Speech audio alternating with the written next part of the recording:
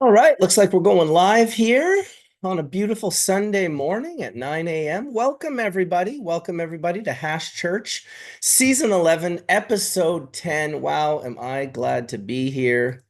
Really nice to see everyone this morning in the chat room. Shout out to Bingo Lombardi, DJS, Torp God, Weed Nerd, OG Brick, Sam Seth, John Maddox, Rotten Skateboards, and so many others. Really happy to have you guys all here with me today.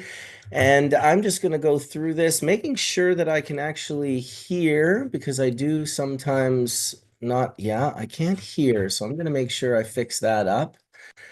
I'm going to make sure I can fix that up so I can hear. Let's see.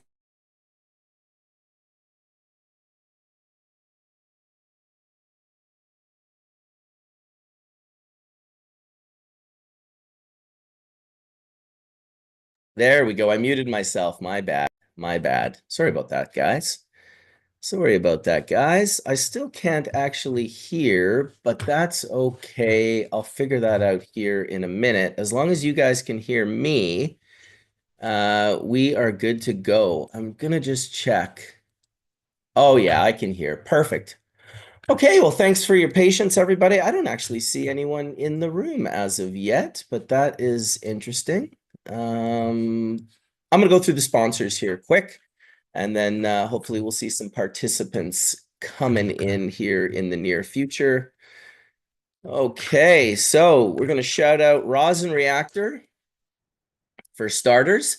Sample Automation's Rosin Reactor automates solventless cannabis extraction by using precise controls of temperatures and pressure to decarboxylate rosin. We've spoken about this on Hash Church before, making it suitable for vape cartridges. They are now working on a more affordable mini and micro version to broaden accessibility while maintaining the system's core functionality of data logging and remote control for consistent, high-quality cannabis concentrate production. So big shout out to those guys. I also want to shout out as well the amazing team over at Puffco. Big thanks to Puffco for sponsoring and supporting Hash Church. We're so happy to have a wonderful relationship with those guys. Puffco has literally revolutionized cannabis culture, normalizing extracts with their incredible portable devices, like the Puffco Peak Pro, the Pivot, and the Proxy. These amazing units deliver top-tier performances and styles, making them favorites in our community. Puffco's unwavering support for all things cannabis keep us lit and united. Check them out. Puffco's got your back. www.puffco.com. I'm not going to lie, I use mine every single time I am on the mountain in Whistler. I use my Pivot and I absolutely fucking love it. So shout out to Puffco, big time. Also, I want to give a big shout out to Low Temp. These guys have been doing it up, man. These guys really made their work, their mark across the hash making community.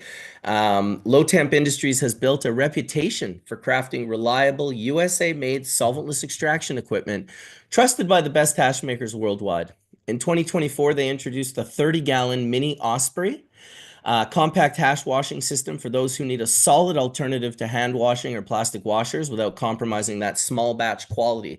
Built with the same precision engineering as the full-sized Osprey, the Mini delivers gentle yet powerful bottom agitation, ensuring consistent results. And that's why the award-winning hash makers trust it, including, damn it, Bobby, who was on last week, and we're going to probably get him on again this week. Maybe we'll ask him a little bit about his equipment, who took first place in the full melt category at Legends of Hashish with hash washed in a Mini Osprey. If you're looking to boost efficiency without sacrificing quality, the Mini Osprey is a worthwhile investment. You can check the link from Bingo Lombardi, who's putting it in the chat right now, but you can also check in the description area for that link that goes right to those washers. I would say last but certainly not least, I want to shout out myself. Bubble bags. I mean, my goodness, bubble bags stand out as the premier choice for water extraction, and it's no surprise why. They're the original innovators who set the standard for quality and performance. Crafted with durability in mind, these bags come with a lifetime warranty, ensuring you're covered for years of consistent use. The team behind Bubble Bags takes pride in their pioneering legacy, backing their product with unwavering confidence and a commitment to excellence, making them the trusted go-to for enthusiasts and professionals alike seeking top-tier extraction results. You can use the code HashChurch15 for a 15% discount. And yeah, I'm not sure why I don't see a single panelist in the room, but I'm just going to make sure and go and send an email. Sometimes the links get mixed up, and you never know. That might have happened today. So give me a few seconds so we can find some folks, and we'll get this party started. And I hope everyone's doing well today. I'm borderline crippled. I was in Whistler yesterday, and let me tell you, it killed me. It killed me. It was powder day, and my legs just weren't used to it. And so I was borderline crippled. We are live. Come in, please. There we go. Send out that to all the good folks on a Sunday morning. And here we go. My first participant in Hash Church today. It's not very often yet. You wait 4 or 5 minutes for someone to come in on Hash Church. So that's pretty unique. Not gonna lie. So yeah, just totally, completely crippled. Had a pretty sore night last night. Gummied out hard. Ate a gummy, ate another gummy, ate a third gummy. Totally forgot I'd eaten the second 33 milligram gummy, which was a little bit of a surprise, I'm not going to lie. So I woke up pretty gummied out this morning, a little bit faded, but we should be good here. Get the crew in here. I think Wade just came in, actually. He's probably like, oh no, nobody else is in here. Now I have to talk. You have to talk to me, Wade. It's just you and I, brother. I hope you're doing well, by the way, Wade. I know that you've been having difficulties lately. Looks like That's a Colin's true updating. Oh, there he is. How you doing, buddy? that's a true story. It has been a rough couple of weeks. I'm really sorry I missed out on some of the episodes. Um, yeah, a lot. The challenge for me has been uh, well, there's the physical challenges, which I really don't want to get into. They're boring and not much can be done about them at the moment. But I Mm-hmm. will say that I've been enjoying getting outside and on the farm and enjoying the beauty of spring. Um, some of the fruit trees, for example, the almond trees and the cherries, and are starting to bloom, and um, we have abundant blueberries, raspberries, strawberries that are starting to show their color. The leaves are starting to come out, and I just feel inspired by the beauty of nature when we are willing to let nature be what she can be.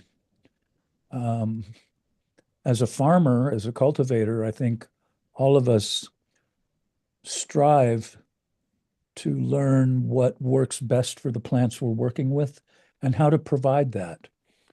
And of course, if you're working indoors, that's a whole master class of all the various things that a cannabis plant might need in an indoor environment. But outdoors, especially if you're able to be in living soil in full sun, it's um, it's so much easier and it's so beautiful to watch the process happen. So that's kind of where I'm at these days. I've been recognizing that my my medical condition has served me in a certain way. It's burning away the things I used to do that I took my self-worth from, that I would, because of this or that I did, that somehow I was more worthy or um, and often what's really true is the only person who was setting worth on me was me. Everyone else that I knew thought I was doing just fine. It was me who was falling short. And and the gift of my illness is all of that has fallen away now. And I'm still not really 100% clear on how to describe what I'm experiencing, but yeah, it feels like I'm coming to know a whole new Wade. And I think he's a pretty far out guy. Um, I have no idea what he's going to get up to, but I really look forward to seeing what happens. Anyway, that's sort of a quick and easy report from Wade, and I will go back to doing my usual of quietly listening and enjoying the beauty and wisdom that you manage to bring together every Sunday, Marcus. Thank you for the invite. And like I Oh said, my now I'll go goodness. back to listening. Thank you, Wade. Always a pleasure to have you on the show. Matt Armstrong just typed into the chat. He goes, I want to watch a nature series with Wade as the commentator. I was like, yeah, me too, actually. Oh man, I'm thinking about you all the time, Wade. I know that you don't want to talk about your physical pain because that is no fun and it's just it's a difficult thing to even give energy to, but I'll tell you. I was feeling for you last night. I went snowboarding with my family yesterday, and it ended up being one of these like 50 centimeter dumps up on Whistler. Yeah, 50 centimeters, big dump. And because I'm just a maniac. In fact, at the end of the day, my son was like, "Oh, I did like 7 or 8 runs," and I was like, "Oh, wow, I think I only must have done 3 or 4." But this is my crazy OCD mind. I had done, in fact, 11 and had crippled myself. By the time I got home, my body was like, holy shit, dude. This was like, I know it's funny. Like, of course, ha ha ha, he's crippled. But really, I have not felt my pain receptors light up like that in a very long time. And I'm talking all over hip tensors, sciatic nerve, lower back, arms, elbows, because I smashed my elbow on the ice, hip, like my calves were just like, I mean, I'm telling you, I was tempted last night to get out of bed at 3 in the morning and just stand because that felt like the thing that I probably should just do. It was so, and I'm certainly not trying to compare it to anything that, people with serious diseases are going through, but it was shockingly painful. And I dealt with it for about an hour.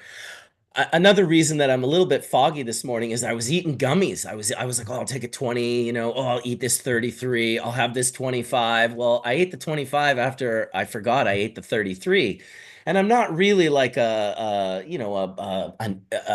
monstrous milligram doser when I eat. I'm usually normally good with 20 is pretty good. And if I'm in pain, I might be able to get away with a 20 and then a couple hours later, do another 20. But no, I did like 75 yesterday.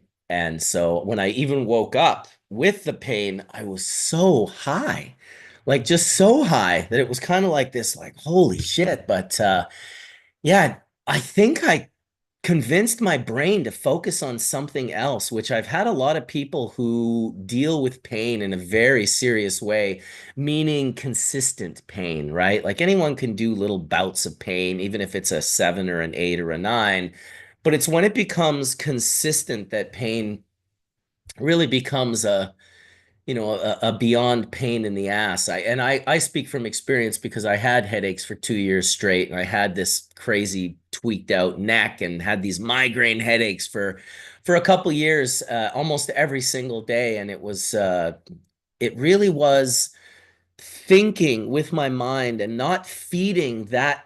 Your attention is an incredible thing. Where we focus our attention is an incredible thing, which speaks to what Wade was just talking about. He's the things that he used to find and value himself, those things are melting away, and now he's going to have to find new things to value himself for. And yeah, that's where he puts his focus. Wherever Wade puts his focus will be the things that Wade becomes, and as is true for all of us. So I'm certainly here for the journey, Wade, and we're always extremely happy to have you on here. Um, yeah, this is the last hash church before Spannabis. So a lot of us will be heading off to Spannabis in Barcelona for, I guess, March 14, 15, 16. Usually by the 17th, 18th, everyone's out of there. ICBC conference is on um, the 13th. So if anyone's coming into that, it'll be great to see you. I will be there speaking I think I'm on like a genetics panel or something. Alex always puts me on the hilarious panels that I have no expertise or specialty in. He's like, in 12 years of speaking at ICBC, I've never been on a panel about hashish or extraction. So God bless you for that, Alex. I love it, mixing it up, making it different. I do want to give a little bit of an etiquette to the people who are going to be showing up for Spannabis this year. Um, it's not legal in Spain the same way you might think it is. The clubs have sort of permission, pseudo permission. You have to be a member. So first, I'll tell you a little bit about, walking around Spain. You should go to the hotel immediately and get rid of your suitcase. Do not bring your suitcase to clubs. The clubs don't appreciate it. They don't have a lot of extra room. They don't need your suitcase in there. And often people get super high and then they leave their suitcase. I've seen them take someone else's suitcase, and it just becomes this whole dramatic thing that the club has to deal with. If you can, and you can, trust me, just drop off your suitcases first and really roll around with as little as possible. I will say, um, don't roll around with pelican cases with pipes. The La Guardia, the police in Spain, they definitely know what those are. They recognize those. It's just an extra little bit of heat that you don't necessarily have to do. I'll certainly be rolling with my Puffco because it's easy peasy, and I wouldn't roll with a bunch of jars either. If you're in the touristy areas, I wouldn't smoke in public, especially on the Ramblas. There's a ton of undercover police that work on the Ramblas, and they will shake you down if you're smoking a joint. I've seen it time and time and time again. I've also seen many people get busted. Trichome Tortoise got busted last year for rolling around in a car with all of his samples for these different contests. It's just you want to be really safe. You don't want to congregate out in front of the entrance of any of the clubs. They're very, very low key. So they want you to just kind of walk up and go in. It's not ideal to show up with 20 people. Break it down a little bit. And most of the clubs will be pretty smart when they let you go. You don't just walk out whenever you want. They're usually watching and making sure. During Spannabis, they will do audits. They'll come and shut the clubs down and make sure the clubs are following the rules and permission. That's fine. That's not a big deal.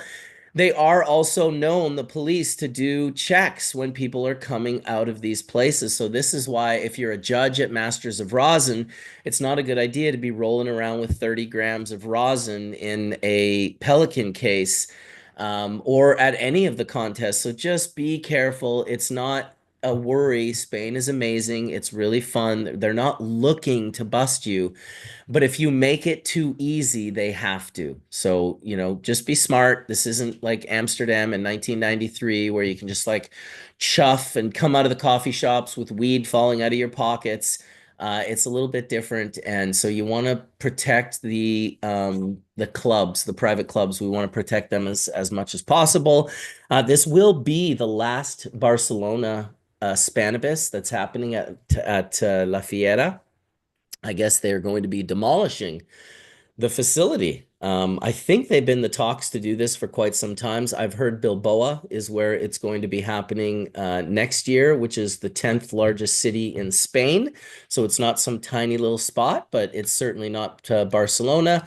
So yeah, just everyone be careful while you're there. If you want to reach out to me, you can hit me up on my Instagram. I'm looking forward to seeing all sorts of people.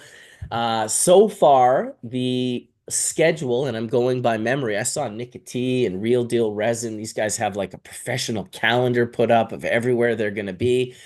That's not me.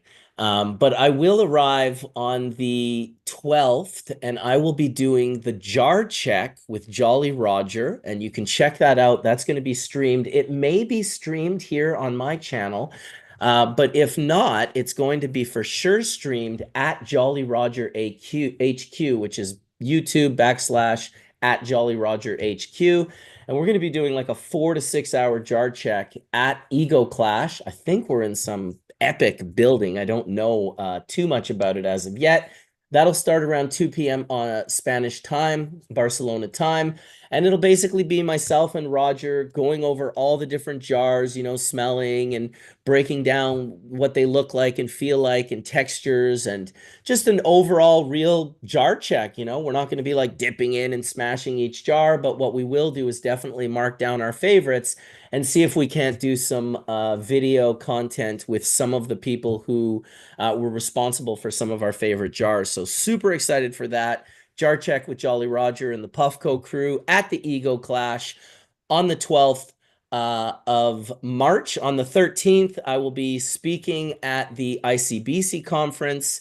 And then on the 13th at night, we have the Calabash Hash event, which if you haven't seen the Calabash Hash event, Bobby Nuggs was the one who invited me over to it. This was an event that was started on behalf of Frenchie Cannoli, honoring Frenchie Cannoli. It is ripe full of so many people. I honestly can't even mention them all. There's so many. It's going to be a real sort of Charasy evening with Charasy people. I'm looking very forward to it.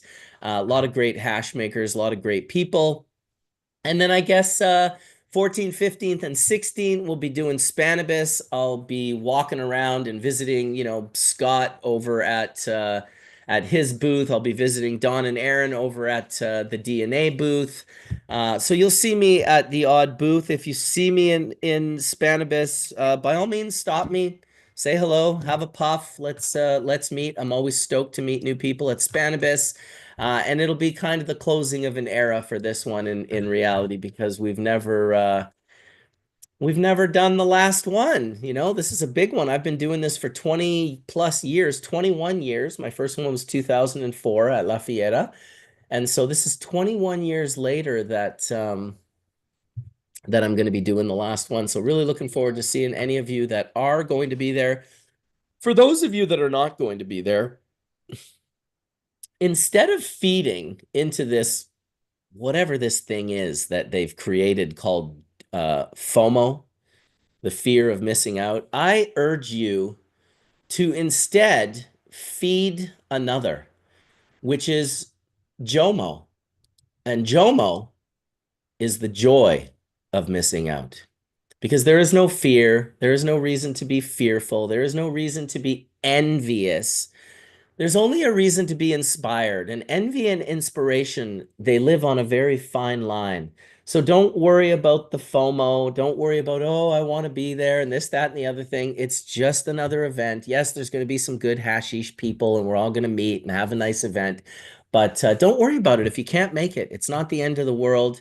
And that's why we do as many streams as we do, so people can experience it the best that they can. But yeah, life's not worth feeling bad about not being able to make an event. So please don't. Enjoy yourself, smoke your hash, and enjoy the people that you are surrounded by. And we'll get to see some good content here from Barcelona. In the meantime, welcome to everyone who's shown up here nice and early for Hash Church. Welcome to Colin Palmer, who was updating his Zoom. That's why he didn't come in right away. Wade was first and foremost. Thank you for saving me, Wade. It's not very often I come into Hash Church and nobody comes in at all. Plus, I'm doing so many things and trying not to shit the bed and do a good job and represent all of our beautiful, amazing audience that watches every morning. There's almost 300 of them live right now.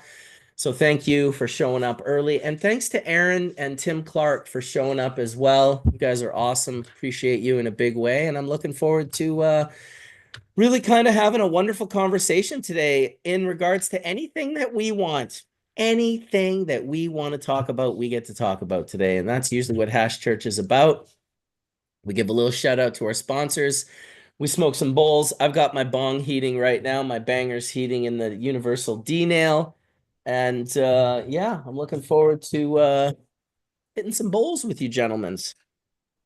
I rolled up a little Good morning. I rolled up a little ball of the melt. It looks delicious, Marcus. Oh, dude. I To love the everybody melts. here. Nice to see y'all. It's great to be here.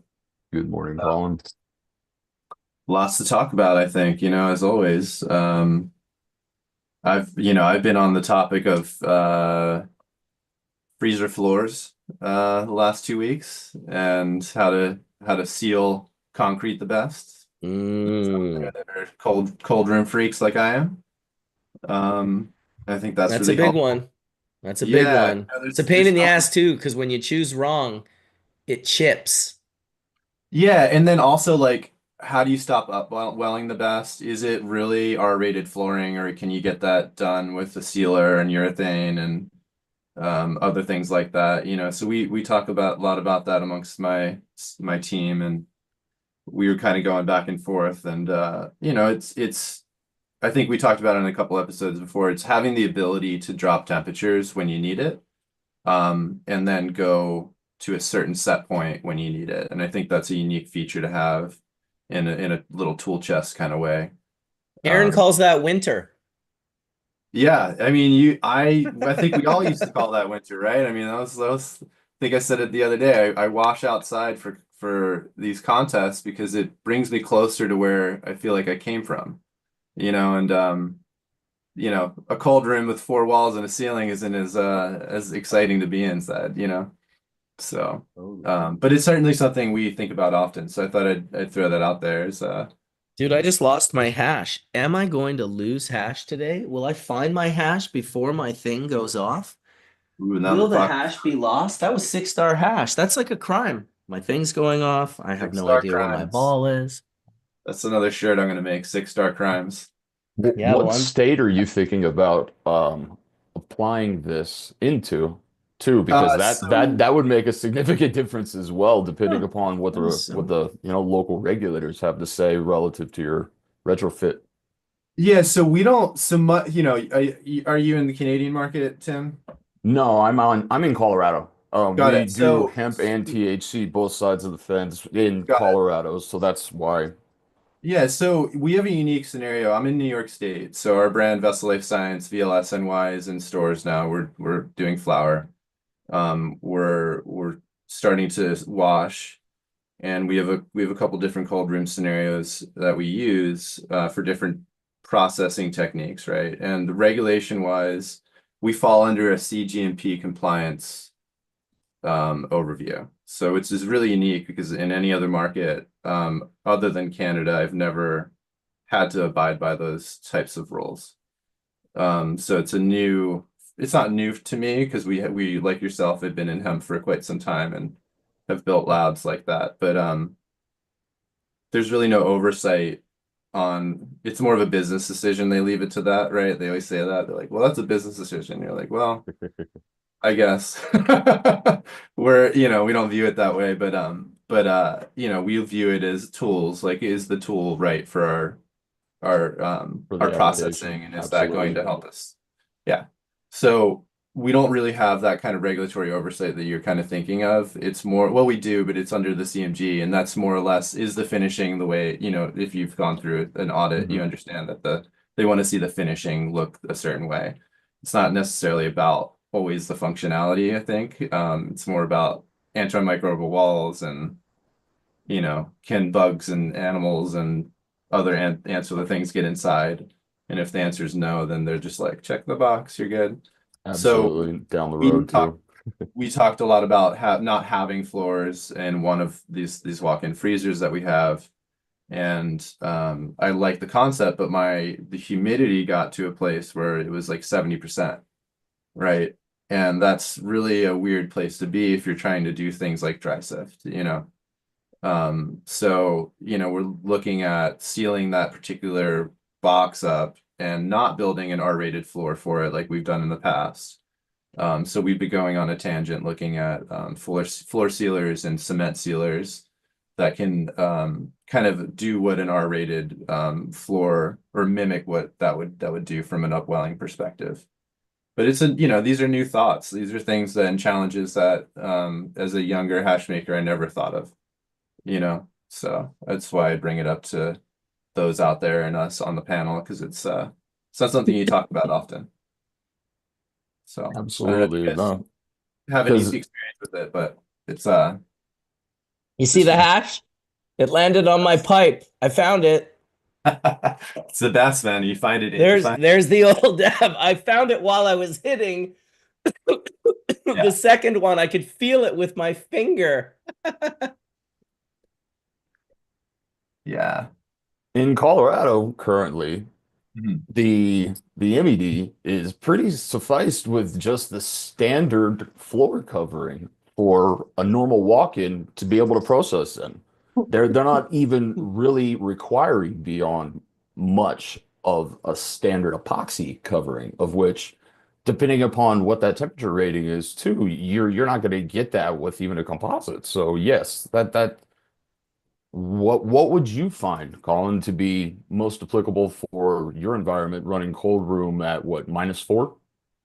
Yeah, so good question. So I started getting kind of really dialed in on this kind of thought process when I built our lab that we built for PAX that we when we did all of our stuff in California for them.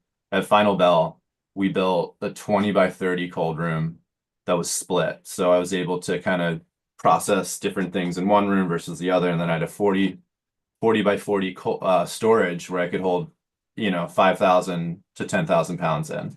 So we would just, it was right next door. So we'd just like pull it in. And what we did with that is we bought a used unit out of the Midwest to not buy it new, right? And we ended up not putting a floor in, and then I cracked the floor across the whole, like, dude, it was nuts. I cracked the whole floor, and everyone was like, yo, you cracked the floor. That's the base of the building. So we had to have engineers come in and fix it. And we learned about membranes, right? We started talking membranes. And before that, I'd made R-rated floors with, thick foam and, not gone to cement before, right? Just to, very traditional. I think that's something people often see. And then I didn't like that I couldn't roll things around easily in and out of the room. Just even for cleaning, I wanted to be able to like take all the equipment out, clean it, hose everything down with ISO and any safe cleaning agent that you would use for CGMP, and then bring it back in, right, really easily. So we had to use a membrane floor, and we didn't use epoxy actually, because epoxy at below 32 cracks. So urethane was the choice, right? So because it has the ability to expand and contrast. I thought about it, and I grew up skateboarding. I still skateboard. Is that It like makes jet rock? It's like Jet Rock, but so Yeah. Jet Rock does different. So it's a good question. So Jet rock just goes over plywood and insulation, and then the concrete's under that, and then you don't crack your floor. Future Flooring sells a product like that, and we use them for Massachusetts before, but they have to dig into the foundation, and that costs a lot of money to get there because they still have to insulate, and then they do the sealant over it. This product was a little different. I'll bring it up. It's called they used Ghost Shield Lithotech 9500, and then they sealed that, and then they put a urethane membrane underneath it, and then put another coat over top of that, which had a grippy surface on it. So those that are looking and building rooms like that, that was my solution that we landed on, but it was, we still even are talking about how we improve it. So I don't know if anyone's like dealt with high humidity scenarios, but we're always trying to get the humidity down, and it's always a challenge, it really is. It's a lot of challenge for certain. When I started building my first cold room, I really did it just for dry sifting.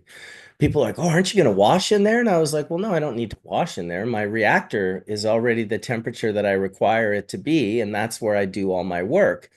Now, do I want to work in a colder environment? Now, for me, people are like, oh, I go into the cold room so I can collect, the resin if the resin's of a high quality. And that's true. If it's over, a 4.5 star, 5 star, it'll start like if the room is not cold, it certainly doesn't have to be like super duper duper cold. It can just be mildly cold. And then what I always did was, I would collect with, I had access to unlimited ice because my cold draft ice machine produced so much more than I needed, big, fatty, awesome cubes.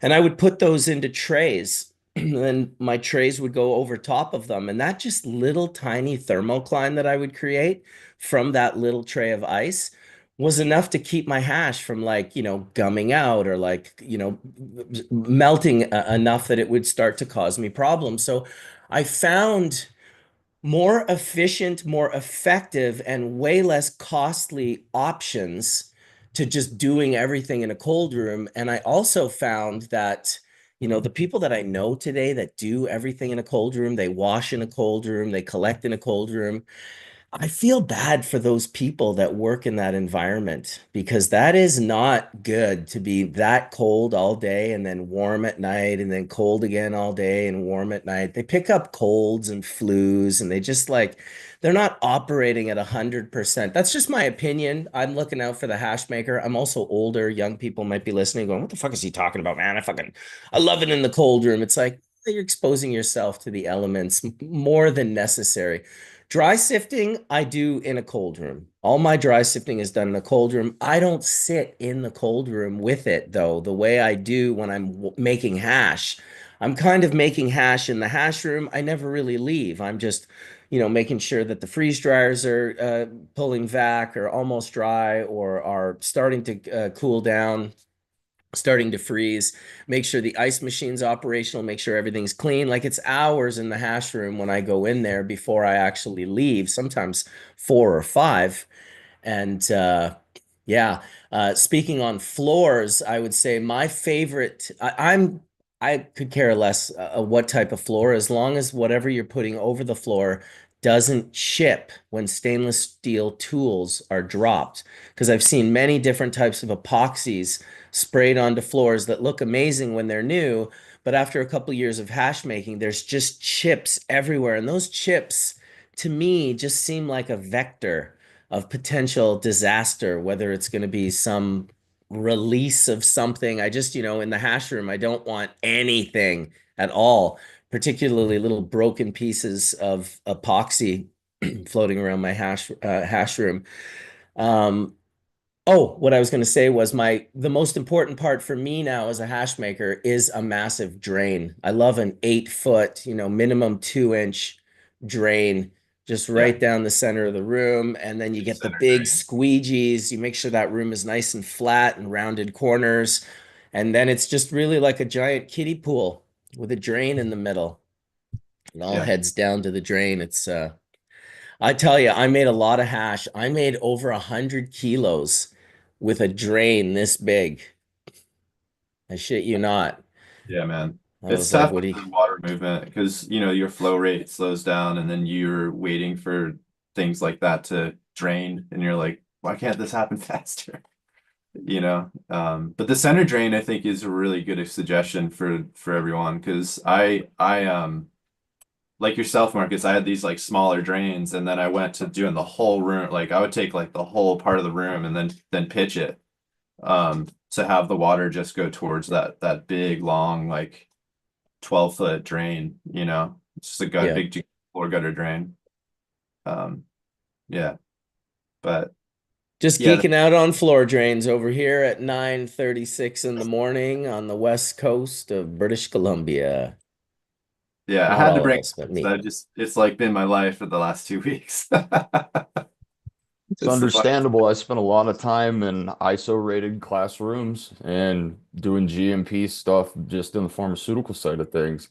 You don't necessarily think about the intricacies going into the room design. As, when you walk into big pharma, they've already got it. You got your key card, you get the swipe. Everybody's excited to just to be there and get a six-figure salary, five-figure salary. But when you're building out spaces for yourself or you're contracted out as a licensed engineer for a third party, it's a different ballgame, especially when you have to consider the floor ratings for an install or even for a retrofit, or if you're doing a floating box. I mean, you'd Yep. be surprised the way that people want to integrate things relative to the zoning in which they have to even put these things to. I've been worked in as a contract engineer on a few jobs to where ultimately they shouldn't have had a hash room there. They had to partition half the building just to do that part of the license install, just so that they could even go for pre-processing licensing. And Yeah. that's just part of the build out that's anywhere from 6 to 12 to 18 months, depending upon how intensive it is and what comes to fit and what the fire marshal ultimately has to say relative to whatever jurisdiction you're in that.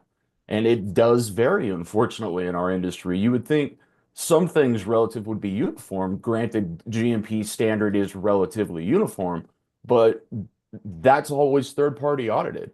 It's not Yeah. really like a federal authority goes in there and does all of this officiating through an audit system. No. It's an No, interesting it's level of deciphered. yes, it is. They also they do a lot of these video audits now, which is odd. They're like, Yes, I've thing. thought about that too, especially in the hemp industry, because compliance and chain of custody is a big part of making sure that you're nationally viable as a brand. Yeah. Don't understand how a lot of people miss that, but they still, like I say, you do this off-site aspect of it. It's like, okay, if I just needed to give you my paperwork, I could have emailed this to somebody within your, network. Technically, that didn't do anything to me. If you wanted to show up and give me an on-site audit on a regular schedule, that would be perfect. I would be applicably, happy to abide by that. It's just not how it is. That's a transition, and it makes it tough for us, even at a national level, knowing that with the THC side, we can't work outside of the state, even though generally most building codes are relative. Hmm. Yeah. Well, Yeah, sometimes I think they don't want us to have this plant. I don't know what makes me think that, Etienne, but something makes me think sometimes they have some weird little problem with this plant and they can't seem to get over it. How could they make it so difficult?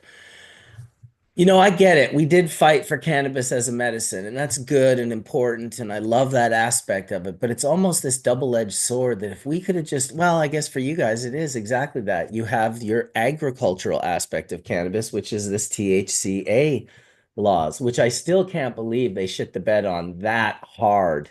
Not understanding the difference. That is really unbelievable, like THC and THCA and leaving that out of the language. You think a consultant somewhere would have sort of explained that to them, but they definitely opened Pandora's box. It feels like cannabis is easier to distribute and less expensive through an agricultural model than it is through a pharmaceutical one. yeah, I think that's well said, Marcus. I mean, I think you and I both have been indoctored in this world of like, we come from a very traditional background, but we've been in rooms with people that are like really trying to push that narrative, and we know from years of being involved in it that it doesn't really work, and there is a way for it to work, and agriculture really needs to be taking the lead on that. And it's very apparent that, yes, there are very brilliant individuals on that other side of the coin that are in pharma that, yeah, we could use some insight from, but it shouldn't be you know, distilled down to what their programs are, to your point, because it's too complex. I mean, it truly is at the heart of things. It's far too complex. So Yeah. if you think about it, the way that I believe the gentleman's name is Joel Sistine, he's a regenerative farmer. I'm gonna kill myself for not remembering the name correctly. Joel Stalin, Uh, possibly yes. I the basically what lunatic the farmer. well, not necessarily a lunatic farmer, but he runs like an outdoor butchering of chickens. And he was getting in trouble essentially with local regulators to where they were saying that he was not food compliant with an FDA or a CGMP process towards sterility. But yet in his open air butchering and selling and processing, he would come to find that there was less bacteria relative to transfer and transition on surfaces, even in that environment versus the closed, enclosed, and sterilized environment. So the open air outdoor kind of an old traditional way of processing on the farm and like just live chickens going from there, it always kind of lend itself to a less probability of being able to actually contract what we are looking for really in that bacterial proliferation. Right. So kind of an interesting kind of interesting thing. I guess I'll have to That remember that that is gentleman's Joel. name. That's Joel Salatin, and Okay, there you go. his website is thelunaticfarmer.com. So I got turned on to Joel from what's his name now? Michael Polland wrote a book called The Omnivore's Dilemma. It's a really good one. Actually, all of Polland's books are good, like The Botany of Desire and the Change Your Mind one, Psychedelics. I think I've read like 4 or 5 of them. Anyway, the Omnivore's Dilemma, in that one, he's like looking at all these different diets. And he finds Joel Salatin and is like, "Hey, I want to order up a chicken to California." And he's like, "No, I'm not going to do that." He's like, "Well, I want to get 1 cent." And he's like, "If you want one of my chickens, you got to come get it." And so he was intrigued by this character. And so you learn all about Joel in that book and about his little chicken coops that he puts on wheels and moves around his farm to create this incredible regenerative, like the chickens feed, the cows feed. It's all done in time. And when it's done properly, everything just proliferates and expands and explodes in an amazing way. He's quite a character. That's cool that you would drop Joel's name today on Hash Church. Welcome, Yes, he's Etienne. one of my heroes. Is he? He's one of my heroes. Yes. So how did Joel you hear about Salatin. him? Regenerative farming, a regenerative farming conference that happened here in Nevada City. He was a speaker there, and I hit it off with him quite well. Yes. Chicken tractors. Chicken tractors, that's right. Can you explain a little bit better and more eloquently than maybe I did to the people watching, like why those chicken tractors were so beneficial? Well, what Joel was trying to do was he recognized that different animals forage on the land in different ways. Chickens peck at the soil and ideally eat a lot of the microorganisms that are found in the soil. And meantime, they till the soil in a very gentle way and they leave their droppings. Chicken manure is a great fertilizer. After the chickens are done in a specific spot, he'd move the chicken tractor to a different place. And then he'd bring in, I think it was pigs were next. And he'd enclose the pigs in this area, and they would root more deeply into the soil, turning it over, adding their manure to the soil. And then eventually he would let it rest and then bring in cows who would eat the vegetation that was growing, but not pull it up by the roots. And meantime, add their effluent, their manures and their urine to the soil. And it's a process of recognizing how soil is built. It's a little at a time. Different critters can contribute to that sum total of the beauty that happens when we take advantage of these animals and their way of working the land that is of benefit for us by strengthening the diversity of the soil. And that patch where it started off with the chicken tractor on it might be a year later before the chickens come back. But meantime, all of that manure has been added into the soil. And it's just amazing how beautifully that process works. And I've not done a very good job of explaining it.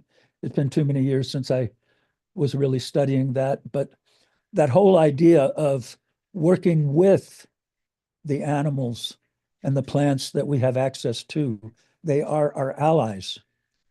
And it's a matter of us recognizing what it is that they can do for us and taking advantage of that without causing harm to them. I mean, chicken tractors might sound like a pretty bad thing, but if you look at what a chicken typically lives in a battery farm where there's 3 or 4 chickens in a little cage, hundreds and hundreds and hundreds of them under lights, that's factory farming. And way too many chickens in America grow up. That's their life. But meantime, these chickens are outside. They're eating real food. They're actually having a life not unlike what they would have if they were free. And there's a concept. Animals that serve us could be free. Anyway, that's all I got on it for the moment. I'll stop there. Joel Salatin, definitely worth the education. The lunatic farmer is on to something. Awesome, dude. Well, thank you. I thought that was great. Personally, it was way better than what I said, and it explained it quite simply and eloquently as I knew you would. So, mucho appreciation. We got over 300 folks watching right now, and it looks like my buddy Ben is coming in. Ben Roots Botanicals from North Carolina. Probably trying to figure out his camera right now. I see him in here though. There he is. Good morning. How's it going, dude? Oh, good. Are you in the washroom? Yeah, I'm trying to get it set up. That's what's up. Welcome, Ben, to Hash Church, everybody. Ben is someone that I've known for a couple years now. He's over on the East Coast of things and is really into organics and consciousness and like all things good and growing dank and making beautiful bubble hash. I consulted with him for a while, and yeah, he's just an awesome hash maker and grower that's just doing things with the right focus. So welcome, brother. Man, thanks, dude. Yeah. Tell us a little bit about like Roots and like what you're doing out there.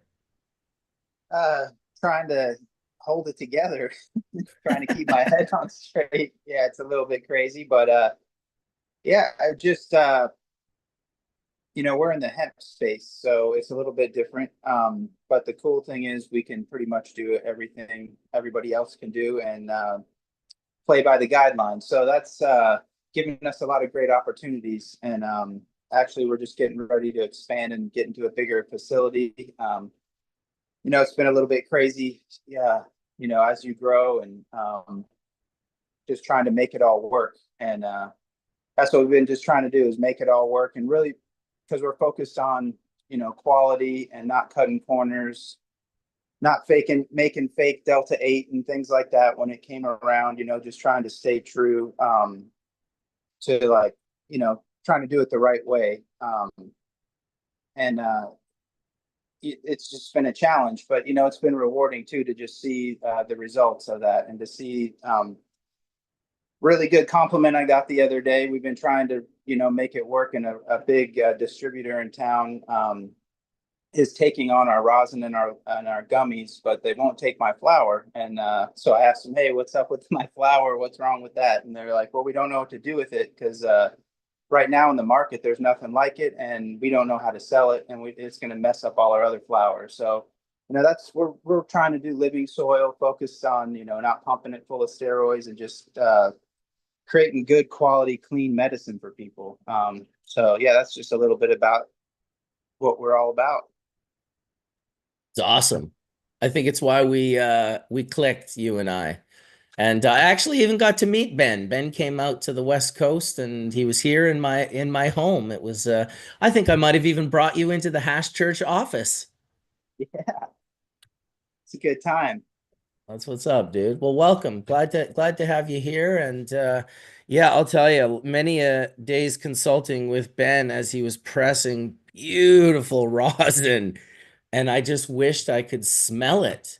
I will look forward to technology catching up when we can Yeah, no record doubt. that and transfer that. That is going to be, well, it'll just be like everything else that we come up with that's awesome. It'll be very bad on one side of the coin, and it'll be very good on the other side of the coin. Little black cat just passing behind you, Aaron. Aaron has about 19 cats now that he found some cats in a barn. You had a barn. They were barn. Oh, he's about to take a dab. He can talk afterwards. It's like waiting for I can someone to. talk. Oh, go ahead. No, yeah, just I had a whole house full of senior cats about a year ago, and sadly they started passing away, and the universe just decided last spring that hey, here's a couple of kittens that you should go rescue, and I went and got them, and as soon as I came home with them, like two strays in my own neighborhood showed up, and they want dinner every night now, so they're going to get rescued eventually. It's like a nursing home for senior cats around here. So, but it's fun. That's And awesome. a nursery for the kittens who are walking around like crazy. I think it's a good combination having the both. I'm also a big fan of cats and dogs. I won't lie. I think especially raising kids, cats and dogs are so different. Good to good to have both those experiences. Miss my little doggy. All right. Yeah, so I can't believe I'm not in Whistler right now. There's so much snow up there, and my body just stopped hurting about 15 minutes ago. Feel like feel like I could do this again. That's what I'm talking about. Hey, Etienne, where are you at? You're in like Europe, aren't you? Yeah, I'm in Vienna. Oh, you are in Austria. Yep, UN kicks off tomorrow, so we have a Jesus. demonstration. We have the 100th centenary of cannabis Oh, prohibition in the EU, yeah. and we have a display, but the UN will not allow us to have plants. They will not let us have them inside. So we're going to take the plants and we're going to take them onto the steps and we're going to shame them tomorrow, and we're going to have a demonstration with Fields of Green for All, FATS, and other organizations. Of course, I am the U.S. ambassador to the Cannabis Embassy. So we will be representing, as well as I've got my Veterans Action Council. I fly under various hats, but coalition of people from around the world are here. We're strategizing. And yeah, because we're going to be talking to world leaders, as well as we have official UN side events sanctioned by the UN, where we'll be educating people on the 100th centenary of cannabis prohibition in the EU. Um, and then, yeah, then we're going to go to Spannabis. But this week it's all assholes and elbows at the UN. So, yeah, it's going to be hard, painful, and like pulling teeth. But hard work, sometimes you just got to do it. So, yeah, I got here earlier in the week, acclimated. So, between my Puffco and my Sploofy, if you Oh, haven't you seen got the it, sploofy.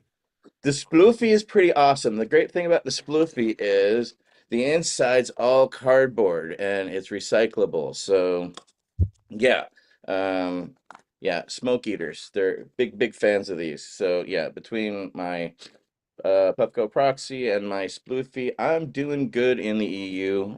But yeah, the calm before the storm. Went to a couple of museums today, and Austria is beautiful. Spring has broken, but a lot of work to do. So thank you. Love you. Well, good on you, Etienne. Holy shit, this fucking guy. It's like, yeah, we're here in Austria. We're just going to be speaking to the UN tomorrow, representing cannabis and the cannabis embassy. I love you, dude. And I love that I'm going to see you in Spannabis. And I guess we're going to do a hash I, church sitting right next to one another. yeah, where we're gonna do that? Where at? Probably at my apartment. We'll see what happens. Because we previously did it at the Cannabis Museum. Remember that in what, 2015, 16, something I like that? remember plugging my D nail in and blowing the fuse and putting the power out Yes, on the entire building. I remember that. that did happen. That Yeah. did happen. And that was also during an event. Wasn't it like a woman's event? There was an event happening for women. Yeah, it's the World's Women's Day, I think it was. Yeah, yeah. Right. Yeah. My goodness. Oops. Sorry about that.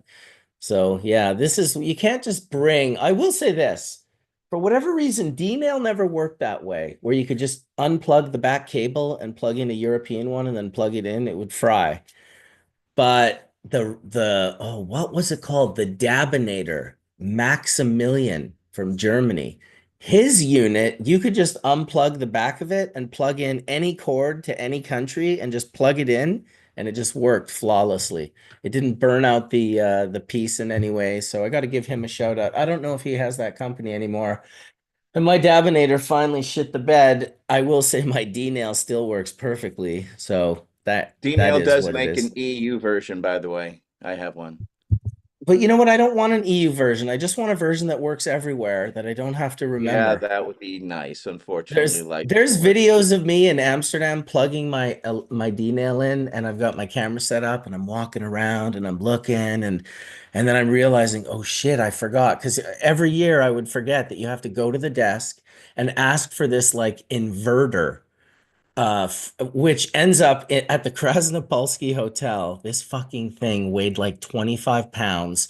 It was like this big and it had like a handle. And I used to roll around Amsterdam with this thing so I could do electric dabs. I'd be at the Milkveg with this fucking 25, 30 pound thing. I'd be at like wherever the event was, I'd carry this thing with me. And people were like, dude, like your level of commitment is a little bit scary, a little bit off. Oh man, so it'll be good to see you, Etienne. It really will be. Last one in Barcelona. I know. So what happened is Spannabis they're tearing down the location, right? The where it is, so they're not going to build a new spot, just it's gone. Just Well, Bilbao now. I would suspect with the amount of space that that building takes up, that someone could put condominiums there and make a lot more money monthly. And I think maybe that's what's happening. I don't know. That's a total guess, but let's hope. That was a long running event. I'm not that I also am not, I'm okay with change. You know, it happened in Amsterdam for so many years, then it kind of didn't. We were all bummed out, and then it just sort of was happening more in Barcelona. That became the spot in regards to, I would say, in regards to paying attention to the information, because everyone has the same information at this point in time. It's all available online. There's really no reason yet. And I think someone came on Hash Church and talked about this. I think it was actually Murphy Murr who came on and was talking about how she consults and she's an oil maker. And no matter where she goes, it's always the same. Like everyone gets into this, and then it's like, then it's shatter, and then it's butter. It's like the same pattern that it took in California 25 years ago or more. She sees it taking place in those same patterns all around the world, meaning obviously people don't just start if they want to start in the solventless world. You know, that's a long journey, learning about living soils and organics and regenerative and, you know, symbiotic relationships with mycorrhizospheres and how to get these plants to express themselves to these like extreme expressions. This is not a short journey. And then to learn all of the processing to do for that, which is all why I'm always impressed with you, Aaron, is because you kind of just took all of that on. You're like, I just need to figure out this whole supply chain. I don't have a lot of extra. I'm not going to be able to buy freeze dryers and put fucking epoxy floors with 8-foot drains.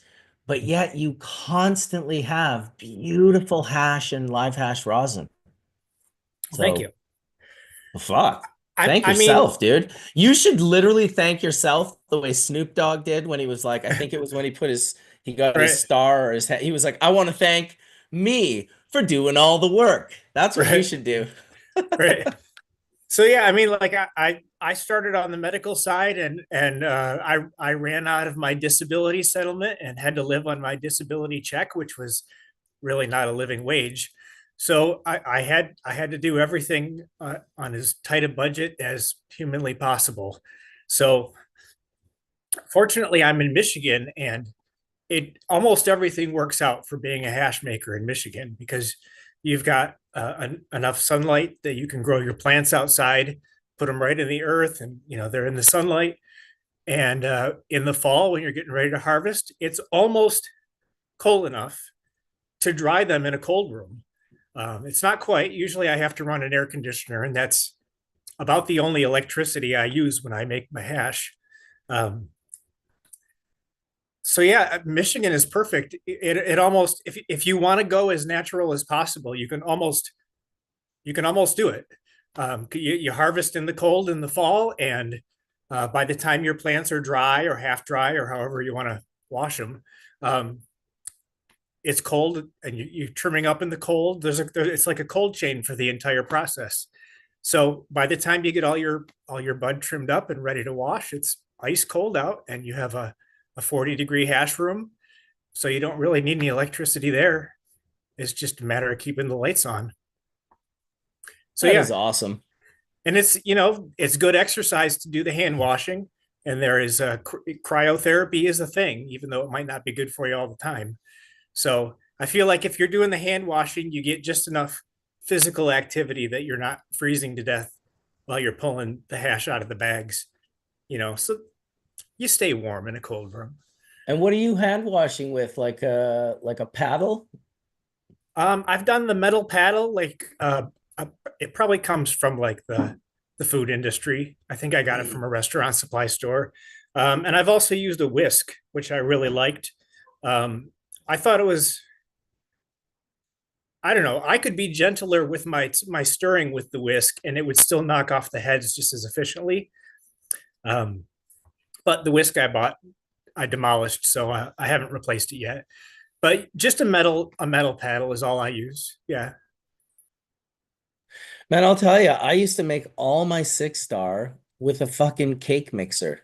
Straight up. Like some of the nicest hash I've made to this day, I made with a cake mixer from Walmart. Like just wah, like the little two-pronged. I'd go to Jamaica and I'd bring like 3 or 4 of them because the Jamaican weed would gum them up so bad that eventually I'd pooch the motor out of them and I'd want to be like washing a lot. But yeah, and it was in Jamaica, in fact, where we started the hand washing, because I hadn't seen anyone hand wash prior to that. But for me, it started in Jamaica and it must have been like early 2000s, like early 2000 because I was with Gypsy Nirvana and Wally Duck, a couple of characters, let me tell you, holy shit. And we were walking through the jungle in Jamaica with these Jamaican guys. I remember because we were carrying, oh man, it must have been like 50 or 60 pounds of ice in a blue plastic sort of food grade bin, like a 32-gallon bin. And we were going to this weed this guy had, and we were going to wash it in the bush. And I guess no one thought that there was power needed. And I pulled out the little mixer and was like, okay, where can I plug this in? And he's like, no current, man. And I was just like, oh shit, no current. Like it took me a few minutes, even though I knew exactly what he said. I was like, holy shit, like this is fucked up. We had a film crew. We were filming for his magazine, which he was going to be doing this whole story. And then in the magazine, he'd also put a DVD for everything that we had filmed. And so it was kind of a big deal that we figured it out. So we just like broke off like a fence post off of his little tiny house. He just kicked it right off the fence, and in that video we're mixing with this unpainted wooden fence post, and it was wild. It was definitely one of those very unique experiences historically, because it was like bubble hash was still very, very new to Jamaica, and these particular guys had never heard of it or seen it. And I'm sure some of you must have had this experience, but the magic of turning someone onto this process that didn't know it was a reality is quite something. There really is something to be said for it. I call it the eyebrow raise. The first time you like pull like the 90 or the 73 or the 120 bag out, and you're kind of bouncing it a little bit, and that little ball of hash shows up on the bottom. People that had no understanding of the process, even as you're explaining to them, that it still makes no sense whatsoever, especially back then, because trichome terminology, like people just called those, oh, you mean the crystals, you mean the THC crystals. The vernacular was like much more immature. None of us really knew the correct words. Um, I got lucky really kind of meeting Robin and Sam. Otherwise, I may not have been on that boat as early as I was either. But I'm glad that I was, and I'm glad that I got to go to Jamaica and make incredible Jamaican bubble hash, because that bubble hash was absolutely bomb. To this day, I tell people a really great trip.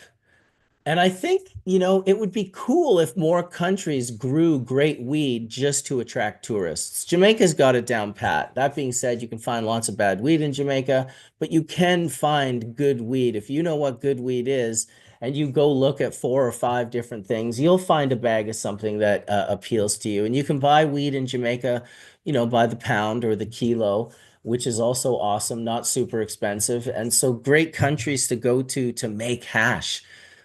to go there with your own little set of bags and just like whip up a little batch of hash. That's what I always loved doing in Jamaica. It was my favorite reason to go to Jamaica. And when Sam and I went to Jamaica together, Sam, Rob, and I, as well as Sam's wife and my wife and I think I had 2 kids at the time. Geez, that hash was spectacular.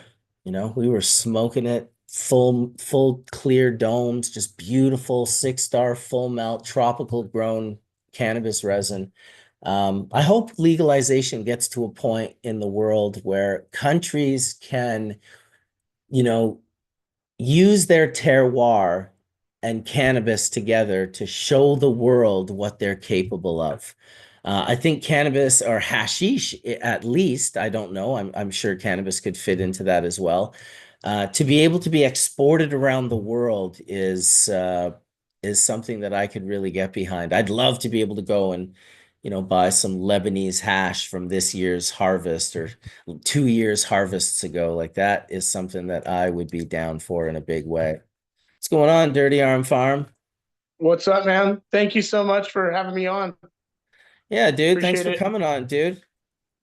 Yeah, sorry I'm a little bit late. Oh, It was a don't rough stress morning here. it. Don't stress it Yeah. at all, man. Introduce yourself. Everyone might not know you. Jamie, Dirty Arm Farm, long time, multi-decade cannabis enthusiast, activist, food science, solventless, and agriculture is really kind of my whole shtick. And yeah, try to just like stir the pot and keep people talking about hash stuff and keep people thinking. And I don't know, become, you start doing something enough, it kind of becomes what part of what defines your life. And I don't know, I feel like that's kind of where I'm at.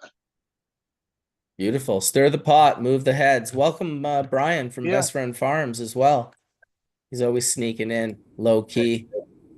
Thanks for having. Yeah, dude. Of course, man. Of course.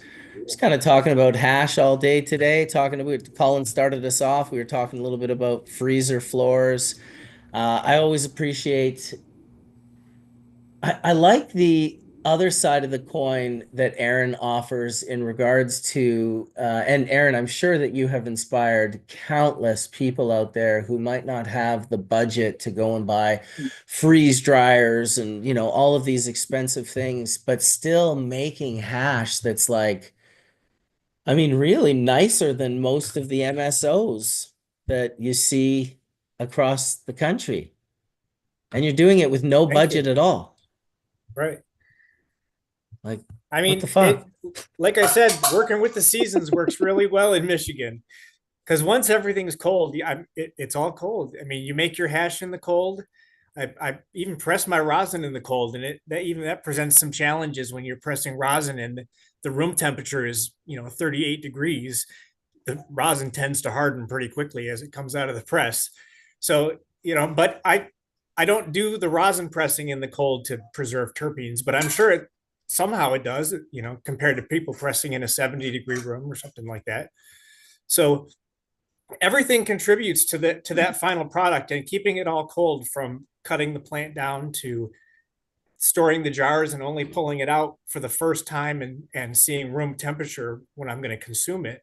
It kind of is a magical thing, and it kind of does its own thing if I just do the proper job at isolating those heads. All that is just kind of the cannabis chemistry, that magic of the pure heads melting into a jar, or pressing the rosin and the rosin turning from a clear liquid to a crystalline. That's beautiful to watch. Well, careful. You said chemistry. Mark Sheldon is going to like pop out of the forest in any minute here and just be like, "Hey, did someone say chemistry? I was listening and I heard you guys say chemistry."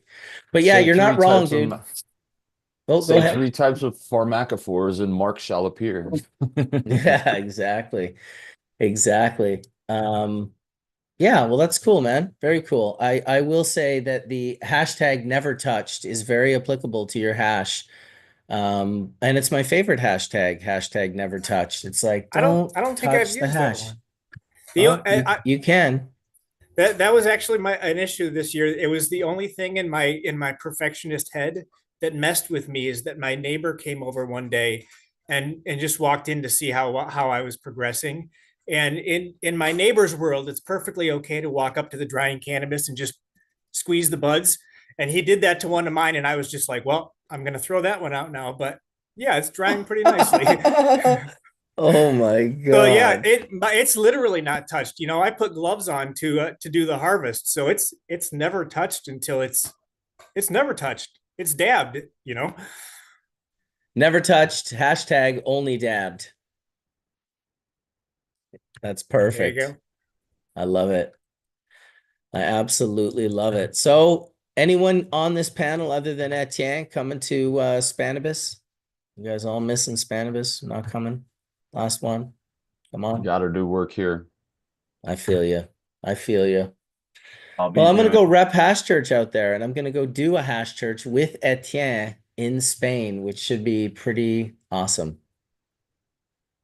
I'll be working on doing in-store stuff in New York City. I'll be doing a pop-up for Vesselized Science at the Housing Works, and on Thursday for those that'll be there in New York City, and in-store training on Monday, and then another pop-up the following week. Awesome, so I'll be dude. in my backyard just grinding. So, Grind trying, it up. trying to get our stuff off the ground so we can do what we want to do, which is make hash. Gotta get there. Totally. Yep. That hash isn't going to make itself. No, my man. It's not. But that's gonna be fun for you guys, because the last time I know, Marcus, you've always told me through the years of being there that at first it was like you couldn't even find hash. Then all of a sudden when you found it, it was like, oh man, do I really want to smoke this? And then fast forward, what, 20 years, Marcus, it's been going on. We now have some of the best hash makers coming out of that part of the world. Just is really inspiring in a lot of ways. And I think your influence, Marcus, has been imperative for that. I remember watching your journey go over there, and I remember asking you and just being like, oh man, they got a long way to go. But man, what it took me 20 years to get where I'm at. And I think, 20 years removed for them, it's very similar. Like they're really on their game.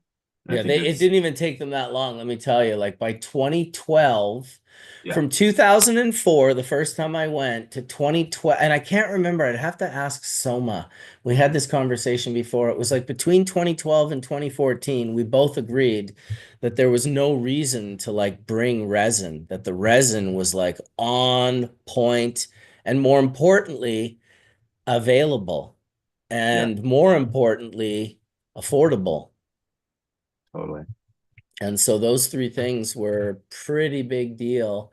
I've never seen it move anywhere else faster than Barcelona in particular. They just have the right, like, you can just plant plants in the ground and the soil is so good, like the Mediterranean. It's like the sun and the terroir, the Mediterranean terroir is like full melt terroir. And so they have that working for them. And then they also can grow like and have access to exotic African genetics and genetics from like just a different part of the world that may not, you might not see grow as well, like out on the mountainside in like Washington State or something. So that's pretty cool. Yeah. No, it's amazing. I mean, I think the European seed scene, I'd like to see, some things come out of that. I feel like we just, the US and Canada, we've all taken ownership of. You know what I mean? Like it's ironic, papaya is a good one. Like is not, they came from seeds that were bred in the EU. So I think there's a lot of things to call out there, that there's a big heavy culture that we all used to share together. I think the 90s were that melting pot that brought everyone from all over the world to that center point, right? As Marcus kind of said early in the conversation. And I sometimes wonder where, Europe goes, because it's so fragmented over there still. But I think the culture is so it's thriving so well. It almost reminds me of like, 2012 here in the States almost, where it's like everyone's excited to kind of share and learn, and continue that vibe because, we've been through a lot in the States and Canada. And I think only those that are truly here for the passion have really exerted that excitement still today. I know I'm still as excited as I ever was, even though it's it's a very murky. All I know is the craft is getting better, and it never was like that before. You know, to Marcus's point, like it used to be like a handful of people that I'd rock with because they just, they brought the right things to the table in terms of quality. And I think everyone's starting to really grab onto these ideologies and learnings from everyone here on the panel, because I know that all of you have done a good job of kind of teaching and being good stewards of that. But I think to Dirty Arm Farms, like, yo, man, I resonate exactly with where you're at. That's 100%. That's who I am. Like you know, I'm a creative, so like anything that I get my hands into, I wanna make and then share that immediacy with others, because that I think immediacy is what's so beautiful. It's like making a mark on a paintbrush. You're like, damn, it feels so great. And I think hash making can be like that when you make that mark. You pull a bag, you sieve that, that resin, those things really, I think, are one for one for those modalities. And I think sharing those techniques, I think, has been what gets me up in the morning, so to speak. It's not necessarily building big labs or finding finishing for floors. It's like, the little things that draw us back to talking about a floor, So Totally.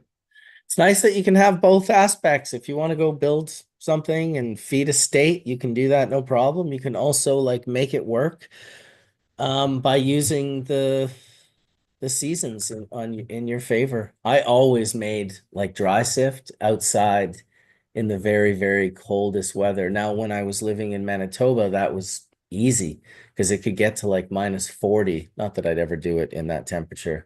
But here it was much harder to get cold. I'd go out on my deck at night in the winter and maybe it would be 0 degrees, but it certainly wouldn't be like -20 or 30 degrees. Still, I just find the resin is easier to work with when it's colder and not, heating up and off-gassing and causing other problems, especially with static. Anyone that's ever done the hand motion on the screen, like you don't want the hash to ball up at all because it pushes your hand off the screen and it sort of breaks the charge. You don't get the same pickup that you do. So you want to make sure you're not melting those balls. Shout out to Skunkman Sam for the static tech. Bring in the techs. What a legacy, dude. What a last thing to kind of leave everyone with. Oh, and by the way, like this is what I was doing, just like that. So simple, so basic. Imagine that something so simple and incredible could exist. Have you ever done it, Aaron? Oh, you got to try it. No, Dude. I still haven't been able to do it. I haven't done any dry sifting at all, Oh except my for God. trim bin sifting. Oof. gotta You get can in there. also do it with bubble when it's freshly made. You can clean out little bits of bubble that didn't get cleaned out from from spraying in the bags.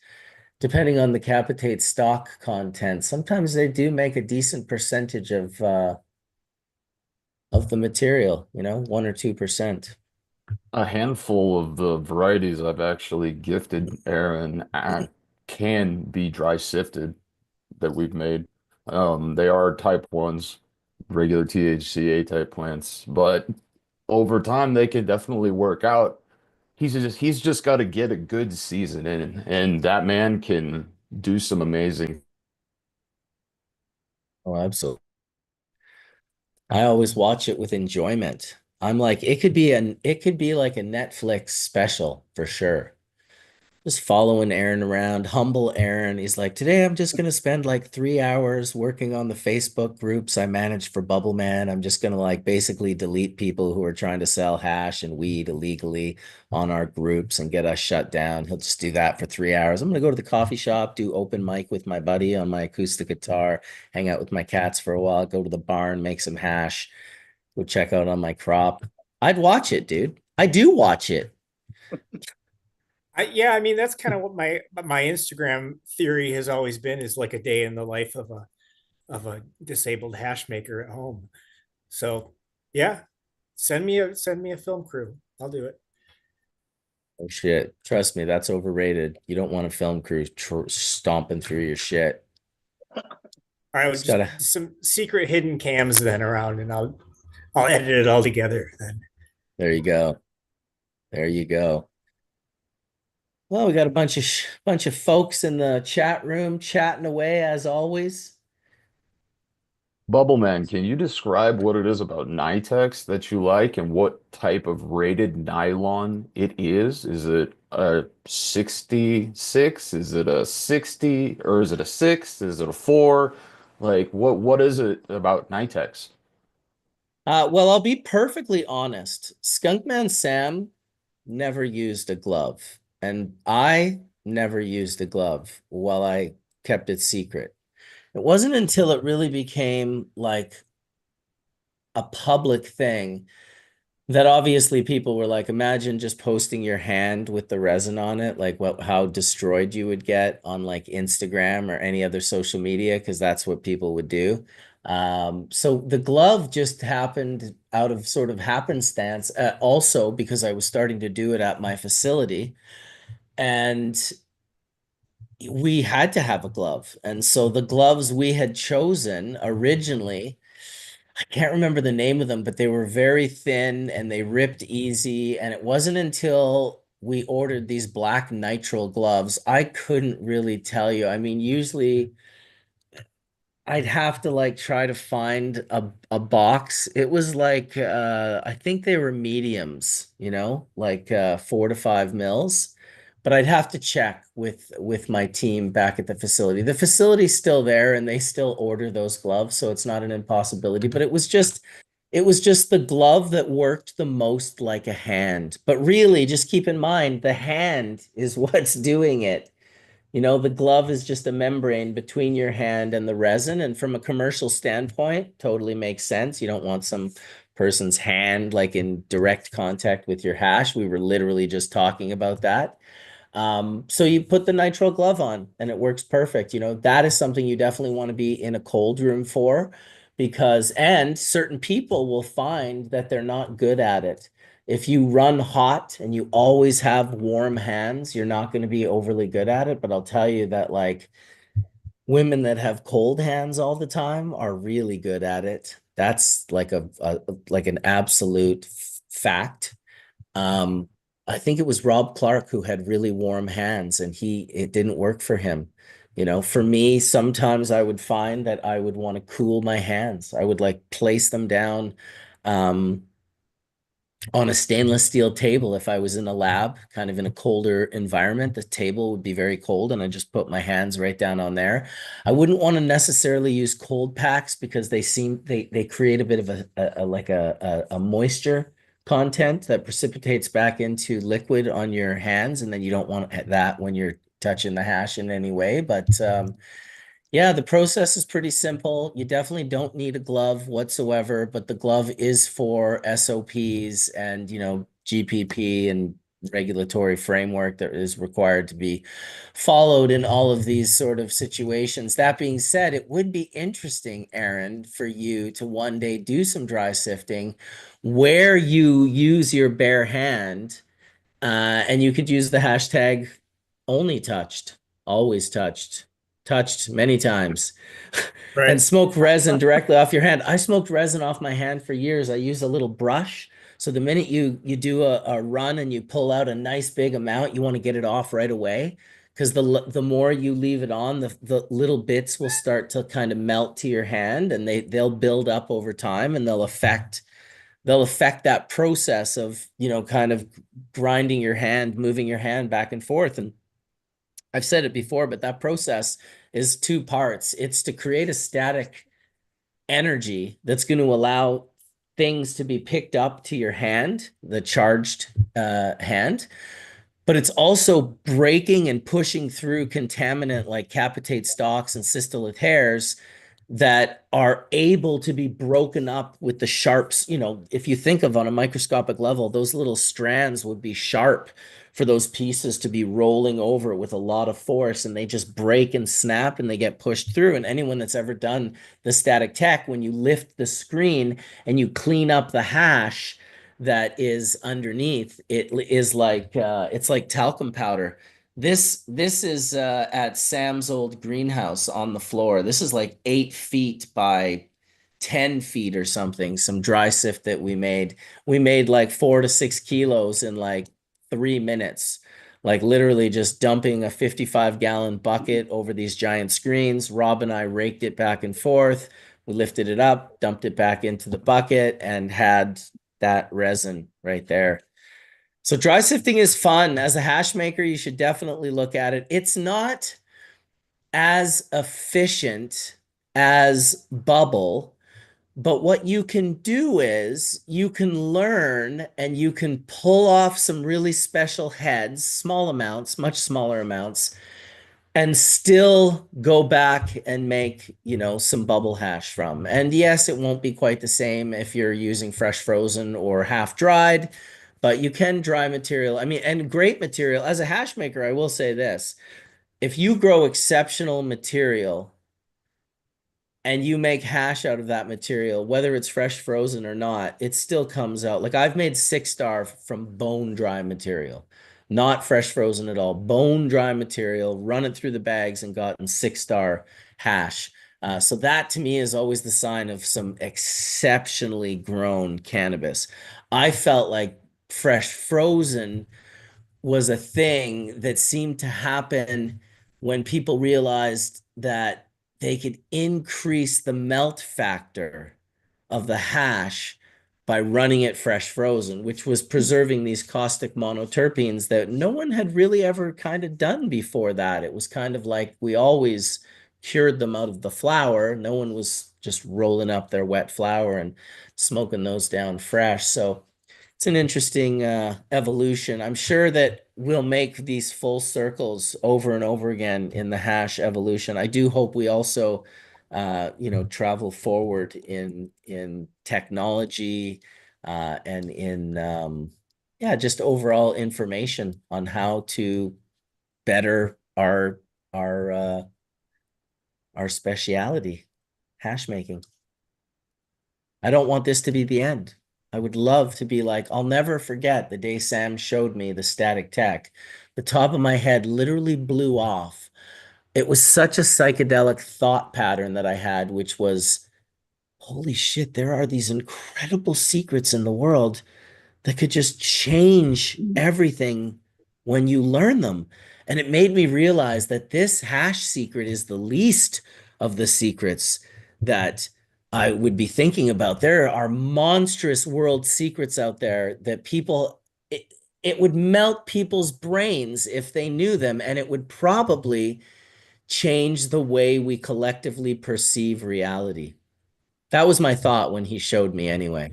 Just a humble, mild, light thought hanging out. These were the thoughts that Skunkman Sam inspired in me without, I mean, he would, you know, load up 60 bowls of his, you know, 60 to 70% full melt dry sift. You know, 50 to 60 bowls was a pretty normal session for Sam. After you smashed out like 60 to 70, then you could talk for a bit, maybe put a movie on. That movie was definitely not going to be on for more than 10 minutes before the bongs started getting packed again. So shout out to the most hardcore puffer I have ever puffed with in my entire life. Almost like this can't be real. Nobody puffs like this. Fucking A, dude, right to the end. Good on you, Sam. Good on you. Doesn't mean you have to be cool and you have to puff like that. Like Wade said before, we don't need to, I'm not trying to, what was the word he used to, you know, sort of make big dabs and puffing lots of dabs be like, yeah, you're the man if you can do that. Not at all. I'm totally fine with people taking micro dabs. I don't take huge dabs myself. I don't dab a ton myself, but I will say that Sam was a monster and he did. And I appreciated it. I'm not trying to emulate it. I'm not trying to be it. I'm not trying to say anyone watching should be it, but I am saying that it was fucking awesome. It was awesome. Holy shit. I do agree with him when I say that I definitely like THC more than I like the other. I mean, I honestly can grow anything from a type 1, 2, 3, or 4, and I prefer type 1 THCA plants. Yeah, thank you, Sam. For your personal well, but also like CBD. Like he brought a ton of CBD to the market as well. So also thank you, Sam, there, in the sense that that's really good for a lot of people as well. I prefer THC myself. I love to get high, but I also love the idea of being able to provide, a non-psychoactive alternative for anyone in my family or, surrounding area that could use it or that might need it. So big fan of that. Absolutely, I completely agree. And looking at it from a regulatory standpoint with the hemp market and with hemp, technically at a 0.3% weight by weight, even if it is a diluted end product, that shouldn't be a psychoactive dosage, depending upon, the relative milligrams per milliliter of actual liquid or the milligrams per gram of whatever the dosage form that you're applying to. So when we start thinking about predominantly what the market wants to dominate as psychoactive forms, give or take, non-intoxicating versus intoxicating. That true hemp product, especially in a solventless form, really isn't that debilitating even to the cannabis novice. It's really good to help Well, people who can't handle a lot of THC, but they need the therapy from the THC to be able to mix them together. And that's especially being in the hemp space for me out in North Carolina. Mixing the two together in the right ratios really helps people get on kind of the concentrate train that can't handle those. They don't have the tolerance, to get knocked upside the head with a big dab. But if you kind of took them in on like a 50-50 or a 70-30, kind of ease them in, they get all that therapy. And they get that experience with the concentrates without getting, ruined and uncomfortable. yeah, that's a big one to avoid.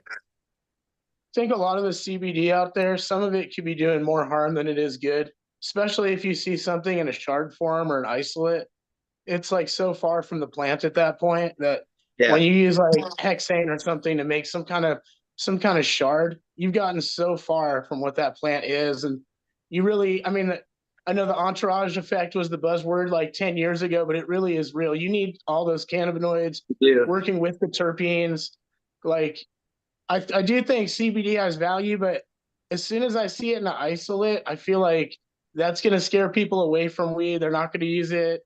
They're not going to go to THC eventually because the isolate itself is like I don't know if anyone's ever smoked it, but it's like a weird kind of racy feeling.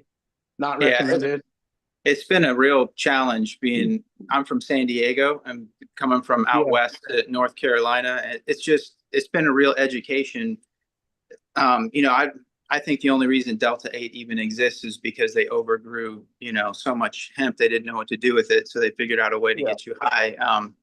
So it's 99% of the market is just garbage, especially in the hemp space. We've always, the very first year I tried to go outdoors, and that was the last time I did in North Carolina. And we went back inside just to try to create the quality plant. Because you do need all the cannabinoids. It isn't just about the isolate. It's not just about passing a lab test to have a product to sell in the store. It's about creating something that's really going to help people. Right.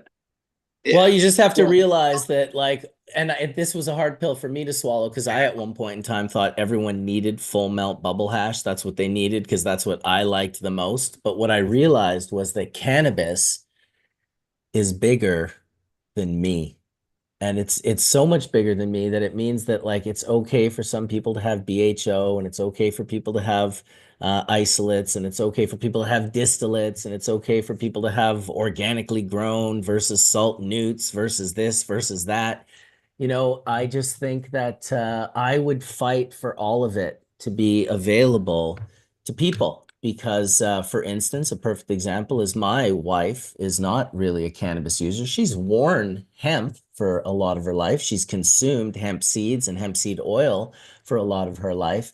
And she used to, not so much anymore, but a little bit, consume CBD.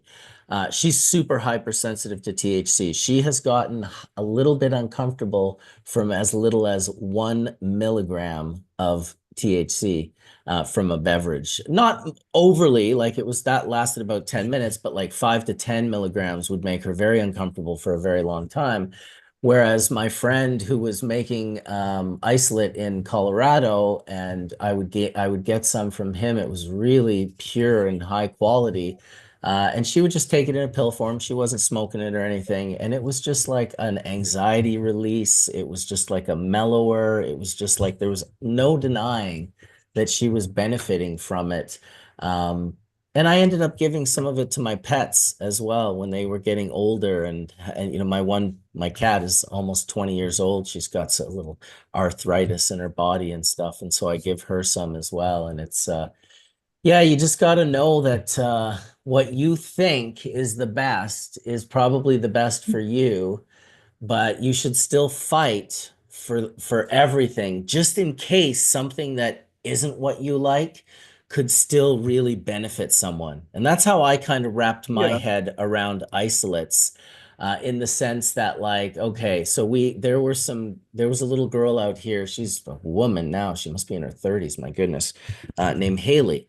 And Haley had like a form of Dravet syndrome, very bad seizures. John Burfellow knows her story very well, knew the mother very well, and has talked about her on Hash Church in the past. So Haley had very bad epilepsy, and to the point of it damaging her brain.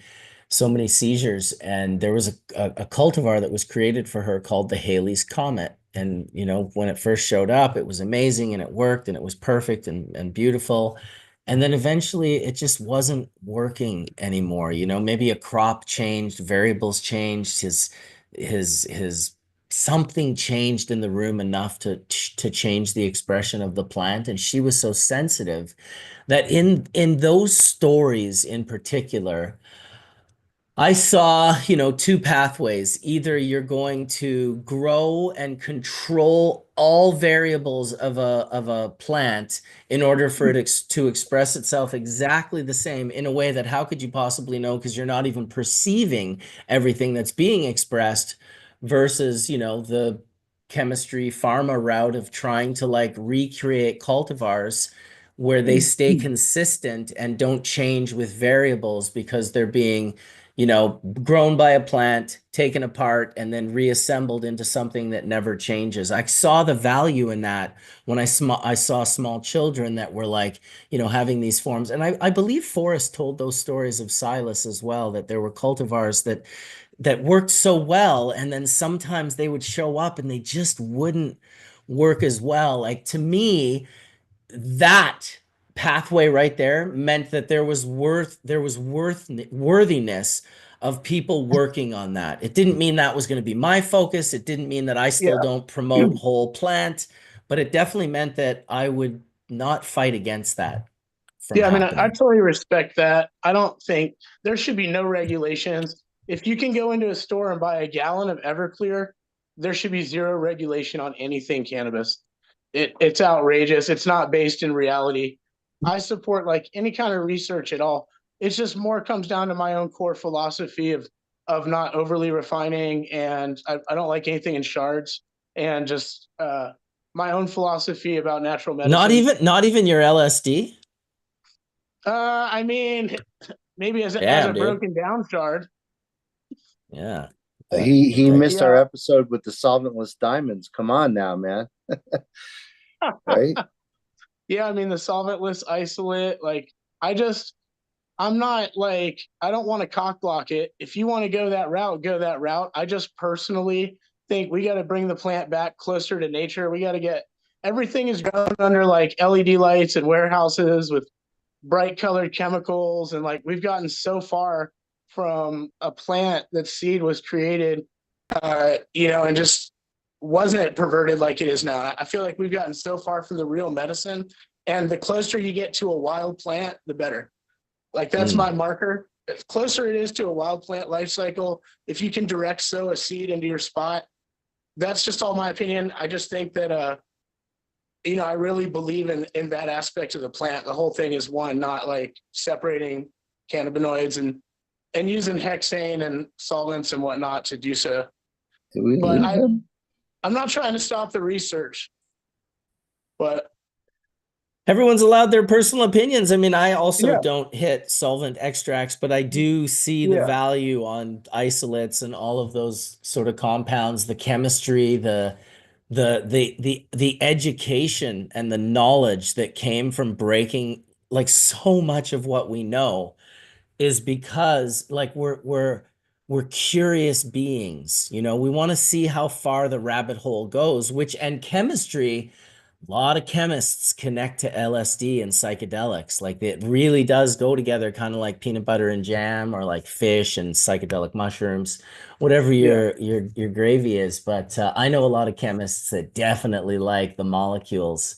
And they just go down this rabbit hole of like, okay, this is, when you have an experience, a psychedelic experience where you realize that everything is just kind of molecules and they're all vibrating at different frequencies. And, you have these revelations, and then you go down be educated as a chemist, like Dr. Mark Chaldone, who just entered the room. Welcome, Dr. Mark. It's a very unique perspective. And I'll tell you, one of the things, there's many things that people appreciate about Hash Church, but one of the things that I hear a lot of people tell me that they appreciate about Hash Church on the regular is Dr. Mark's breakdowns of the chemistry of the things that we're talking about, whether it's aromatic volatile compounds, whether it's cannabinoids, whether it's shit. Sometimes it could be the type of plastics or parchment or Kelon, or we've had some good ones. We've had some doozies. So I certainly appreciate that aspect of it. Do I prefer to go to a hospitalized, sterile environment to pick my bud and wash in a vat of propane or butane and then take dabs? No, I don't personally, but I would fight for anyone's right to do so. Yeah, I mean, it's crazy that it would ever even be in question. Anybody further processing cannabis or growing cannabis is outrageous. But I agree, but it's the reality. It's probably further proof that we're living in a simulation. Like you said, this is not reality. How could this possibly be reality? Dr. Mark, what do you have to say about this? Is there some sort of chemistry breakdown you can give us? No, but about reality itself, I don't know. It's like, we are in this universe that we're in, and might there be other universes like with other realities? I don't know. But entropy is increasing, right? Since Facts. Big Bang Theory and all that. But hey, I wanted to go back to something that my friend Tim said before. We were talking about the legal limit. So yeah, I mean, like even so, like in a 10 milligram, 12-ounce beverage, these very popular beverages that are now being mass produced and sold at liquor stores, that's about 0.028%. So it's like an order of magnitude lower than that 0.3%. So that's 10 milligrams. Obviously, if you go up to 100 milligrams, you're talking about right at that limit. But think about 100 milligrams in a 12-ounce drink. Boy, that's going to really, first of all, be a challenge to keep that completely emulsified and not have that stick to the side of the can. But the thing that makes even like a 10 milligram drink active on a regular THC user, someone who consumes THC daily, I could drink a half of one of those 10 milligram drinks, so just 5 milligrams, and I could already feel it is the nano emulsification. Those nano emulsions are basically not only more stable, so they'll keep the milligrams in the drink itself, as opposed to letting it play down on the side of the can.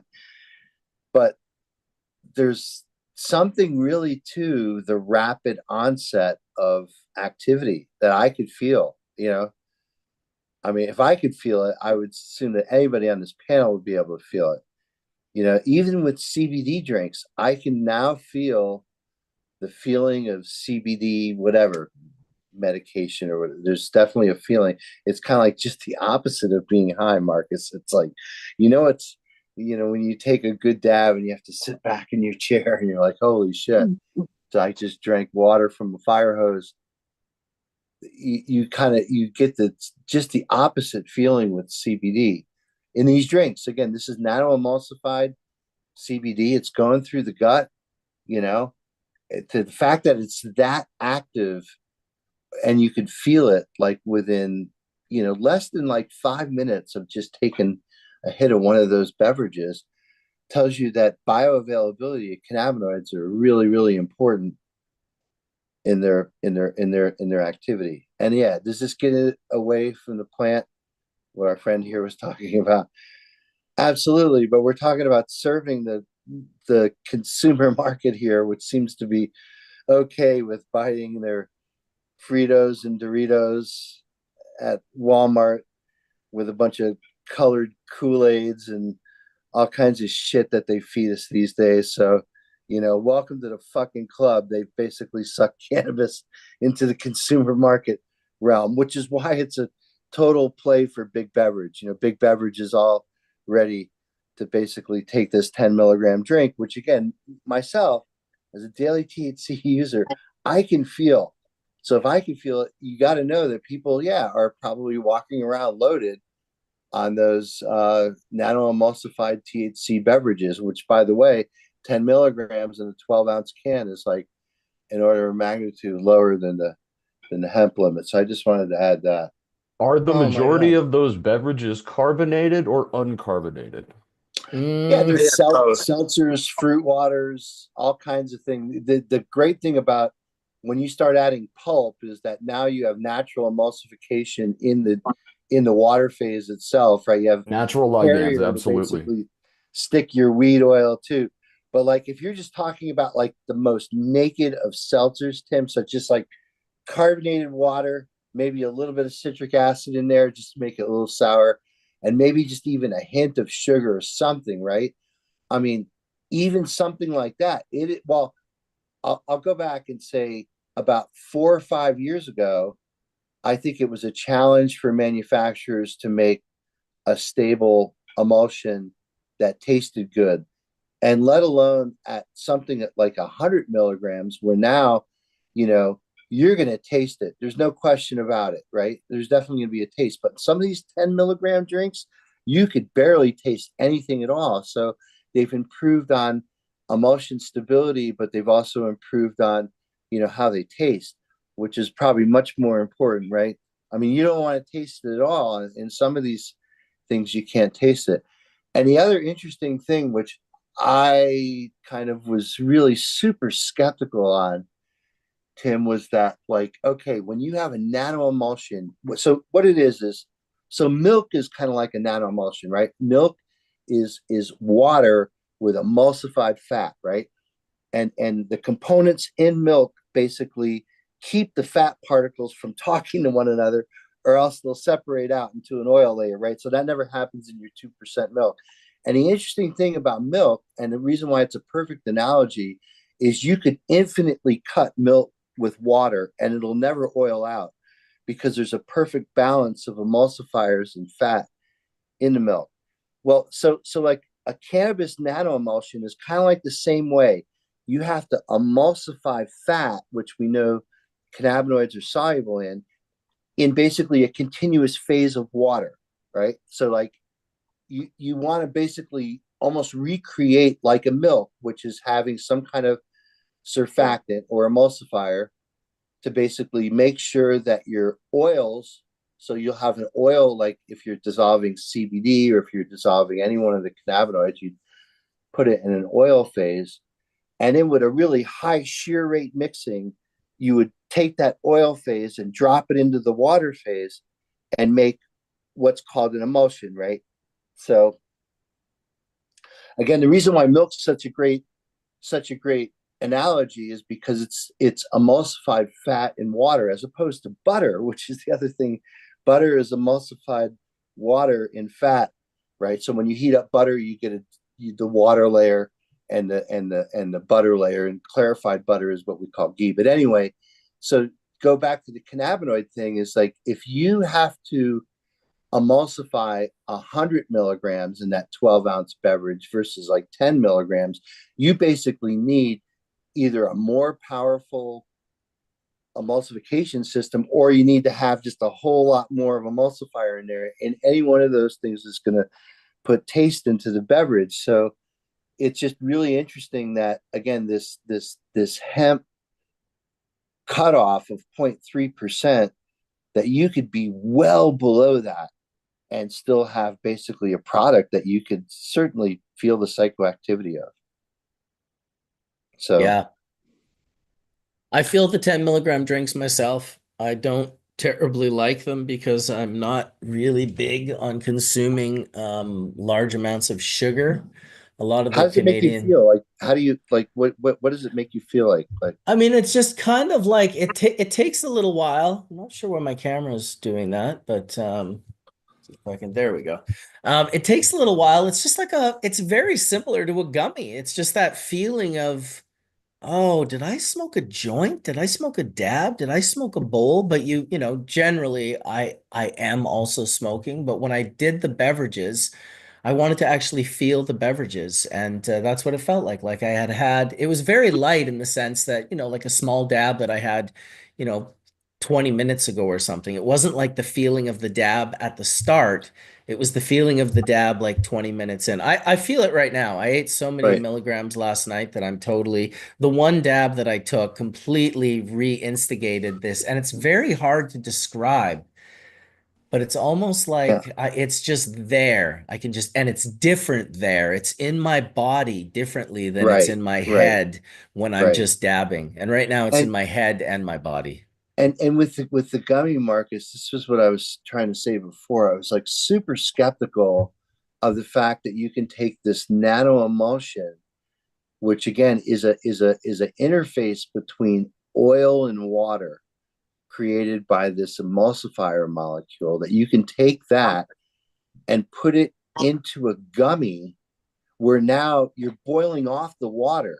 So the whole essence of the particle itself is the yin and yang between the water and the oil phase. Well, now you're removing the water and you're taking that nano-sized oil droplet and putting it into a matrix of sugar, right? If it's a gummy, Yeah. or whether it's pectin, sugar pectin, or gelatin, or whatever, you're basically you're taking one particle and making it into another particle, which I think is really super cool. But I was really skeptical that in that case, that perhaps the oil would coalesce into a whole separate oil phase, and now what you'd have would be an oily sheen on top of your candy.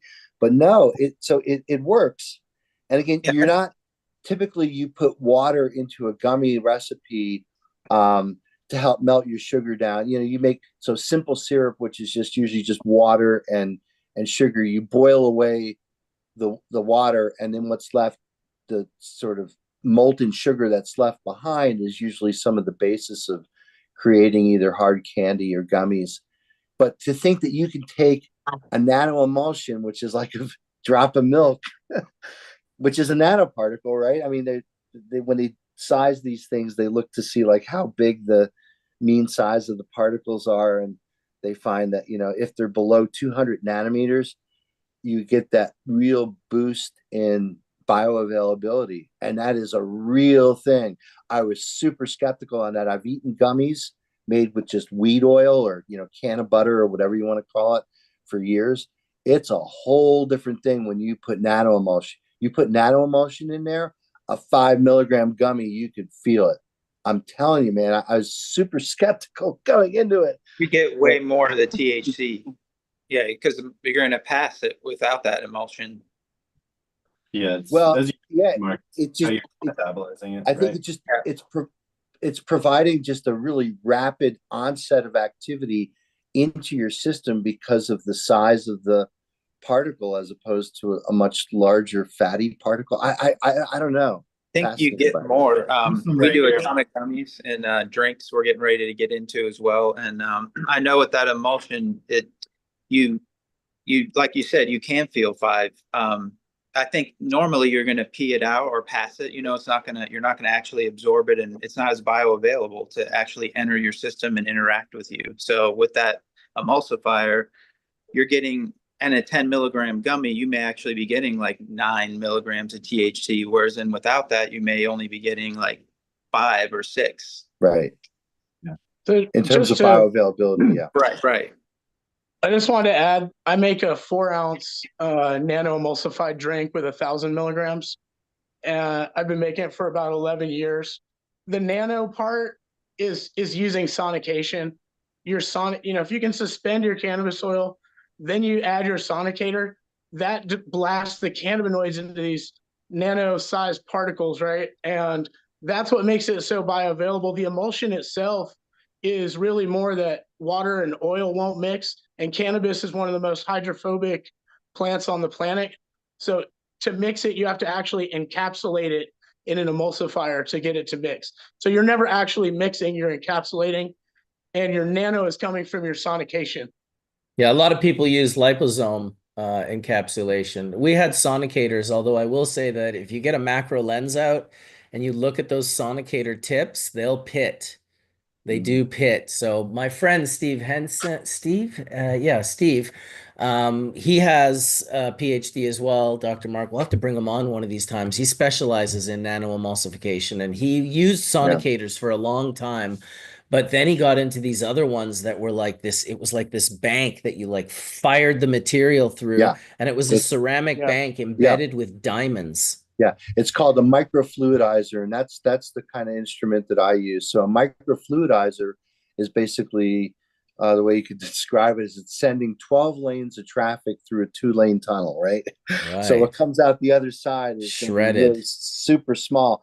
But again, making the emulsion and making it at scale is not really the kind of the challenge is to make one that tastes good, right? Well, we make one that's taste neutral, that you can add flavor to, and it doesn't have a bitterness or an aftertaste.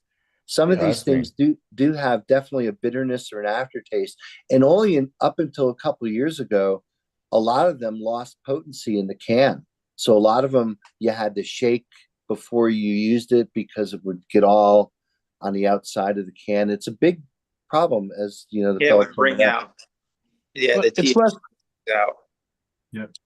Mark, it's less likely to stick to different containers depending what you put it in. Glass is the best. Aluminum and plastic, it's more likely to stick to. But yeah, I also Canada found that out the hard way. All aluminum cans are coated with a plastic, so nothing is actually in an aluminum can. It's a plastic coating inside the aluminum can. But those are designed for sodas and seltzers, not necessarily designed for the cannabis market and certainly the high potency stuff. But we're at the front end of this innovation in our industry where eventually there will be cans specifically for cannabis drinks, and I don't think there's any turning back on that market. This is the play for Big Beverage, who's been in cannabis for years in Canada, right, Marcus?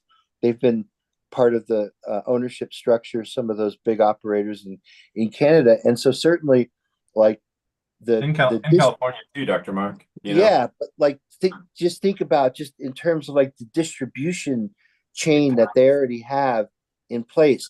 To them, THC nano emulsion is just another flavor. It's just another palette in the multiple of flavors and different colors and different bottles and all different shit. They already got that down, right? This Oh, is a what's that, terpene Colin? emulsion, right? And this is for edibles and drinks. And we've been working on this for a couple of years to try to your point, to make it taste good, right? And we've got it to a Yeah. place where it finally doesn't leave that weird ring on your mouth and that aftertaste and or be peppery or I mean you insert whatever, you've been Here they just use like 50 grams of sugar. Ugh. Yeah, I mean it's tough to formulate around, but I think Mark, like something like this really is great because we're taking CDTs and emulsifying those, and that gives me an ingredient. And I'm always looking for that from a formulation point of view. Like, how do I get my ideas to a place where I'm actually repeatable, number one, and how is that sustainable? And I think Yeah, that's the supply chain of ingredient is a real big thing. You know, we were using saponins, and there's a variety of different kinds of saponins. There's something called soap bark, which is high in saponins, but it comes from a supply chain in Southeast Asia that's, maybe not the most reliable places to get stuff from. You're just getting a brown bag of powder, and it's like, oh my God, I'm going to make drinks out of this. So yeah, part of it is that. I mean, also like there's been so much innovation in beverage, since since they came up with Coca-Cola and Pepsi and all the, American brands that everyone knows all so well. But, at the end of the day, to emulsify a plant-derived ingredient and put it into their products is like nothing. They got this down, and that's why it makes a lot of sense just from the distribution and the economics. Economics you can't beat because this is a commodity marketplace where, it's the race to the bottom, unfortunately, especially in that product category.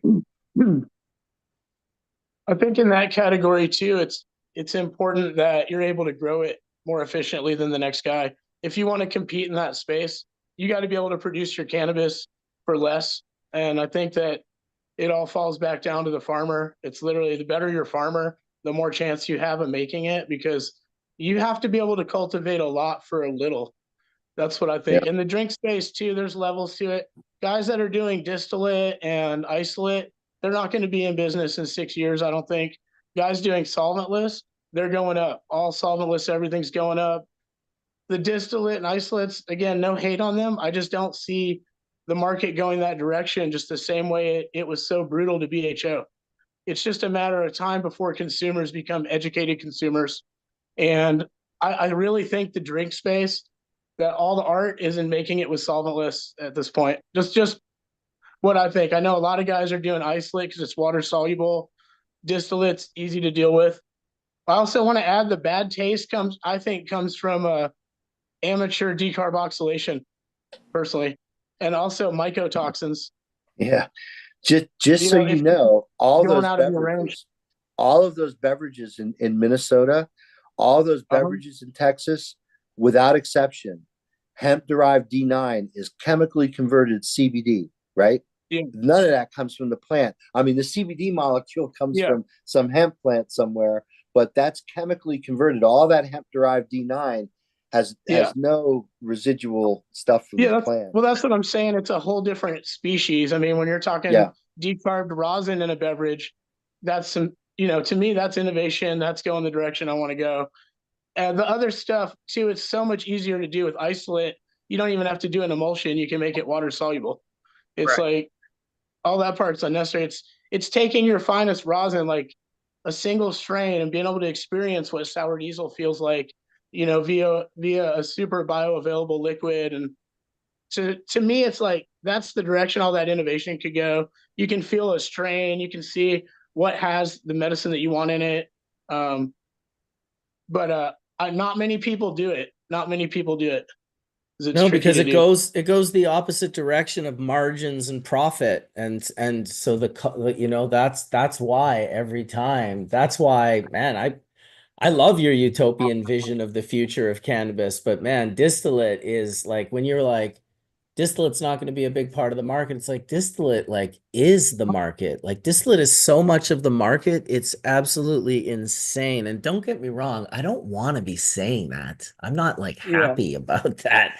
You just have to understand. And that people care about price more than they care about, you know, Yeah. a lot of other things. And that's where, until you can make like live hash organically grown, you know, where you put all this time and energy into it, the complete and total opposite of just like, let's grow a moldy field, we'll rad source it, we'll extract it using some solvents and get some, you know, versus like trying to like, oh, we're going to grow a super organic, hand touched, never touched field. We're going to, you know, like on the same scale, the cost of that is like 100x from Oh, God. what you can do to like grow a field of weed and just make distillate out of it. It's literally, maybe it's 1000x. I don't know. It's Yeah. been my biggest challenge out here, especially in the hemp space, because I'm just in overgrown market of just garbage, and trying to put that living soil. We have certified organic live rosin. We were the first THCA flower to get certified organic. You know, I just got 20 pounds of worm shipped here the other day because we're making our own worm castings and then testing that with our agronomists, and then, you know, feeding our worms different stuff to try to, you know, get our grow dialed exactly. That Yeah. doesn't pro forma, you know what I mean? It's really hard to get that to pro forma when No, you're yeah. going, guys, like Yeah. they're kicking my ass. And What does your grow look like? Is it full sun? no, I'm in North Carolina, so I did that once. So And let me just tell you, it's hard with the humidity, so I went back Yeah. indoor. But yeah, I do understand that, but once it's nationwide, that game's done, because the overhead of indoor will be passed on to the customer in the jar, right? yeah, And with full sun, you're getting a better expression. You can grow it for so cheap. For instance, like we're doing flood irrigation with aged cow poop between the rows. We're not buying a single bottle with a cool sticker on it, nothing in right. plastic. Yeah, It's me super neither. easy. The sun is here, the water's here. It's our labor and our 30 plus years of cultivation here that really Right. carries it. And I'm going to beat out all these distillate guys. They can buy all the floor sweepings they want, but at the end of the Right. day, there's 100 guys in a hot tub that all make distillate. How many of them have like a Skittles Yeah. pen? How many of them have something that you can't fake the funk? Because with a rosin vapor or dabs, you can't put bullshit out or anything with bugs. It'll be green and it shows. Right, right. You know, it's unforgiving. It's unforgiving.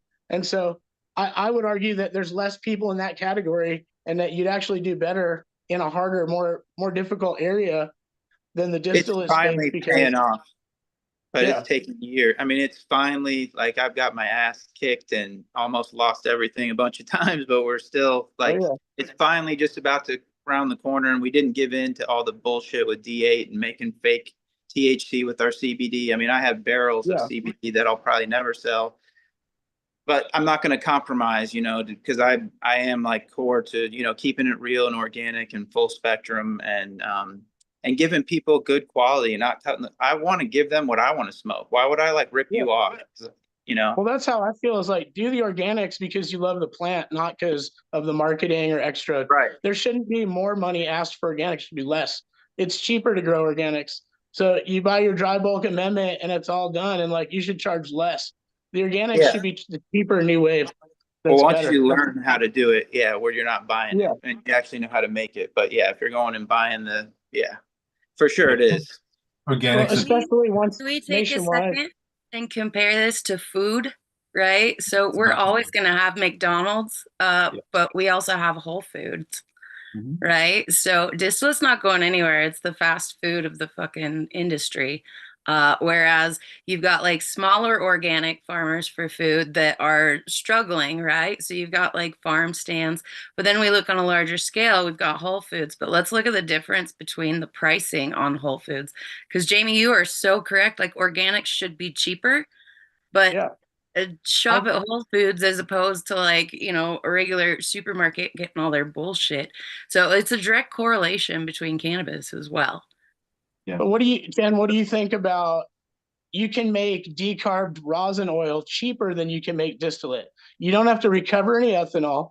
You don't have to buy ethanol. You don't need all that equipment. You're not paying a guy while he's waiting to recover. It's like you can just decarb your rosin for less. There's less steps, there's less equipment, there's less loss. It looks just like distillate. How's that So not going to take over? I think the one thing that you need to consider where distillate actually comes in is the fact that in order to do the rosin carts, you have to have a strain that's going to allow you to pull the rosin off of it first. So distillate comes in where you can pull distillate from just about absolutely anything. And so I think that's where, we're going to see that huge difference is the strain selection and being able to actually produce that rosin, as opposed to distillate. Like, Yeah, I think Jen's bringing up a good point. Like from a commercial point of view, which is weird to say from my mouth, but I recognize what she's really saying, which is really all the way from hash to rosin to cart. What is that loss and how does that translate? And then there's only specific, it's a very not a narrow field, but there is a field in which that you have to play within to make that happen in percentage points, right? Dr. Mark, you know really well that something like this, I wanted to hold this up because I don't want to get too far from it. This is super cloudy, right? At the very top, right? Which tells me, and it'll tell you that through that process, there's some things they did wrong, right? From a chemistry point of view. Should not be a cloudy ring on the top of any distillate that you should ever look at ever. Cloudiness is a sign of either bacteria, water, or they just completely disregarded the full distillation process. And that's really dangerous. I think, and this is HD9, Mark. This is someone sent me a sample. It's been sitting on my desk for a little while, and this just within a day or two, it started to happen. It's really disheartening for me because, I'd like to get this tested. I want to see what's going on here. so how many times was that open? Send me a sample. Colin? Yeah. Zero. This is just, Zero I didn't time? even touch it. You see how there's like still on it? I Yeah. didn't touch it. So I wonder, like, what conditions were their rooms when they actually like packaged that for you? Because even just that small space up top, catching any type of humidity in there just from the ambiance of the room, could potentially also be creating that. you know? Sure. Yeah, there's a lot of potentials there, but Yeah. Well, the only thing that's going to happen with if it's just hemp derived tea, it's going to turn dark. It'll turn. It forms quinones wherever it comes in contact with oxygen. You don't have to worry about it molding or anything like that. Now the nano emulsion, just like milk, can go bad. So nano emulsions can certainly, if you think about how much water you have in there, our nano emulsion was 10 weight percent cannabinoid, and mostly water.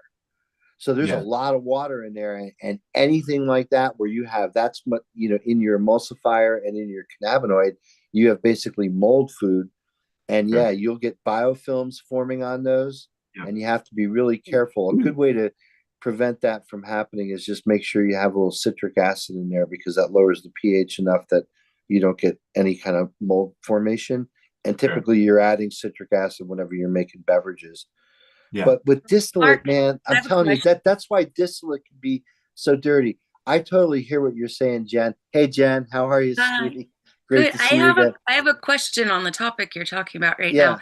now. So I know, like, through making topicals and whatnot, different oils, you've got different time frames in which that oil itself will go rancid, right? So on these nano emulsifications, do you feel like that plays a role in that, as far as absolutely. we are using that oil to encapsulate those cannabinoids? So the actual life expectancy of that oil before it can turn rancid, and then also like, what different ingredients are we putting in there that's maybe encouraging that turn for those oils? Like, I mean, that's a great question. Again, you can play games with the pH and lower the pH a little bit, but you can't always do that in topical products, because sometimes that creates skin irritation. So you can't always do that uniformly.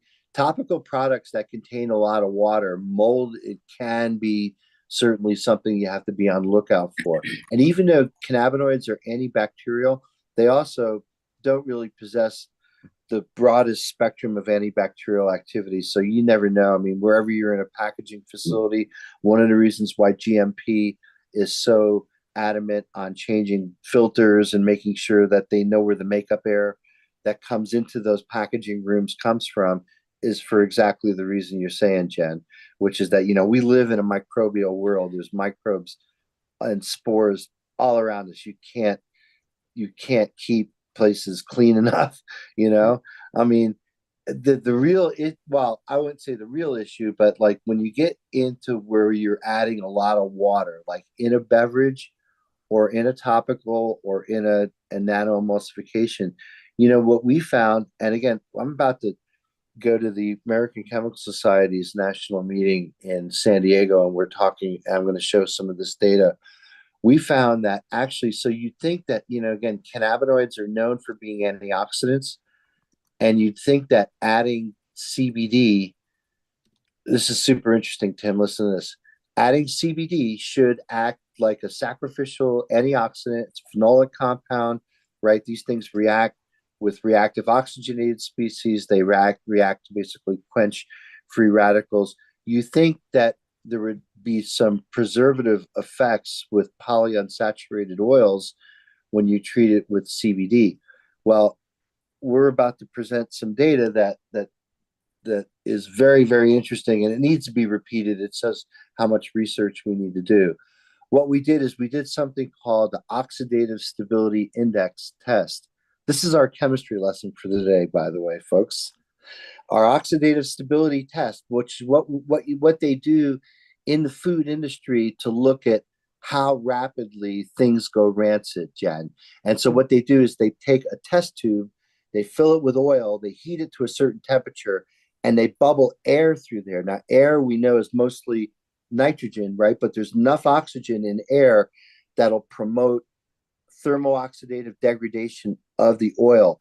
And then what they do is they off-gas that test tube into a conductivity cell. And so early in the experiment, before there's oxidative degradation, the conductivity is very, very low, and you see a very low conductivity with time. And then what happens when the oil, so oils, when you heat up oil in the presence of air, anybody who's ever done any cooking knows this, right? The oil will start reacting with the air, and you could actually turn nice yellow butter into burnt kind of butter easily just by overheating it, right? So that thermooxidative degradation, what happens to the oil in that cell is when you off-gas this into the conductivity cell, now you see a rapid increase in conductivity. And the inflection point along that line where it's flat and then all of a sudden goes up is called the OSI time of the oil, right?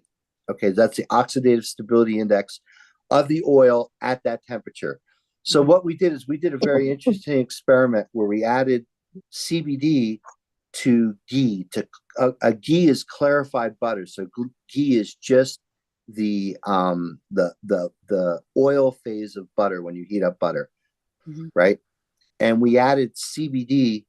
Oh, and we also, as a positive control, we added something called BHT. You know, BHT is very commonly found in foods. It's called butylated hydroxytoluene. And again, it's a phenolic compound, so it acts as a sacrificial antioxidant.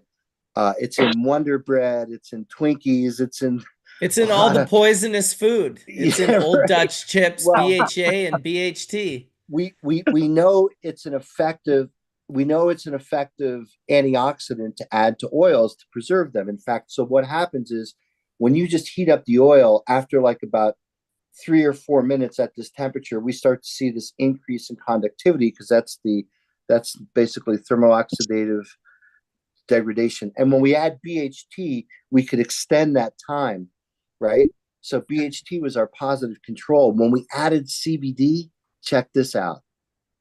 The oil got less stable. We lost time. So the CBD at the concentrations that we tested at didn't act as an antioxidant. It acted as a pro-oxidant, meaning it actually catalyzed the oxidation of the oil. And the other thing that we noticed, Tim, this is really super interesting. So when you look at CBD, CBD, the isolate, is a white crystalline powder. But when it starts oxidizing, what happens? It turns pink, right? When you see that pink color, basically it means that CBD is acted as an antioxidant. It's no longer effective, right? And it's probably doesn't have CBD in it anymore because that stuff has now been oxidized up to the quinone. But check this out. So when we added hydrogenated CBD, so hydrogenated CBD would be something called tetrahydrocannabidiol. It's what you get when you hydrogenate CBD. We not only extended the shelf life of the oil, but the experiment times out after like 80 hours. Like the instrument just turns off. Like that's one cycle. It's like, okay, this thing doesn't degrade. So by hydrogenating CBD, we show that we're seeing this protection of the oil that we don't see on regular CBD, which I thought was really super interesting, which is why I'm going to talk about it at the ACS meeting. But it's so interesting because people think that, yeah, that pink color is totally like natural and cool and okay. But basically, that pink color says that you no longer have CBD in your product. So if that's the case, what is it then? Once it turns pink? It's called CBD hydroquinone or hydroxyquinone, and it's a known compound called HU303. Am I right, Tim? Is that right? HU331. Oh, I'm sorry, HU331. Thank you. So Google, and HU stands for Hebrew University, which means this is from Professor Meshulam's lab. Yes, so sir. it's the real deal. You know, it's a guy who knew what he was doing, right? And so they identified that as being, so there's a reaction called the beam reaction, which they used to use to determine whether you have a CBD cultivar or a THC cultivar. And that is if you treat with ethanolic potassium hydroxide and you get a pink or purplish color, that's indicative of the beam test being positive to identify CBD. Isn't that right, Tim? Did I get that right? Yeah, it's 5% KOH in ethanol. Absolutely. Okay. So now with that, are there any benefits to that? I mean, oh, there's been a lot of people who have looked at that compound. Yeah, and Meshulam's published a couple different studies. They looked at, it controlling keratinocytes, which are the, skin. They looked at skin cancer. They looked at a variety of different things because, yeah, I mean, those kind of quinones are very active. They're kind of like, they almost resemble the flavonoids a little bit because flavonoids are kind of like the same kind of structure. They're highly colored. And, like I'm sure Tim's seen this 1,000 times. If you ever clean your glassware out with a little bit of ethanolic KOH, you'll see this beautiful purple color. It's just so beautiful purple, and it's such a nice vibrant chromophore. Absolutely. Yes. Yeah, it's a vibrant chromophore to look at. Definitely. It's so and it only takes a little bit. It takes just a little bit to color a whole lot of material. So it's what we call, it has a high extinction coefficient. So a little bit in concentration can color a whole lot of material, like a food dye. Yeah. So in comparison to like CBD and the effects and whatnot, what could people expect from that after it converts? Because well, it was really cool. Someone had made purple dabs of it on 4200. Did you guys not see that? The purple dabs and the blue dabs, and remember when they were coming out with all those colored dabs, like the blue diamonds? I think I saw. Yeah. Well, I'm certain that the purple ones were probably colored with 331. Don't you think, Tim? I would assess that, yes. The other ones were some azulene derivative or subsect isomer or something along those lines for sure. Yeah, some guy had posted a distillation cut where they actually isolated the azulene fraction from, I think that was cannabis terps, right? That was on 4200 a couple of years ago, and you can see this, brilliant blue color. Because that's amazing that they could fractionate that terp from that, because most terps are clear, maybe yellow. I've never seen blue terps. Interesting. Nope, just azulene. Now I know with rosin, people are using like the anthocyanins and drying those out in a freeze dryer to be able to collect that to introduce back into the rosin, which is a bit different. But see, anthocyanins are water soluble, Jen. And anthocyanins have like two parts of the molecule. There's a sugar portion of the molecule, and there's a flavonoid portion of the molecule. And sometimes you can extract but mostly those are water soluble, and those will stick to your bags and your socks, right? So you ever get that purple color on your bags, right? Mine No? doesn't stick. Maybe Not a lot, Dr. Mark. It's interesting, and no, I haven't. No, and it I've always never had rinses. that happen. I mean, I've had it happen when I've let it like sit in a water pool and dye things, right? But not But the purple goes in the water. The purple yes, that's just the point, right? 100%. So if you try extracting that same material in a BHO, because there's no moisture in BHO, all that stuff colors your socks something fierce. It just as soon as it hits the nylon bag, it's like, oh, I like this surface, and it sticks to that. So you need like acetone to basically clean that off or something. Yeah, we don't really contend with that with the water hash because it all just rinses out. I mean, we have this vibrant purple color and everybody's like, "Ooh, it's going to be purple hash." And no, it's not. Like we rinse that all out. There's only a small handful of cultivars that I've worked with personally that have actually, contained that inside the head. So that color translated over a little bit, but for the most part, that's coming out in the water. It rinses. I've never had it stick to any of my bags. Like Colin said, though, I mean, if I was to like soak it in there like I would like a tie dye, potentially it might pull some of that coloring out. But I believe what the tech is that some people are using is they're taking their water that has the water soluble in it, and then they're freeze drying it. And what they're left with is just the coloring, which they're then scraping and introducing back into the rosin to create the Oh, different how cool. Tony made that. Tony made that in 2014. It's on my Instagram account.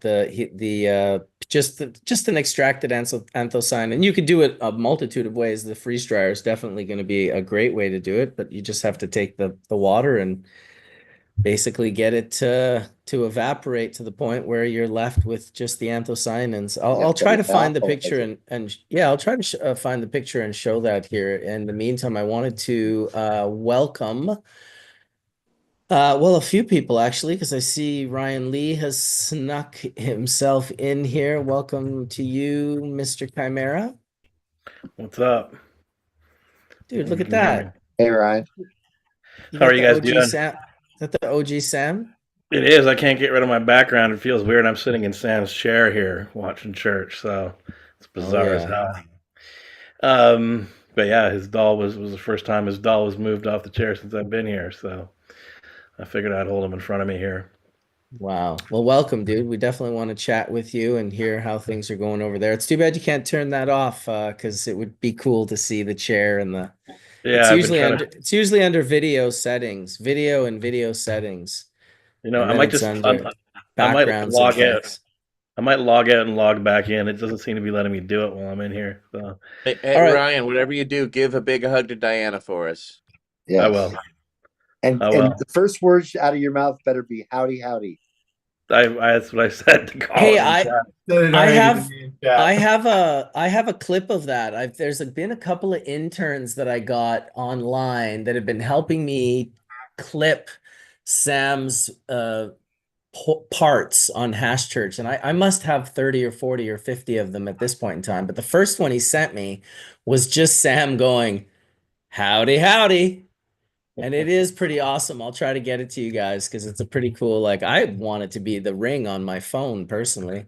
I hear that every time someone calls me, I want to think about him because I thought about him today and it made me smile, actually. I didn't really mention that earlier in the show when I spoke about him, but telling a story, that was one of the first times I told a story about him since his passing, that it made me feel good more than it made me feel bad. So hopefully I can continue down that pathway. In the meantime, I also want to welcome Andrew Winson from Sample Automation. I don't know how long he's able to stay, but we've got a little thing that he's been planning here in Spain, and he wanted to tell the Hash Church folks about that. So welcome, Andrew. Hi, everybody. Nice to meet everybody, or meet everybody. I'm a bit less as in tuned on cannabis as all of you guys are. I'm a bit more on the equipment side or electronics and development side. But we're going up to Spannabis with our company as well as with Thompson and Duke and another company called OG Crush. And we're going to have a bit of an event and a mixer / demonstration out at La Colada on the 14th on Friday from 7 till 11.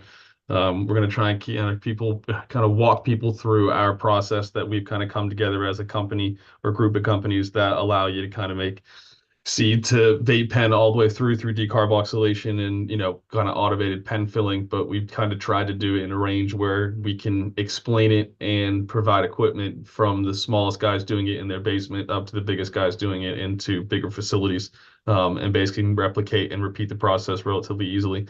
So we're going to have a bit of a demonstration, some food. I think there's tacos and stuff coming in across the night twice. So there'll be food there. There'll be a dab bar. Marcus is been happy enough to lend a bit of his time, and he'll probably be there to say hi, answer some questions. And that's basically it. We just figured we'd have a bit of a networking event and try and not turn it into another chat event where everyone just tries to make money off of it. The whole idea was just to invite a whole bunch of people out for a sesh, let everybody come and say hi, see the equipment, organically see everything, and kind of understand a bit of what we do. But other than that, I mean, I'm definitely not the right person to put 2 cents into a cannabis conversation. I've got very Dude, that's not minimal true, experience. man. You, Hold on, hold on. I got Andrew minimal came to my experience on the lab. cannabis plant side. I've got a lot more Yeah. experience on the equipment side, We, and you starting and to I understand. decarboxylated a couple kgs or a Yeah, I kg of, understand that. I get that. I can make equipment do exactly what I need it to do. That's relatively easy to deal with. But the person, at least from our equipment side, the real brain behind what we made in this rosin reactor, his name is Corey Crosser. He's originally a legacy guy out of Southern California. But he has a lot of experience in lab processing, setting up labs, facilities, brands, products, and things like that. And he really wanted to, kind of create a product that allowed him to track and monitor vessels. And, in a layman's term, it's a over-engineered mason jar. But we made it in a couple of sizes where we have a mason jar version or we have vessels that are, extremely compliant. But like an example is like I have very minimal experience in decarbing anything, but like I can put that live resin in and get that without having to do any work. Mhm. And the only difference is that we managed to kind of do it in a process that just correlates and quantifies all of the entire decarb process, where we know the volume of our pressure vessel, we know the volume of material, we know the approximate weight that we're losing. So you can kind of use all that data frontward, backward, however way you want to do it to prove you've completed a decarb process. But if I think somebody brought it up earlier where they were talking about the differences of say distillate and rosin pens and so on, is there'll obviously always be a market for distillate just because you can run that material like no other and it's usually not very good. But the big thing that Corey always tries to teach me and tell people in regards to our product is pay attention to the square footage of grow space in comparison to your end oil. How much square footage do you use in comparison to how much oil do you output when you're finally done with the very end process, to help us understand just how much somebody is putting into that product in the first place, where it's most likely going to be a full spectrum product than it is going to be a, individually chopped and changed and put back together and formulated. It really goes on to the grow. So I'm relatively new to the whole process and understanding more about the grow side and kind of the cultivars and the phenotypes and everything that goes to washing and everything that goes with it. But I'm, I guess, a bit more in tune with making sure everything works electronically and functions mechanically within our equipment correctly, so that you guys can easily decarb this material and kind of walk away. It's no more staring at bubbles and watching long processes. It's hopefully kind of taken away that issue of people kind of guessing. I also like the fact that we were able to monitor it over, just leaving the lab and monitoring it. That was pretty cool for me. I thought that was like, okay, this is actually a pretty good situation. You can just watch it, make sure everything's staying where it's supposed to see, making sure that the vessel is depressurizing through you got those little solenoids that just like off gas, these little like, psst, psst. They're super good. None of this like burp in the jar. I was very surprised because I'm always excited to just learn and see. And for me, I can't make anything up. If it's like not what I expect, I'll be disappointed. And when we did about a kilo of live hash rosin, it smelled so fucking good that I couldn't even understand how it could smell like that good after we did the process. But I guess the decarb, we lost like 10 or 12% or whatever the natural amount that you lose. Our terpene content actually went up when we did this process. And so it was just, yeah, it was a learning experience for me. The carts were super tasty. Andrew and Corey are just awesome people. Love the dudes at OG Crush and Thompson Duke as well. So if you guys are in Spain and you have the chance, La Colada is actually like a most spectacular group of dudes. They're really awesome people. These are the folks, Bobby La Colada, who set up a special private room for myself and Skunkman Sam, probably back in 2016, almost 10 years ago now, where there was no exposure to tobacco or spliff smoke. They literally created a private room for us. They were bringing out trays of like static sifted full melt dry sifts and bubble hashes. And I mean, these guys went out above and beyond, and it's why they came to mind when Andrew approached me and said, hey, who would be like a good group in Barcelona to just throw like a party? I just want to like buy some food and some drink and get some dabs and, you know, just basically give them a unit at the facility, so that at the club, so that they can, you know, use it to fill their own pens. Just a really cool little option, and I hope to see everyone there that's going to be in Barcelona for the event. Hopefully, Chimera and Etienne will come with me as well. You guys in or what? I'll be there for sure. That's what's up. Oh, look, now I can see it, dude. Dude. Yeah, it's heavy being here, man. I gotta tell you, but it's whatever. He's with us, right? So that's kind of the way I feel.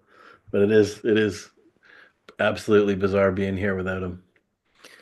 So we went down to Horta Farm today and just kind of took stock of things a little bit, figuring out, you know, dealing with his legacy and all that kind of stuff. That's where we're at, right?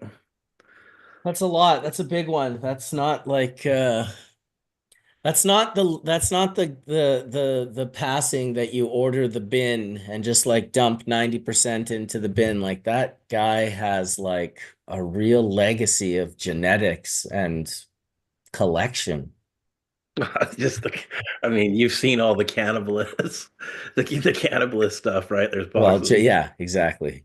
Yeah, but I mean, you know, just starting to go through it, there's like I found these boxes that are just like packed business boxes full of like old cannabis magazines, and it's just like the amount of stuff that's there is just unbelievable. Well, there's a box here of his bongs, right? So it's like, you know, I asked Anna, I was like, what do we do with that?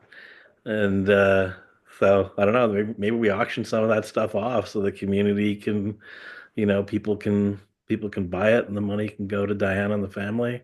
Yeah, that'd be cool. Really cool. Actually, reminds me, call to action. We are throwing another celebration of life for Sam here, well, in Amsterdam, where Ryan is right now. It'll be on the 20th, and I guess we're going to organize some type of donation link again, are we, Ryan? Or are we just going to bump I into don't, people in person? yeah, I don't know if we are for that one because it's the space isn't as big and we can't really, you know, doing that fundraising for the other one, which was really, I mean, again, thank you to everybody in the community that contributed to that. Um, we were able to do something that was kind of a larger venue and more food, and you know, only so many people showed up, which is fine. It was such short notice, of course, and you know, not many people are geographically located here or there. But I think even here it'll be a smaller one. So we've gone with a smaller venue, and you know, it's not really. I mean, it's really intended for David's friends and community, right? So if you're part of David's friends and community in Europe, and you want to come, for sure do.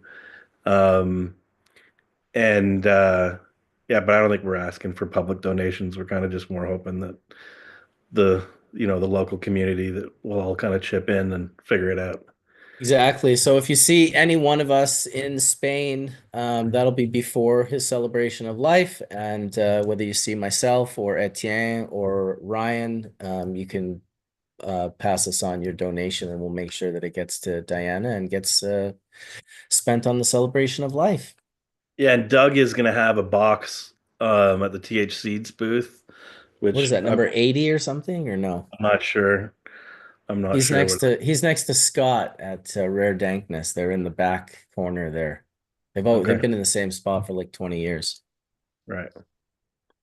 So yeah, So, TH Seeds. yeah, he'll have a donation box and a little poster there, and we'll obviously celebrate Sam many times during the next week. It's funny, that was why I was late for the show. I went out, someone had some static sift for me, so I feel like I was kind of trained to run out and grab that kind of stuff while I was here and bring it back to the nest. Oh my goodness. I hope it's there in a week. Yeah, I'll leave it. Yeah, I'll leave it here. So it actually doesn't look like there's very much, but yeah, we're good. There's also some. I showed you some other extracts, so we're taken care of at least for the few days around the memorial. As was David's kind of philosophy and ethos was to always be smoking his best. So Always be smoking your best. You got to ask yourself, are you always smoking your best, or are you always saving your best? There's kind of two schools of thought. Some guys like to smoke their worst and just save the best. Other guys are obsessed with smoking the best, and until the best is gone, they don't move on to the next best. Which yeah, category do you fall into? I love that David's philosophy was that always he always smoked his best, and then when that was done, the next one in line was still his best. Right? So Exactly. he was always smoking his best, which I thought was it typified David, right? It really did. Like that's who he was in life. Oh Um, yeah. I cooked some fajitas earlier for Dana and myself, and I went into the fridge to get a little bit of butter for the pan, and it was, that Beurre d'Isigny, that very incredibly expensive butter from France, which is like, I remember we were watching a movie once, and David's like, "Do you want some popcorn with butter?" And I was like, "Sure." So he brought out this bowl, and it was like literally swimming, like, must have been like 100 grams of this extremely fine French butter, and I remember just having a few kernels and being like, "What the fuck is this butter? Like, what is with this popcorn?" He's like, "I don't know. It's just the butter that I like, right?" And he goes to the computer and types up the world's best butter, and of course, that was like the first hit that came up. That's Uh, hilarious. that was just David. That was funny. I was telling someone the other day, like one of the first times I was here, he brought out an ounce of jasmine tea that he'd bought in China, and it was like, Right. 500 US or something at the time, 25 years ago. Just not a small amount of money back then. And it was just, Pearls? Were they pearls? that was a loose leaf. It was Oh, it just was a a loose loose leaf. leaf. Yeah. Um, but that was David, right? Like he found the stuff that he liked, but it wasn't just the regular old stuff wasn't good enough. Like Right. Alfonso mangoes from India. Yeah, that's one of those. Or I don't remember those, like the French cream little chocolate tarts that he'd have from House Van de Down the Velen down street. the road. Yeah. Yep. So I was actually thinking about maybe going to them and saying, "Hey, can you do up like 50 of the little ones for the party?" That'd be pretty There's awesome. It was just those are the things that he loved, right? And it kind of bled like not only across. It was obviously he was the same way with cannabis. It was always the search for the best, but that was kind of this philosophy that he brought to life, the things that he was passionate about. Yeah, So that is for sure. Well, I'll raise my bong to that. Let's raise our pipes in honor of our dear friend. And really, legend. I'll tell you, the next time a legend of hash happens, it will be him that we celebrate for certain. Gotta try and make that one happen in Amsterdam, though, I think. And that's his pipe too, Ryan, right? That's his Carter, huh? Yeah. it certainly is. Yeah, Yeah. I'm like immersed in it here, which is, it's not easy at times, but it's I don't know. There's nowhere else I'd rather be. Being at Horta Farm today was just a blast. It was just a trip. Just hints of David everywhere you look. But yeah. He Hmm. hit my hash out of there, so I'm happy of that. Nice. Well, Awesome. David, Is Hort Farm still going, Ryan? they're not growing plants, no. It's The entity still exists, but no, it's not a plant research center right now. It's not licensed. Hasn't been licensed since 2010. Got it. Man, it's still cool though. It's like still, still active in some respect, right? Yeah. Yeah. I mean, all the seed cleaners are there, and there's these hydroponic tables that I'm trying to find a home for from somewhere in Europe. And there's just, there's like all these old pots. If anybody knows a grower in Holland that wants a bunch of pots, like, let me know. There's all this stuff needs to be saved from the landfill, really. So it's a trip. It's a trip. It's yeah. I'd rather have David here, honestly. I mean, you trade anything to have it back. But when you're here and dealing with it all, and staying in his house, it's everywhere. It's just he's everywhere, right? Yeah, absolutely, man. It is pretty heavy. It'll be nice to see everyone, though. I'll tell you that much. I'm really looking forward to seeing everyone in Barcelona, and I'm really looking forward to seeing everyone in Amsterdam. It's been a long time since I've been to Amsterdam.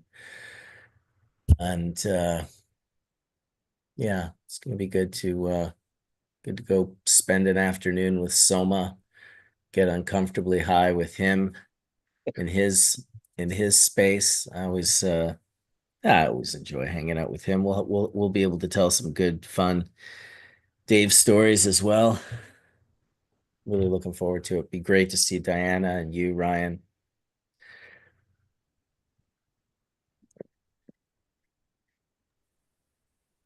Cheers to Sam. Yeah. He's here. Bong rip. Bong And rip. on this call, you got your vials this week, yes? I got mine. I wasn't sure if it was appropriate to bring it up, but Yes. yes. Mine came on Ash Got them Wednesday. right here. How appropriate for that thing to arrive on Ash Wednesday. That's kind of beautiful, actually, and ironic. Ash Wednesday, right? Yeah. That's awesome. Yeah, Ryan told me I wasn't worthy and I wasn't getting any for some reason. So I don't know what that's all about, but Yeah. Yours had Yeah. to arrive. Yours had to arrive into a different country via. And I figured that I would hand deliver those the ones. Oh, that's exactly how it's happening, brother. Those will be hand delivered for certain. Yeah, absolutely. That's amazing. So I've got one for you, and one for Hell, and one for the lovely folks at Dragonfly Earth, and then I got one for Johnny B. And they're not fancy like the first ones that we had, but I also did get some vials off Amazon here. So if So there's I anyone, would love to take a second and kind of share what my intentions are with this Please. small piece of Please. Sam. Yeah. So when my grandmother died, well, let's take it back to before she died. I had a watercolor scarf that she had painted for me, and she used to love to travel. And when she got too sick to travel, I would tie this scarf onto my suitcase and I would take pictures of it around the world, and I would send her messages and be like, Grandma, you love it here. And so when she died and we had her cremated, I kind of carried that on by taking her ashes with me and sprinkling them in the different places so that she could experience those with me. So on my travels across the country or world or wherever I end up, that I'm going to go and tour different people's farms and stuff. I want to just find a couple of really good ones that I can just sprinkle a little bit of Sam, kind of every really like heartfelt grow that I go to. So that's going to be the way that I choose to honor Sam and his wishes of, becoming cannabis, and kind of share a little bit with everybody that I meet along the way. So That's thank you. awesome, Jen. Thank you for including me, because it's beautiful. Very cool. Is that like a curator Rosin shirt you got on there? It is. That's awesome. He was going to come melt a big fatty head today, as we discussed, but I think his daughter ended up giving him the plague yesterday or the day before, so he's not feeling super good right now. Yeah, I saw that. That's kids are little germ factories. That is definitely 100% the truth. Mostly the smaller ones. I feel that now with a 10-year-old, he's not like bringing 1,000 things home the way they do when they're like 2, 3, 4, and 5. That's really a crazy time. Yeah, they're like little open air petri dishes. Just Oh my God. And Spannabis is going to be insane this year. The influenza B is going around big time in Europe. So, Oh, yeah, people should be keeping that in mind. Jesus Christ. I can't get that, dude. Oh, I remember that one year you got so sick. I've never seen you that you were sick for weeks. I think you canceled shows for a couple of weeks, didn't you? Dude, first of all, I missed Legends. Both David and Diana got it as well with me that year because we were all staying together. And I'm pretty sure you can ask her, but I'm pretty sure Diana even might have ended up in the hospital from that bug, from whatever it is. I just called it the plague. I was sick for probably like 4 weeks, 3 weeks. Like I'd lay in bed and it would feel like there was like a truck on my chest. Like breathing was hard. It was just it was not a very good experience for sure. And it's one of the reasons why for me, I find it's not just not smoking with people, it's also not being in rooms full of secondhand smoke. Etienne, you're muted. I'm not sure if you're talking to us or not, or if you got another conversation going on there, but yeah, I just being in a room with a lot of spliffs, which mostly tobacco and a bit of flour, that also gets me sick at Spannabis. I don't know if it's like somehow possible that the bacteria is floating in the air with it or something, or the virus. I don't know Well, how it works, but did you guys did anybody else tune in when there was like that really crazy fog that hit everywhere at different moments and then all of a sudden everybody was really sick?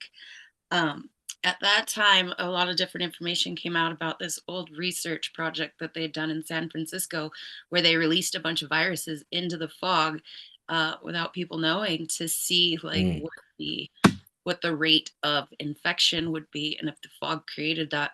So like the heavier particles that are in the air seem to be able to hold that virus in the air a lot longer, where normally, with air that's free of smoke or fog or vapor or anything, those viruses don't have any like suspension, so they'll do what they right. do and go away.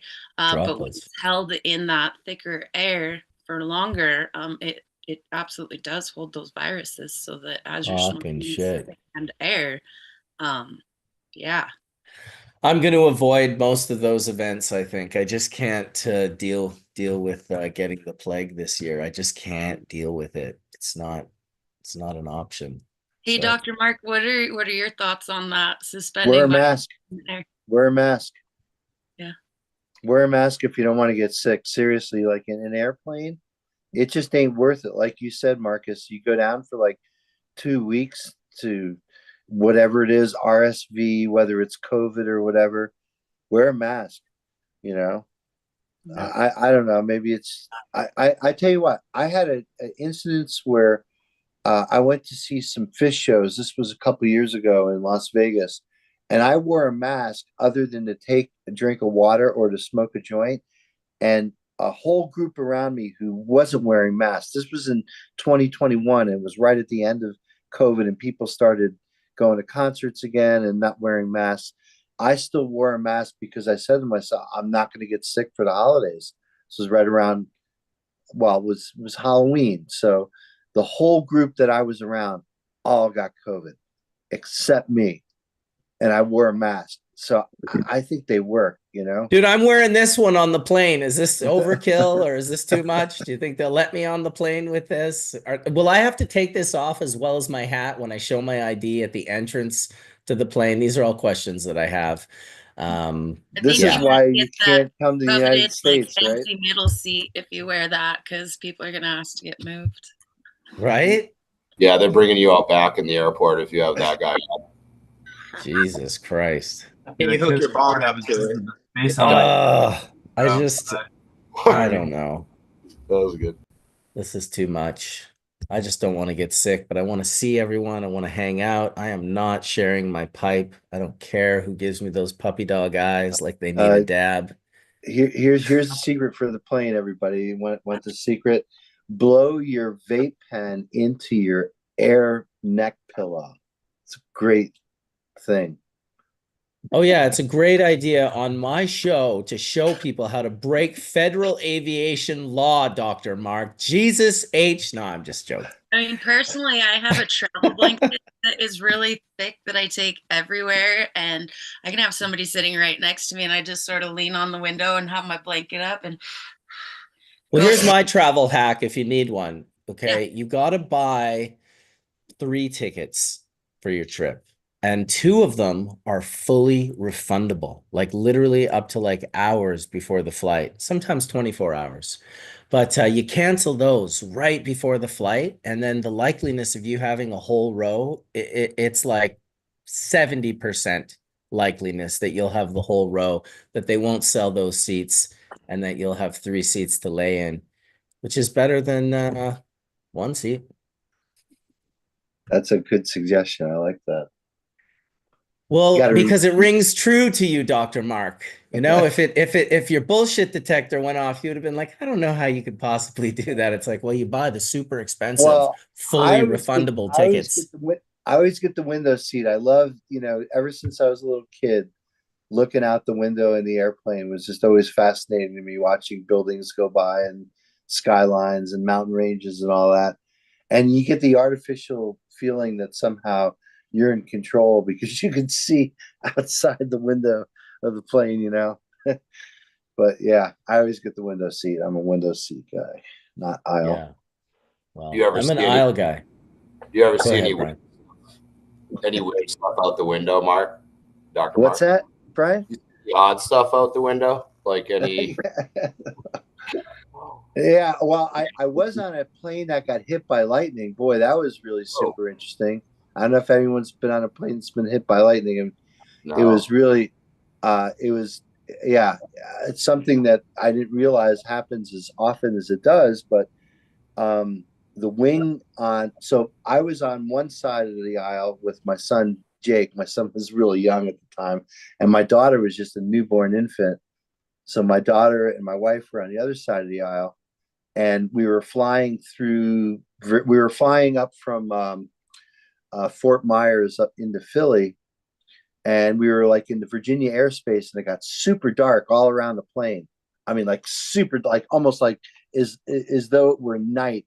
It got that dark, and then there was this brilliant white flash and this loud boom on the left side of the plane, and the wing got hit by lightning. And if you know anything about the plane's anatomy, the wing is the gas tank, right? So it's like, holy shit, man. It was louder than you would not. And you know what? The power didn't even flicker inside the plane at all. But because it was a plane full of, people coming back from Disney World and Florida around spring break, whatnot, it was just all kinds of, people yelling and screaming because we thought we were, you think at that moment, oh man, that's it, we're going down. But the fact that we were all still there and the plane was totally integrated, we ended up being fine. And it turns out that planes get hit by lightning all the time. I'd never been on a plane that been hit by lightning, but that was that one experience I had. This is fun. It was terrifying. It was totally terrifying. I looked at my wife, and the fact that we made eye contact, we knew that we weren't going to die because we were making eye contact, right? It was like, so like if there was a bomb, we would have been gone, right? I mean, it's like, or whatever, a missile or something, the lightning, holy shit. The last plane that I got off of landed, and the second it landed, I had like 3 messages from people saying, well, thank God you weren't the plane that flipped over in Canada. And I was like, what the fuck? Why would you message me that right now? Like, scary. Yeah. No, flying is scary enough, let alone doing it in today's environment with what's going on. But like what I found out too, this is super interesting, Jen, is that there's a coating on the plane so that planes are painted with a a conductive coating that helps disperse the charge around the body of the plane. So if it does get hit by lightning, it's not like a lightning rod, which is like a point, but it's like it spreads the charge over the entire plane, and somehow that makes it safer, I guess. I don't know. Well, Just it's nice and thick, right? It's not yeah. grounded. Yeah. Well, and fortunately, you're not getting like a bolt of lightning through the middle of the gas tank of the wing, right? Everything's on the surface, and it's kind of, it's like shielded or something. I don't know. I found it super interesting. I'm glad when I was digging into my electrostatic book just to get a little better understanding and whatnot, it actually brought up planes and the fact of, water and planes going through, like even the droplets and whatnot builds up such a static charge. That coating I don't think is necessarily for lightning per se, but it's more just for the ability for it not to short out the systems, period, because flying at that rate through water molecules and it actually creates such a static electricity to it that it's used for that specifically, I believe. Yeah, well, here's a little fun fact of trivia that talks about our trade war with Canada. So the only place it's a chromium-based coating. It's called conversion coat, and actually, Jen, it's actually on the plane to prevent corrosion. That's the reason why they paint planes, not that it guards it from lightning, but because of the environmental laws down here in the U.S., we can't actually operate so these planes and the fuselage of these planes are dipped in these huge baths, and the company that does that is Bombardier, which is just over the border here in Quebec. So they have, I guess, the right regulation in order to be able to do this coating on planes that we can't do down here in the US for whatever reason. But like, that's actually, put on there and it's put on the ships too. Ships are trying to keep, obviously corrosion, but also barnacles from sticking to the ship. So they use the same types of coatings, and they have these huge bats. I mean, these are like football fields. Well, they're not quite football field, but they're really fucking huge, big enough that they can, put a plane into it. So you got to imagine how big it is if it's got the whole fuselage of the plane in there, Anyway, a little trivia. A little trade war trivia. Yeah, a little trade war trivia, right? And let's talk about more plane crashes before I fly tomorrow. This is my favorite topic right before I fly out of the country. I'm getting on a flight too, so I feel you. I mean, even with the increase in frequency of plane crashes, you're 1,000 times more likely to get into an accident in your automobile driving to the airport, right? Yeah. But my buddy won the lottery, and that shit was won in millions, and he still fucking won. So the fact that these odds are much lower is disconcerting. So from what I've looked into, because I've been flying quite a bit with commuting back and forth to New York, it's not necessarily that the frequency of these crashes or these issues have increased. From what I was looking at, it looks like they've actually decreased quite a lot. It's just the focus that the media is putting on it to highlight all these different little things that are happening. What? Yeah, they always do that. The media manipulates the story. Right? I was blown away. I was like, what the fuck? How could they do this? Like, yeah, I've flown a ton. I flew every Monday and Friday for 2.5 years straight, guys, straight up from New York to California and back again. Jesus, that's a super long flight, dude. I know, man. I mean, you should look how many points. It's crazy. But my point of saying that is it must have been beautiful, Colin. It was really taxing, to be honest. Like, I don't do that. Whoever's out there getting asked to do projects like that. Hey, don't say that. I'm coming from Utah, so I'm not that far away from California. Yeah, but like my point is, like, it gets to the point where you're like, you realize how stable, like Dr. Mark said, planes can be. Like, they want to be up in the air by design. Like, there's physics behind how that airflow is working for the fuselage is real. And I think that It's really fascinating to me. I mean, they're plane rides, and then tailwinds, right? Tailwinds are another thing that makes the plane go twice as fast sometimes. So there's a lot there, and I think aviation, if I can, the only thing I would say about it is like they need to completely redesign how we get on and off a plane. Like that needs to be thought about. Because this idea that we get up and all get in single file lines is like it's insane. People are not patient. Dude, it's one of the few places that I haven't made hash. I got to be honest. I've made hash in a lot of places. What altitude have you made hash? Who's made out hash at altitude, and what was Dude, it? I've made hash when you in started boats. saying static, when you started saying static generated on the flight, I was like, Ooh. aerial hash lab. How do you harness that energy?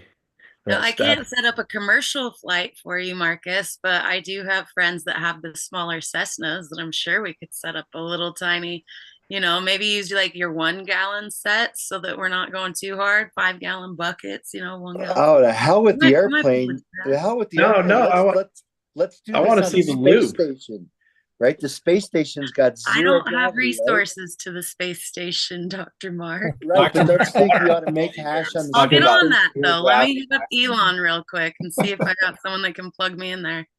How do you Water create is- an adequate shearing force in zero gravity? Yeah, water's way too valuable in space to be doing that with it. But Yeah. definitely get it nice and cold and dry.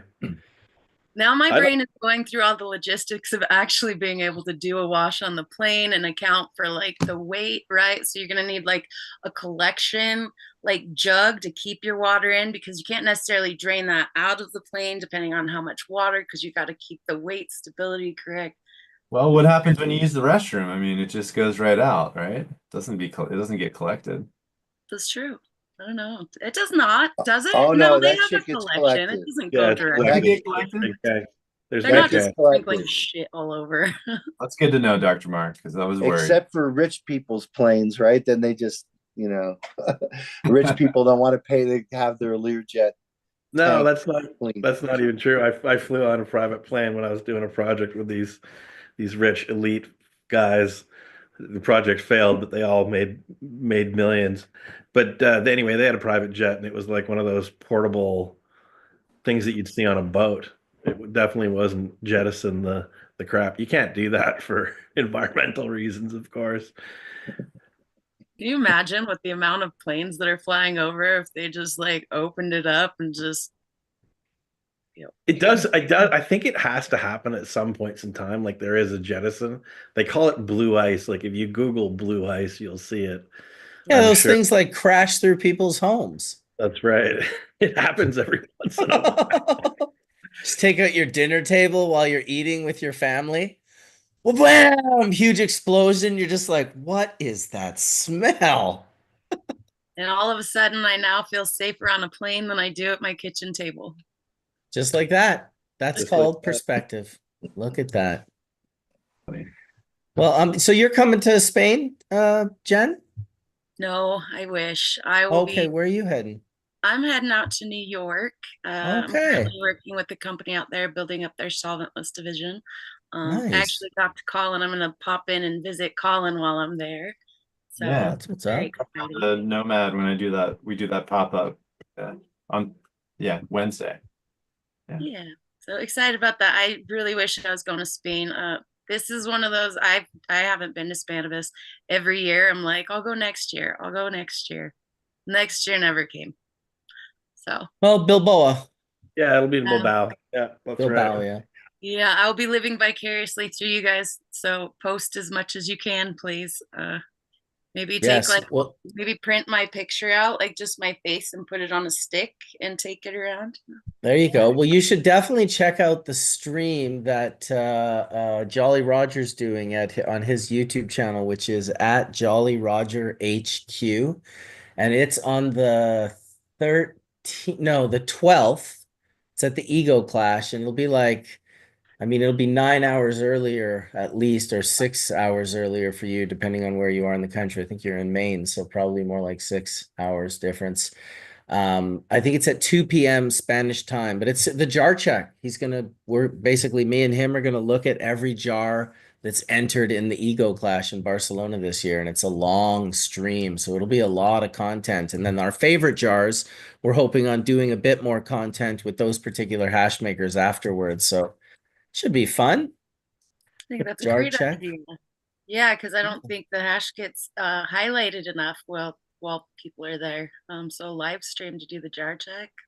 Yeah, exactly. With a nice microscope and like the full 9 yards. They're gonna have a nice setup to make it mouthwatering. And I don't think we're sitting there like puffing. I think it's really just a jar check. We're just looking over each jar and smelling it, and we can puff on them probably later. I'm not sure, but let's see how it goes. That's really a great tool for all of the hash makers that are curious as to what it is that people are liking, and like if I'm to enter this competition, like what are people looking for? What should I be striving for? So I think that's great to highlight the competition jars so people, can get an idea of who's entering what, just so that they understand the quality, like the certain parameters that people are actually looking for. I think that's great.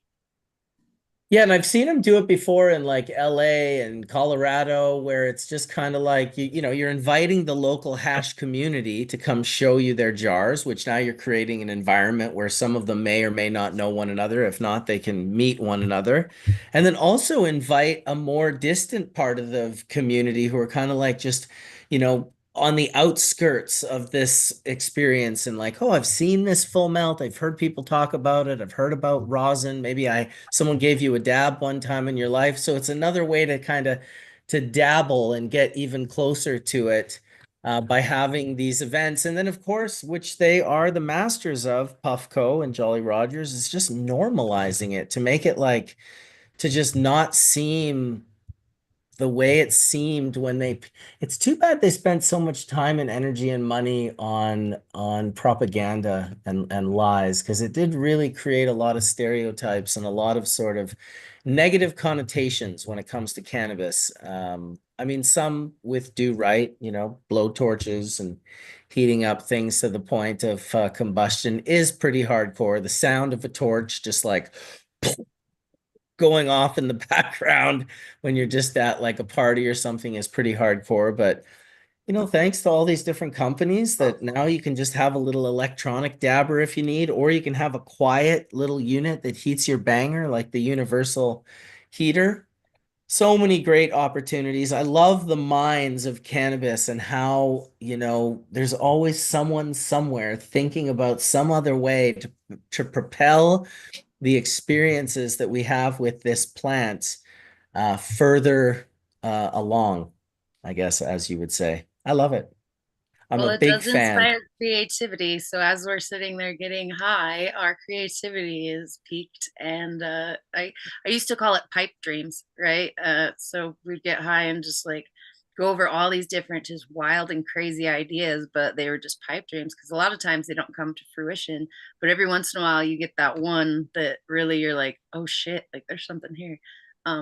Most of my best things have come with inspiration from being just high as a motherfucker. So Yeah, it's called innovation, right? yeah. It's the innovation curve. It's like at some point it kind of plateaus out, but we're at the front end of that curve where it's super steep and things are changing pretty quickly. So yeah, there's lots of innovation going on, and it's great to see.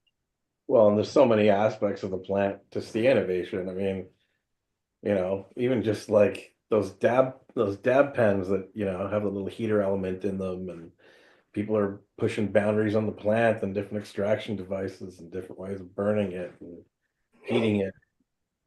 Again, looking at David's David's collection here of bongs, just his like everyday stuff. I mean, he's got, people would give him things, right? People would want him to try. Like there's that radiant thing in here, and these vapes and stuff, but just, consumption and extraction and the plant growing.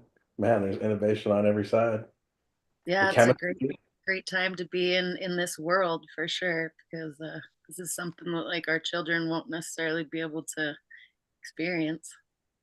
Did you guys talk about that molecule, Mark, the new cannabinoid CD1 CB1 molecule that's non-psychoactive? No.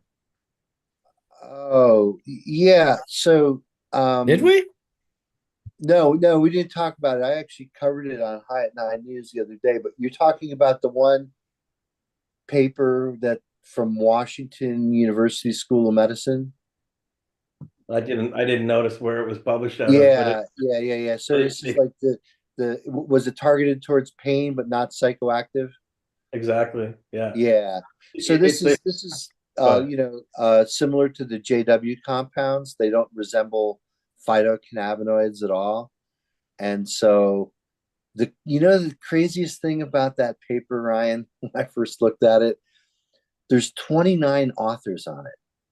right. 29 authors on a peer-reviewed science paper. Certainly it's in the top science journal in the world, Nature, which is, Nature and Science are kind of like and One maybe and two the and a half. proceedings of the National Academy of Science is also up there. But yeah, certainly at the top of the publication thing. So yeah, so what this is this is a compound that has high affinity for CB1, but they put a functional group on the molecule that's going to be charged at physiological pH, so it doesn't cross the blood-brain barrier. So it's something that'll act on CB1 receptors in your peripheral nervous system, but not get into the brain. And so there's no psychoactivity associated with it, or at least that's what the animal models that they ran suggested. And it's like, yeah, I mean, it was funded by the NIH by probably like 6 different grants, because there's like 3 different schools involved, and yeah, a ton of researchers. And yeah, I mean, just to not get political or anything like that, but this is a demonstration of like the type of work that's funded by the National Institutes of Health at various universities, and that are training the doctors and scientists of the next generation. And really important to make sure that work continues, because, like it or not, the United States has been a leader in the world, not necessarily in cannabinoid scientists, but certainly in pharmaceutical sciences in general. And the question always becomes, again, just not to be political or anything, but just to talk about the Food and Drug Administration and how drugs are approved today. Is this study that you're referring to is geared towards pharmaceutical discovery? It's not geared towards, making, synthetic cannabinoids available, so it could be like spice, sprayed on potpourri and then smoked instead of having access to cannabis. People need access to cannabis, and then these molecules will be relegated to researchers to study for, again, they're talking about treating pain. So we know CB1 receptors, in part, are tied to pain. They're tied to the dopaminergic reward system in the brain. There's certainly a connection. In fact, I could share this on Hash Church. I recently sprained my ankle really bad. And just to alleviate the pain, I started going through my medicine cabinet. I'm like, okay, my wife takes the Advil blue gels. Let me try Advil blue gels. Took the Advil blue gels, waited for like 2 or 3 hours, no pain relief whatsoever. So then I was like, okay, let's take those 300 ibuprofens. I'll take 2 of them, so that's 600. Bang, couple ibuprofens, right? Wait like about 2 or 3 hours, no pain relief whatsoever. And I had dabbed several times, thinking that, okay, maybe again, acutely the THC will help, but really, didn't. And this was like throbbing pain in my ankle.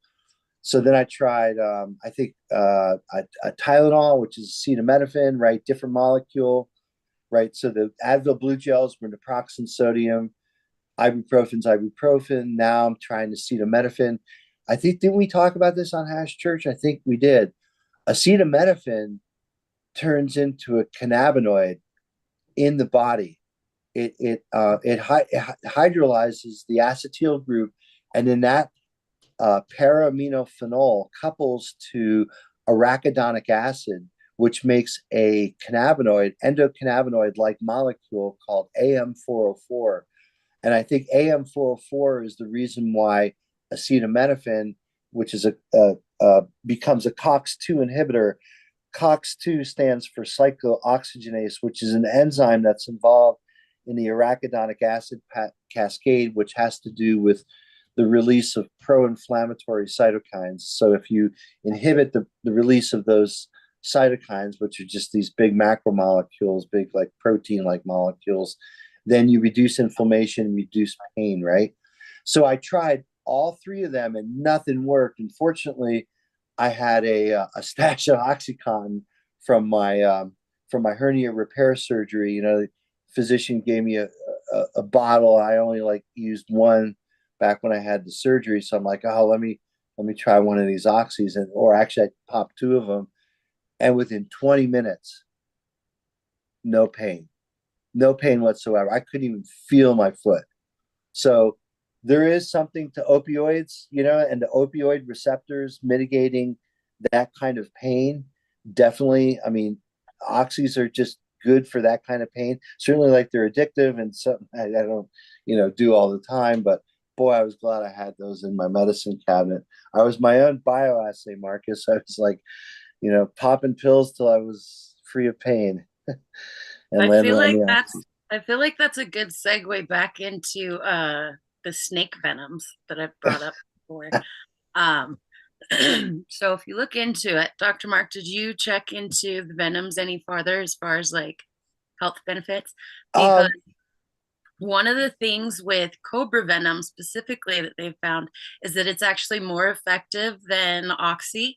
It is non-addictive, but it's whatever the peptides or the proteins or the different components in that, they are actually acting in a very well, like I said, it's not even just that it's similar. They're saying that it has potential to have better pain management, Yeah. with zero negative side effects and no addiction. Yeah, they're peptides, so they're naturally degraded in the body. And yeah, it's amazing how biologically active they are.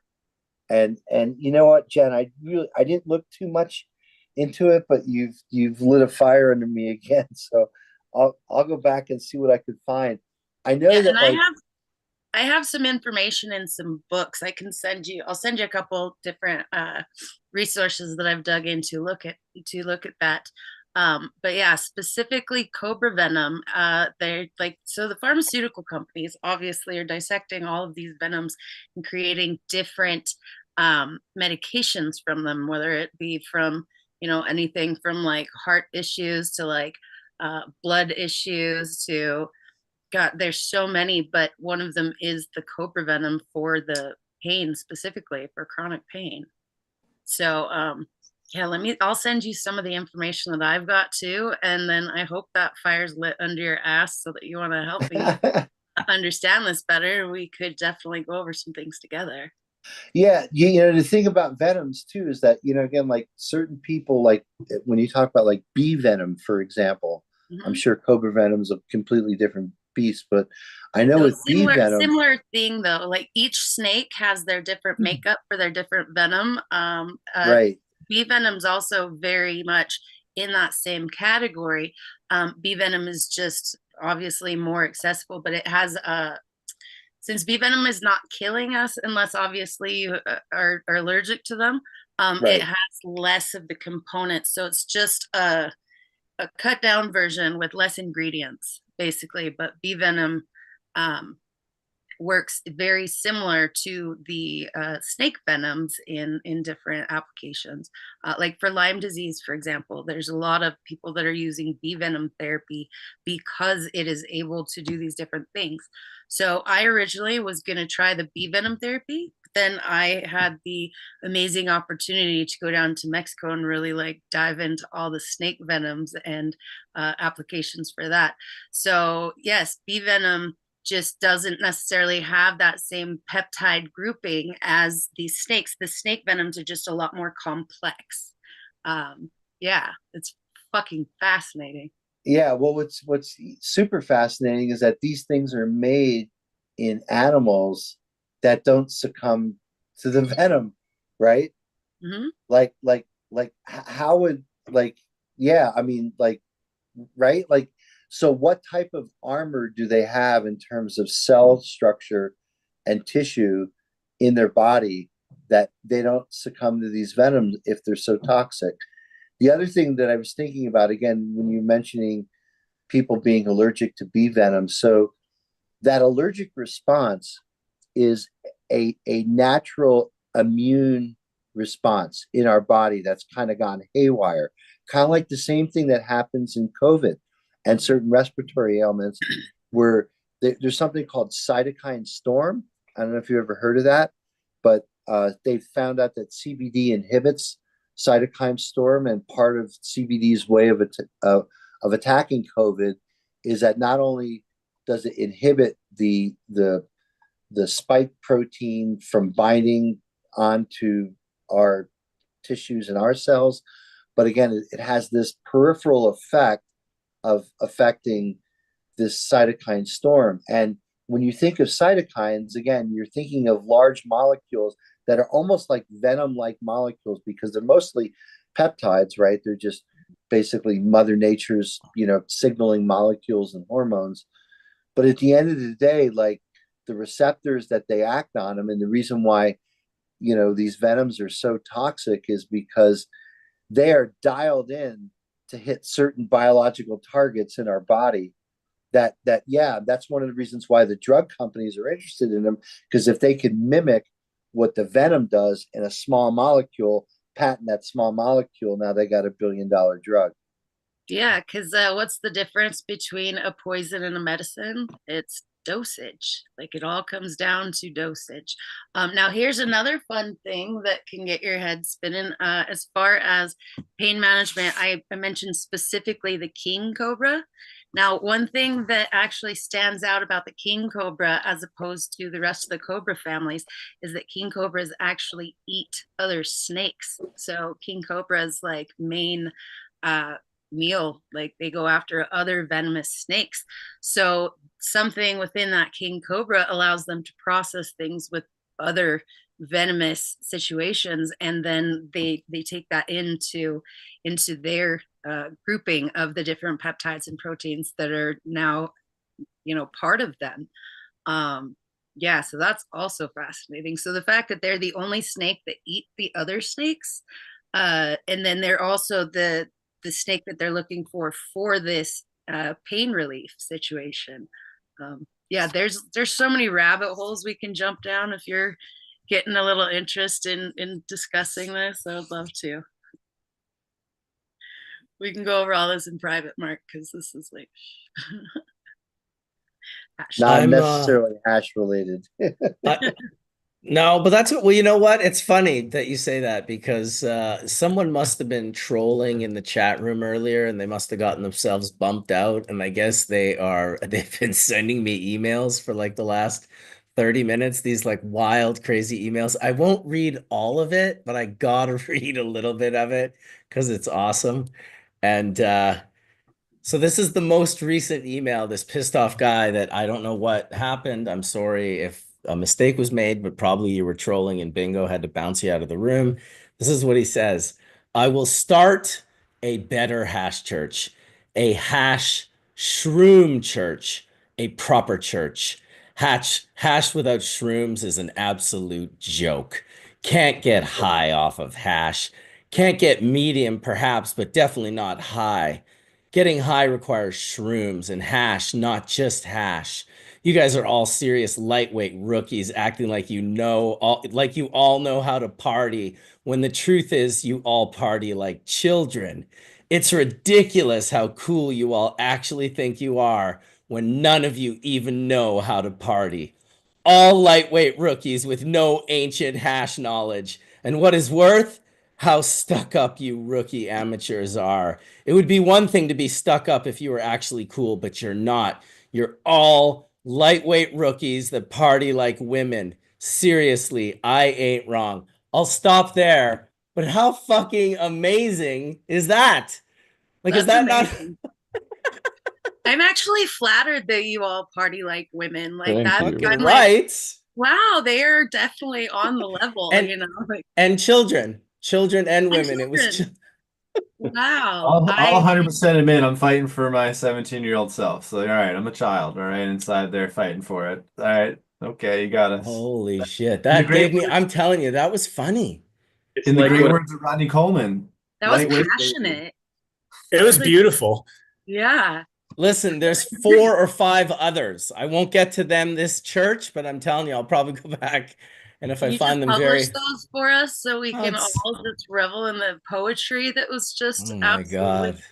produced this there? could be like, this could be like when a was split between the Shia and the Sunni, right?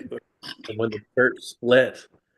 It's like that could all be very important scripture at some point in time, Mark. So you keep that. Don't let that Oh get my away. God. There's so many productive avenues of thought. This is not one of them. I'm honored. I'm honored that we were able to inspire him in such a way that he's now taking these steps to like live his dream, like I love man, that he thinks this like we're partying Sunday morning. yeah, This is like, yeah, let's party. We're yeah. partying.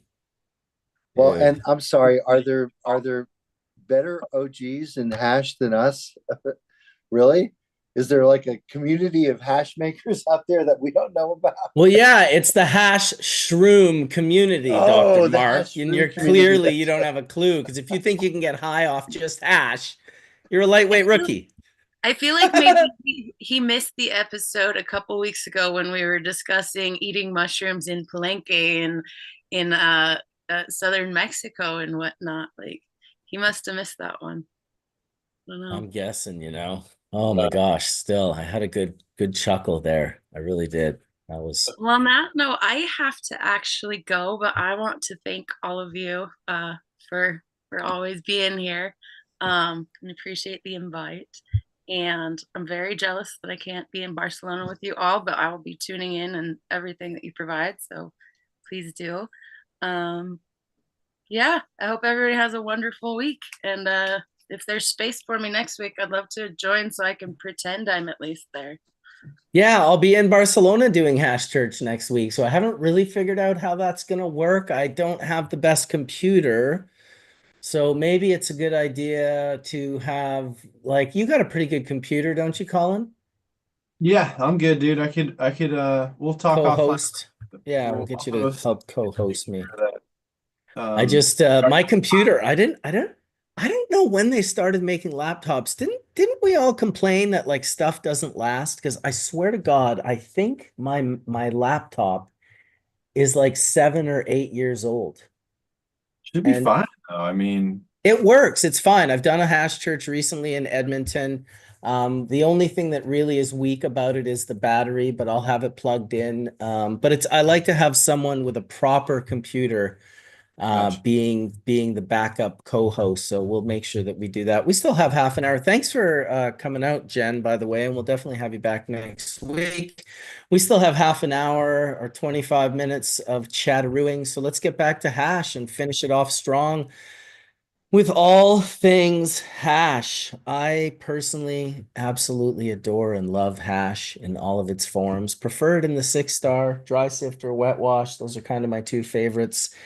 I do appreciate rosin as well. I feel very much it's like a dessert. It's just delicious and awesome. And it's sometimes a little easier to clean out of the banger. If I'm in a rush, I might like just take a quick dab of rosin over a dab of bubble hash. But yeah, any aspect of smoking it, making it, curing it, playing with it, photographing it, I'm good to do 25 minutes and we can kind of link up again next week in Barcelona. Barcelona. Anybody? Nobody? Somebody? Marcus, from that episode we had where we brainstormed different episodes, what's left? So we did the solventless one, we did the solvent one, we did the athletic one, we did the mental health one, we did the music one. What's still left in that list? Well, let me first, I gotta find where I put all that stuff. So I think it might have been in Hash Church. No. Ideas. There's the mental health show. I have them all isolated, but there was one place in my notes that I had all of this, Dr. Mark, in regards to everyone's ideas. There's Caleb's music show. It's just deep down there. Like Well, the really reason why I deep down ask, I here. remember one we were talking about was like food pairings, right? We were talking about a food episode, right?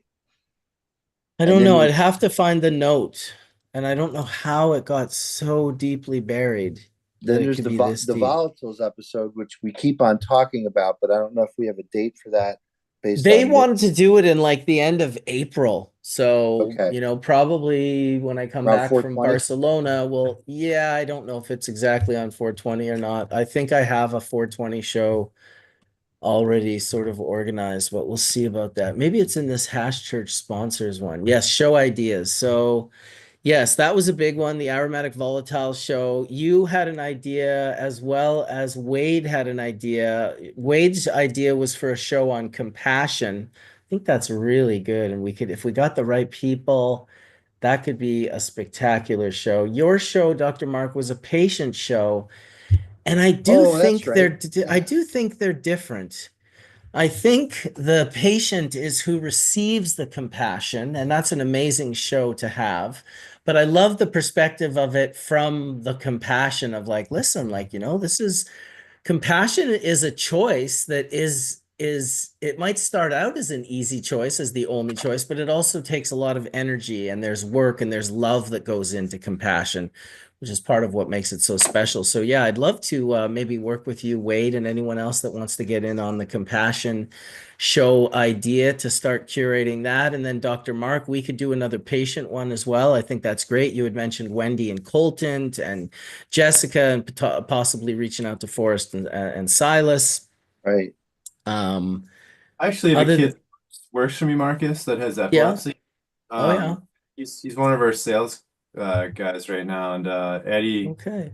would be great. He's actually had real episodes that I mean, it's been a journey for him. So No doubt. great guy though. What a cool guy. So Mhm. Awesome. Yeah, these are all good things to write down and keep notes on, but we did do a lot of them. Like the sports Yeah. medicine one got done. Right. It is too bad we never got Sam's idea done, which we'll have to do in honor of him, which was the invite the other side of the argument for some intense episodes of Hash Church. He was like, let's invite the people that say the opposite of what we're out here saying and have conversations with them. I was like, of course you'd want to stir the pot. Yeah.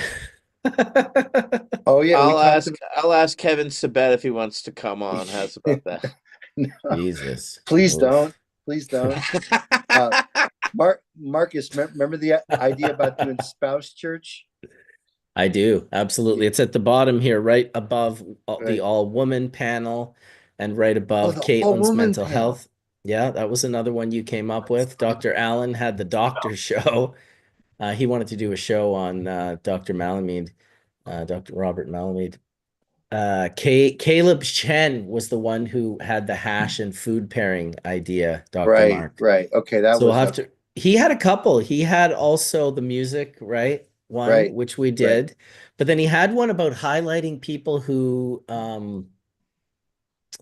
washing, terpenoline dominant or, narrow leaf drug cultivars over heavy yielders, that type of guest. Like who makes the sacrifice for margin for the Quality. specific flavor profile and Yeah. quality, but really flavor profile that just yields way less, so he thought there was a really good conversation to be had in that as well. I think that there's more episodes to be had in both the solventless and solvent aspect. The solvent conversation was very interesting for me, who's, I don't get to hear a lot of it, but I thought you guys had a really good conversation that last solvent episode we did That with was Jorge Sam's last church, I think. It was Sam's last church. Yep. It Yep. was absolutely Sam's last church, which is also just like such a Sam thing, right? Like I'll make my last episode of Hash Church the solvent episode. Yeah, just like he was the hemp guy, right? Yeah. One thing that comes to mind, Dr. Mark, is trying to bridge that the worlds together in a way where we actually borrow in solventless so much from solvent-based work. If you really break it down in terms of how we create diamonds in a jar, how we extract and mechanically separate things, it's very there's a lot of correlations there, I think, that I'd love to try to find inroads with. Because I think it breaks down the barrier a bit more if we kind of try to find that middle ground. Extractors are off after very similar things. You just have different mediums, right? But it's the same conversation in a lot of respects. You know, like I have these conversations with hash makers where they're like, how do you create diamonds? Well, I'm like, well, I've borrowed all these concepts from all these other process techniques. So in my head, they are correlated, but they may not be one for one, you know? How do you feel about that?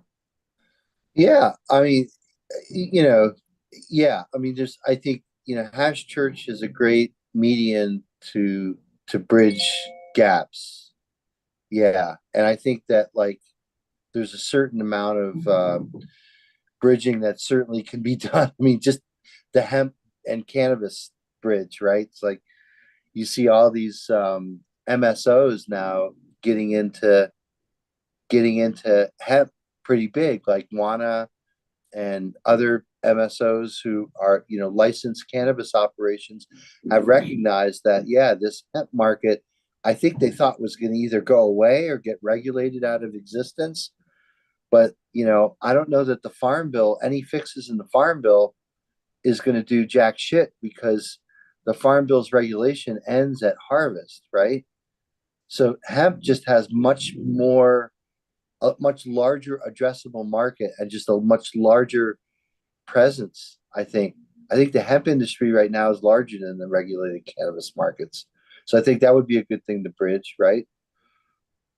And yeah, like, Dr. Allen was talking about having a doctor episode. Man, it would be so great to get like Jean Talleyrand.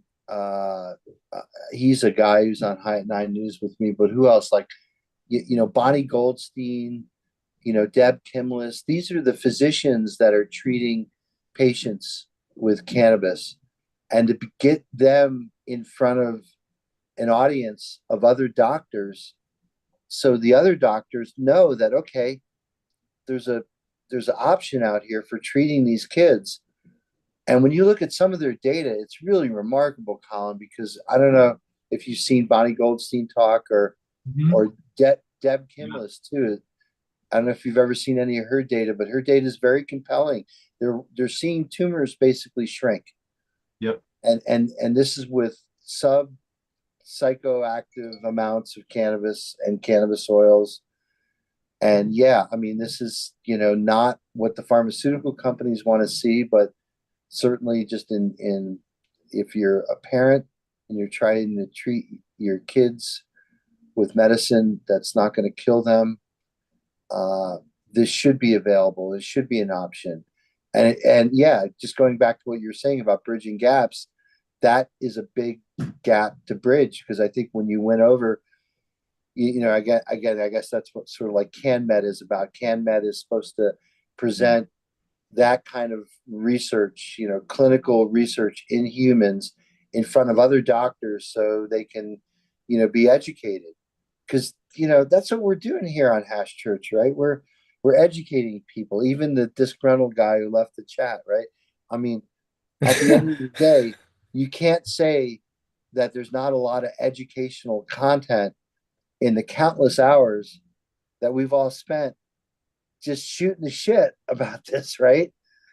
I mean, there's Dude, well, a lot listen, of I have an update. I have an update from the disgruntled guy that left the chat room, and it's a good one. It's a good one. I've got another email to read I think here he's to the group. He's texting me now, Marcus. Check this out. He says, "Hi, Marcus.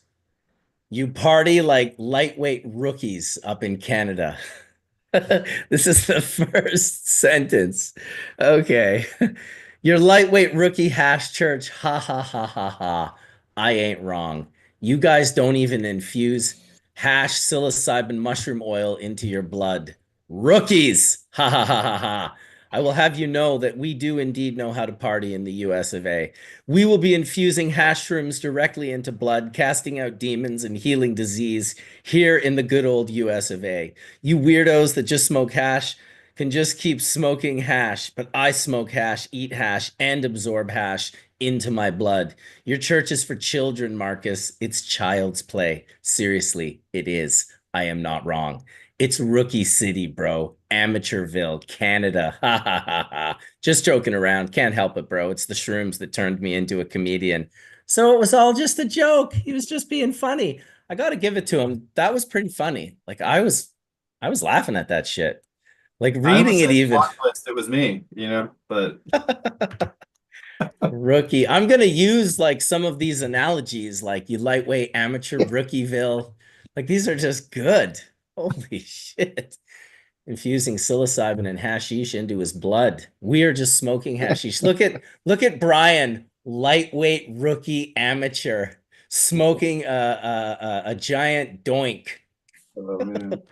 Every time he takes a pull on it, more comes off the cherry than he exhales out of his lungs. It's just got like 5 grams of rosin in that bad boy. Awesome. As you should. As you should. Fuck, that was pretty funny. Not gonna lie. I appreciate people being funny. I don't mind being trolled either if it's in good spirits and it's not too mean and it doesn't get like scary. I don't mind. But yeah, 12 minutes left before a nice episode. Is that really trolling then if it's all nice and fluffy?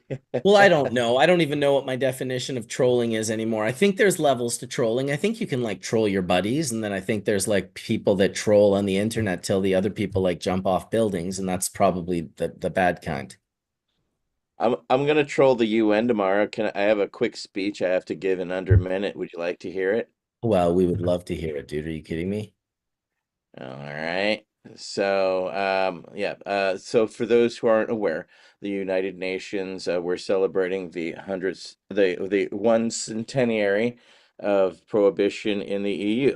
It's been 100 years. So a part of our display, we have a 2 by 3 meter display with the Cannabis Embassy, and the United Nations has made us aware that bringing in immature CBD plants makes them uncomfortable.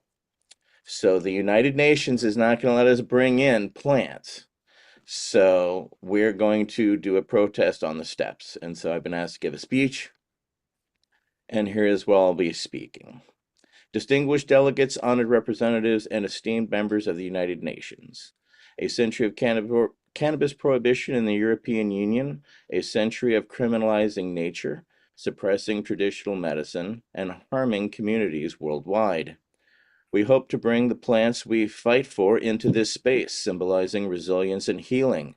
Yet even here, those plants remain barred at the door, reflecting a long history of stigma despite overwhelming scientific evidence and countless lives touched by this medicine. As veterans, caregivers, and advocates, we carry the weight of those lost in the war on drugs, countless lives that could have been saved with compassion, not punishment.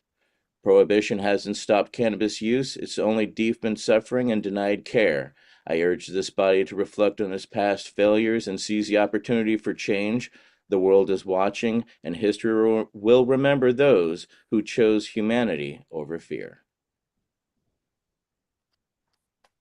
Beautiful, brother. Standing Here. ovation. Gonna troll them in the morning. Here, let's go on to gallery so you can see us all giving you your claps. There you go. There you go. There you go. Awesome, dude. Love that you're in our corner. Love that you're out there, cannabis warrior, fighting for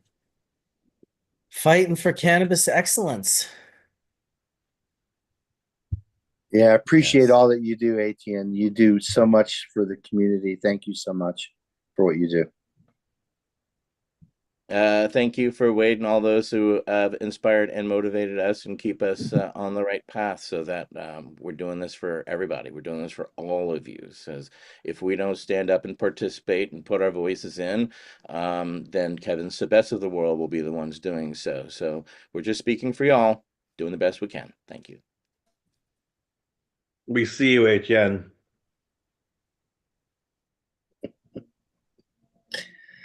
Is it me or does ATN and Ryan look like brothers? From another mother. That's funny you bring that up. Yeah, we got to get them together and do a photo. That'd be amazing. Yeah. Get Yeah, it but in. eat it. Ryan, how long are you in Amsterdam for, dude? I'm here until the family doesn't need me. Oh, that's amazing, man. Yeah, I'm gonna go to Barcelona next week, but I just want to be here to help them deal with everything, you know. Yeah. There's a whole legacy that David's leaving behind, and Yeah. making sure that that gets handled properly is important to me. Yeah. That's right on. That's amazing. No, I'm glad you're there doing that and helping with that. That's super, super amazing, man. Fuck. I know. Well, yeah, Etienne, brought some interesting points and introductions to people that might be interested in some of the collection things, like the badges and the books and all that kind of stuff. Whether it goes to a museum, someone that's doing a museum or whatever, who knows what that looks like. But there's a lifetime of collecting that David put in here, and Yeah. David's life, not a life. yeah, David's lifetime of collecting, which the guy lived like 18 lives, so that's a lot of stuff. well, and listen, having just gone through this with my mom, over the last year, I'm the executor of my mom's estate as well. She passed not long ago. And I realized in the process that, we all have our own stuff, right? That we drag with us through life. And that's, for a lot of us, that can be a burden, even some of the stuff that we choose to keep, right? Like David was an insane collector, and it's one thing to be carrying your own stuff through life, but carrying somebody else's stuff through life is absurd, right? And you want to keep things that remind them of you and are important to you, but you can't become responsible for everybody else's stuff, right? And so I find I landed on the best thing that I could do to respect my mom is to find good homes for her stuff where it's going to go to someone that's going to appreciate it, or where it's going to be valued the most. And yeah, so I want to help Diana deal with that because like I said, David was an insane collector. I mean, some of us know about like the police badges. Well, I'll do a bunch of videos or take some videos, and as we're going through it, I can bring some pictures and just show you some of the stuff. But I mean, he collected these police badges from drug task force all over the world.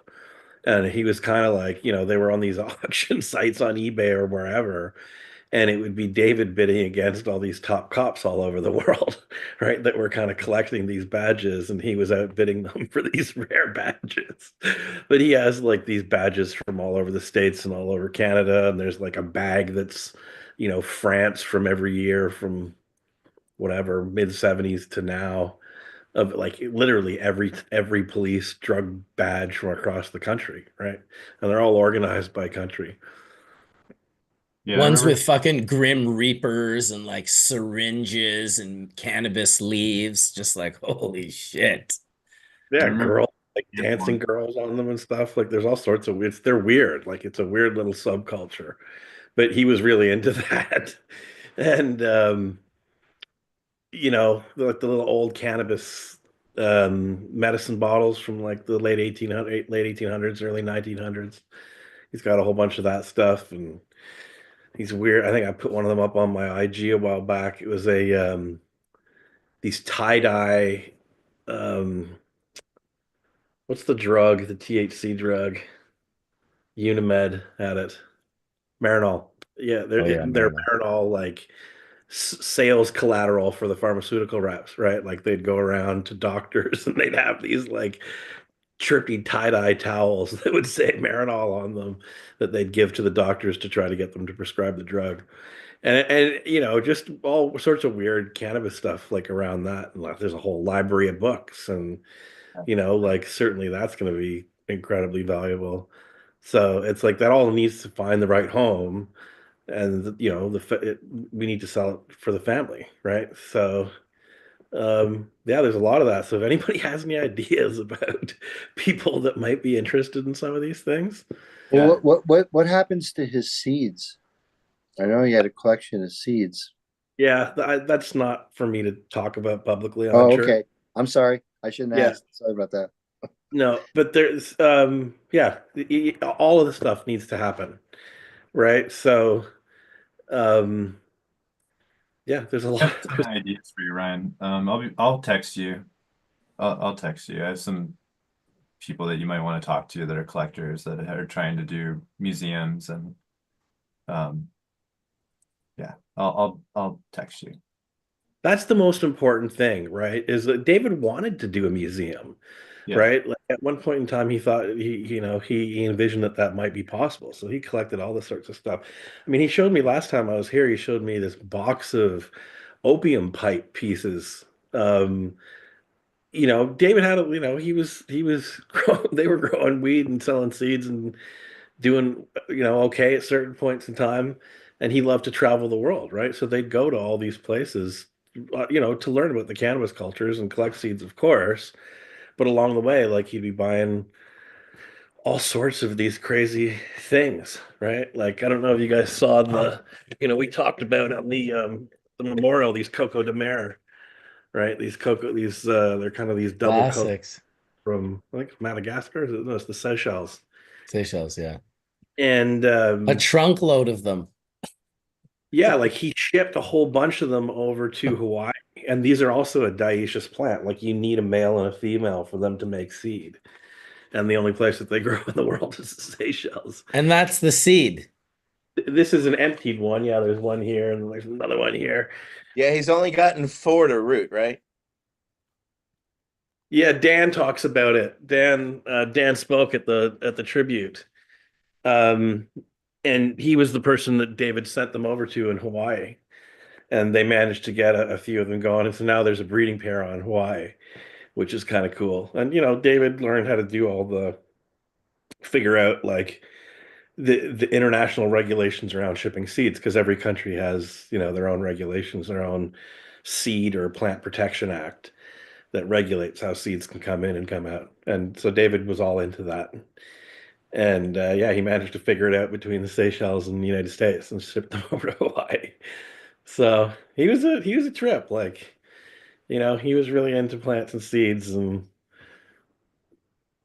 as people that knew him, he's just such an outside the box thinker and wouldn't take no for an answer, right? Like, if he got an idea that he wanted to execute or get done, he would make a way he'd figure out the rules and the exceptions so that he could do it.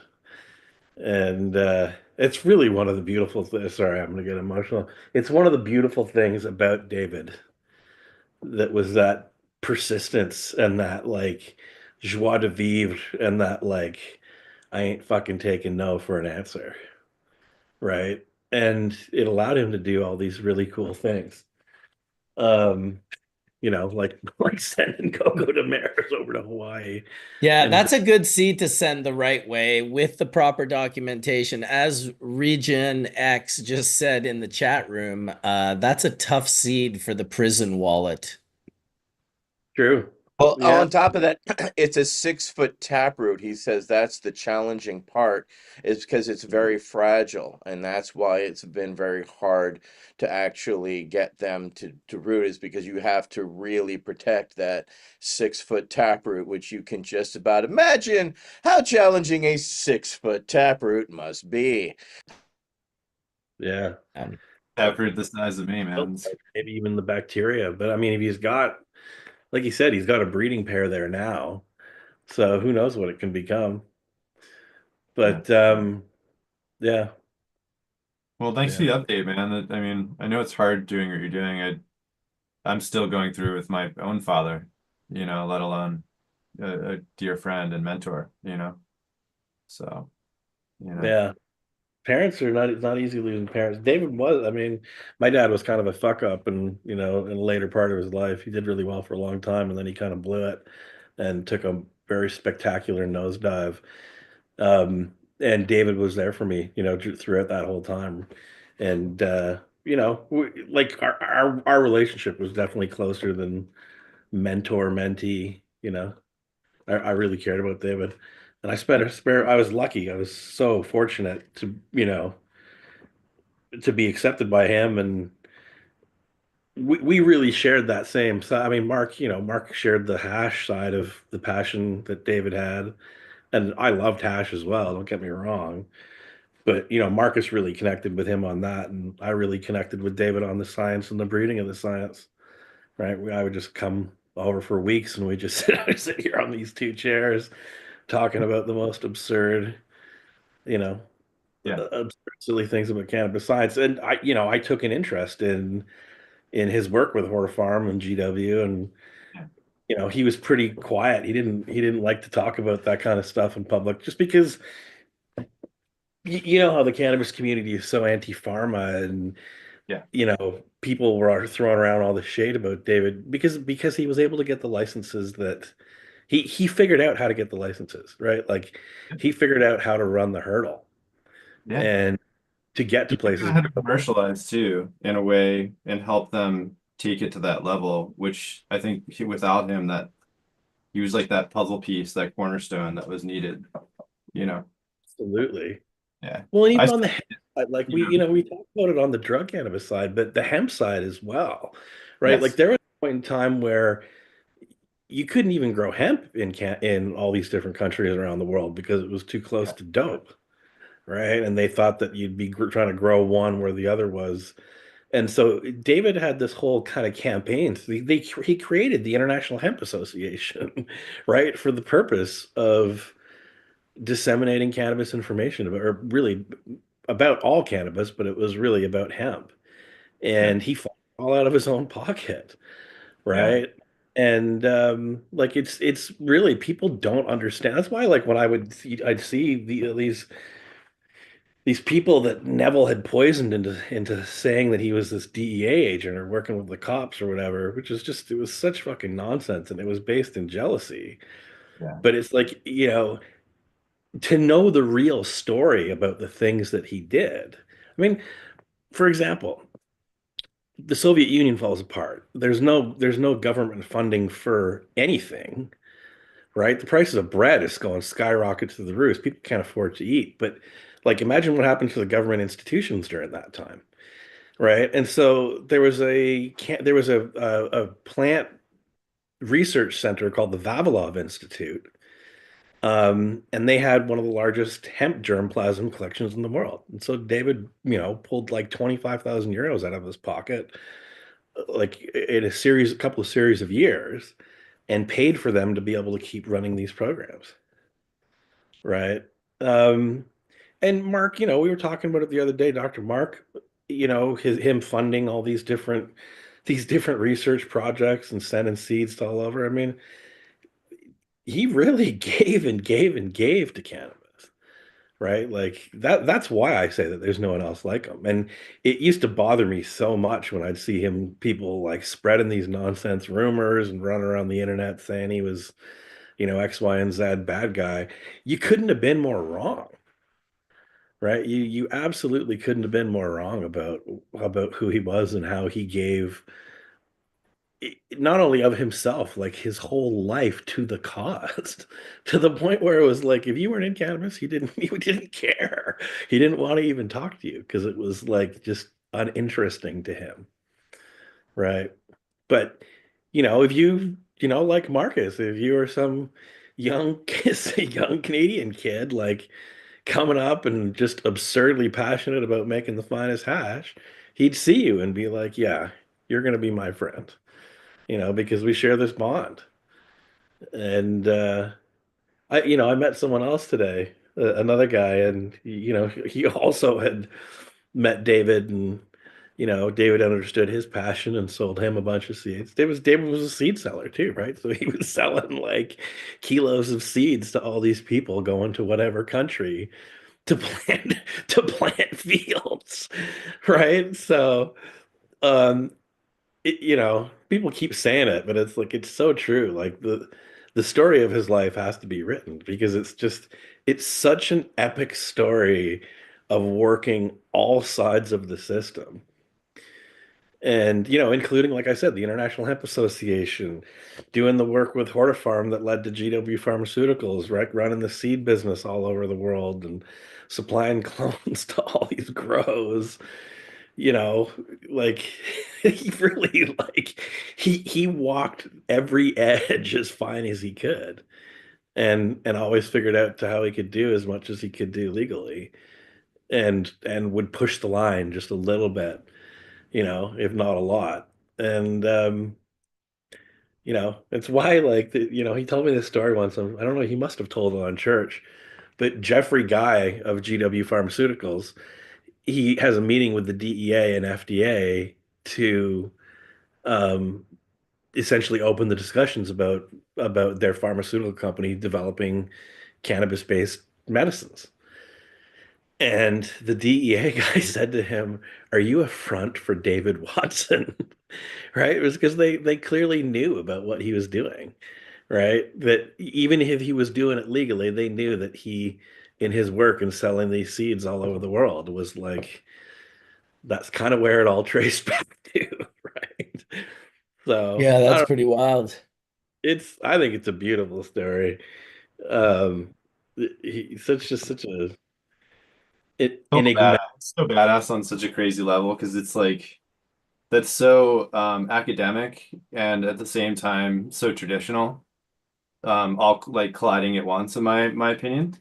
Because what he did is he figured out how to commercialize in such a way that it took his total passions and turned it into a path that was like totally unstoppable.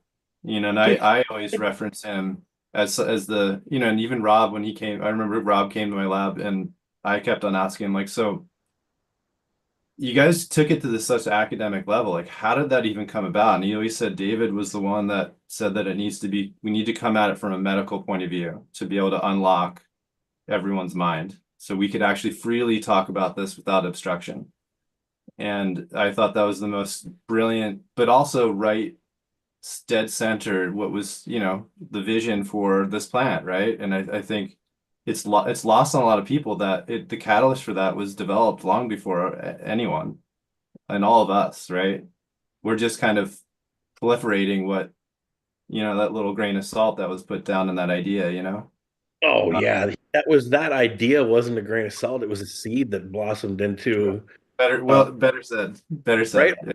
It didn't just blossom into one plant, it blossomed into a forest, and he figured out how to tie all those different, like you said, like he wanted to know everybody in every sector of academia, and he would just call them right off the bat, like as soon as he heard of anybody or found a new article, a new scientific article. I am David Watson from Hortifarm. We did this first and first and first, right? And he would do his silverback thing. Yeah. But what he wasn't doing it in an arrogant way. He was doing it in a way to say, "Hey, I'm really serious about this shit, and if you are too, let's be friends." And he became friends with all these people. Like for example, this guy, Dr. Ivan Boksa, is a world famous hemp breeder out of Hungary, and they developed all these special varieties. And this guy was the cannabis expert in his country. He was the guy that the national police force would go to when there was a cannabis bust, and they'd bring him and say, "Hey, is this hemp or is this drug cannabis?" And David got him producing skunk seeds by the ton, right? By the hectare, right? They took like the last of like when he brought all the skunk over from California, he planted all the stuff in the greenhouse trials where we've all heard the stories about, the 10 best females, 10 best males, all intercrossed, 100 populations and growing them all out at the same time to isolate the best, right? And he and Rob were walking those fields in the greenhouse. With the remainder of that seed, they got this hemp researcher to grow on 2 hectares, and he and Rob went over and rogued the fields, like pulled all the non-skunk off types and the males. They pulled the males that they didn't want to be in the crop. And on, 2 hectares, they produced skunk, open pollinated skunk, because this guy he was producing all these hemp varieties in by the ton, by the multi-ton, and he, so that he David had him produce skunk on the multi-ton, right? And they loaded up like half an 18 wheeler with it full of these huge blue barrels and drove back like literally tons of skunk seed to Holland, right? Which he would sell for 5,000 euros a kilo, 10 cents a seed. And multiple seed companies would buy them and repackage them as skunk and other things. And it was like that was a major source of seed production for the world. Is that how all that skunk ended up all over the world?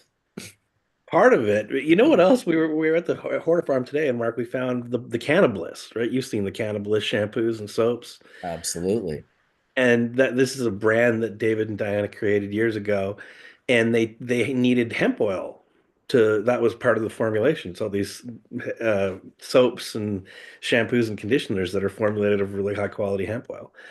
And they actually had so much skunk seed that they pressed a couple of tons of I skunk remember seed that. That's insane.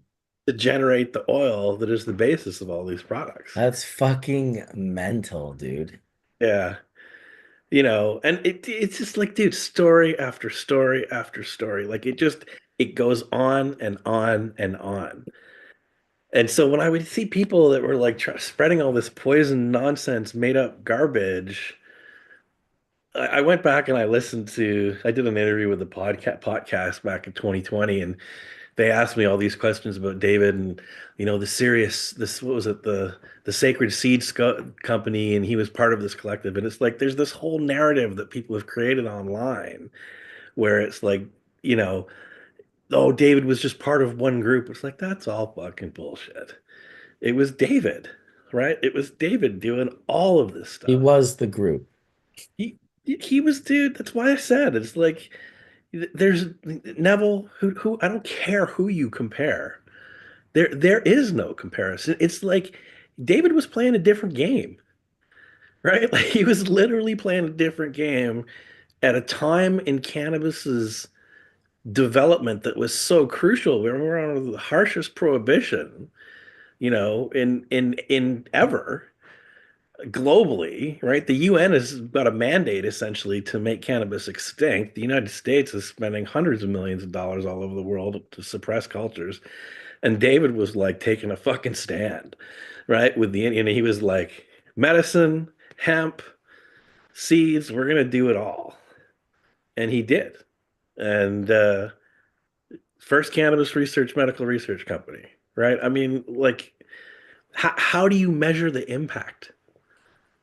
All of us. There's not a single one of us here that would be here doing what we were doing without David. 100%. No way. Not a chance. Everything that I've done is the roadmap based off of Hort Farm. I'll be honest about that because that's the only thing that I respect. Straight up. It's like what he did was what we all are chasing, trying to do. Yep. And all these companies around us, I don't see them as like anything other than opportunists. They don't have a passion. They don't have a product roadmap that is so unbelievable that it can't be recreated.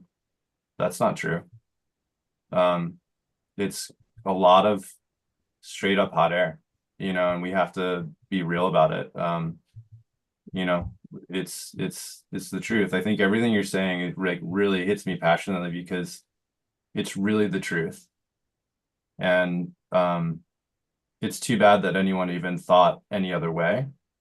Because as a young kid, I got it on the forums as we all did. Oh, Sam is this, Sam's that. Well, no, that's obviously it's not true. Part of me would say I don't care, but the reason that I care is that I know that it hurt David.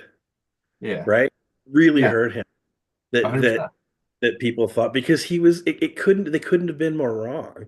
And David did some funny things like that didn't help his cause. Like for example, University of Mississippi, Muhammad El-Soli wants some skunk seeds, right? So David he had a second seed company, non-hortifarm, that he used for this kind of stuff, and so he used that company to ship seeds to the DEA. or sorry, to the University of Mississippi, who had to get a DEA permit to allow them to import cannabis seeds at the time. And the way that I've done a bunch of these paperwork all over the world with David. Usually what happens is the government issues 4 copies of a license. It's the issuing government keeps one, the importer keeps one, there's a copy of the license that's sent to the exporter, and then there's usually one that goes to the exporter's government if they require it. And so when David got this, he was shipping these seeds to the University of Mississippi. He had an import license from the DEA from the University of Mississippi.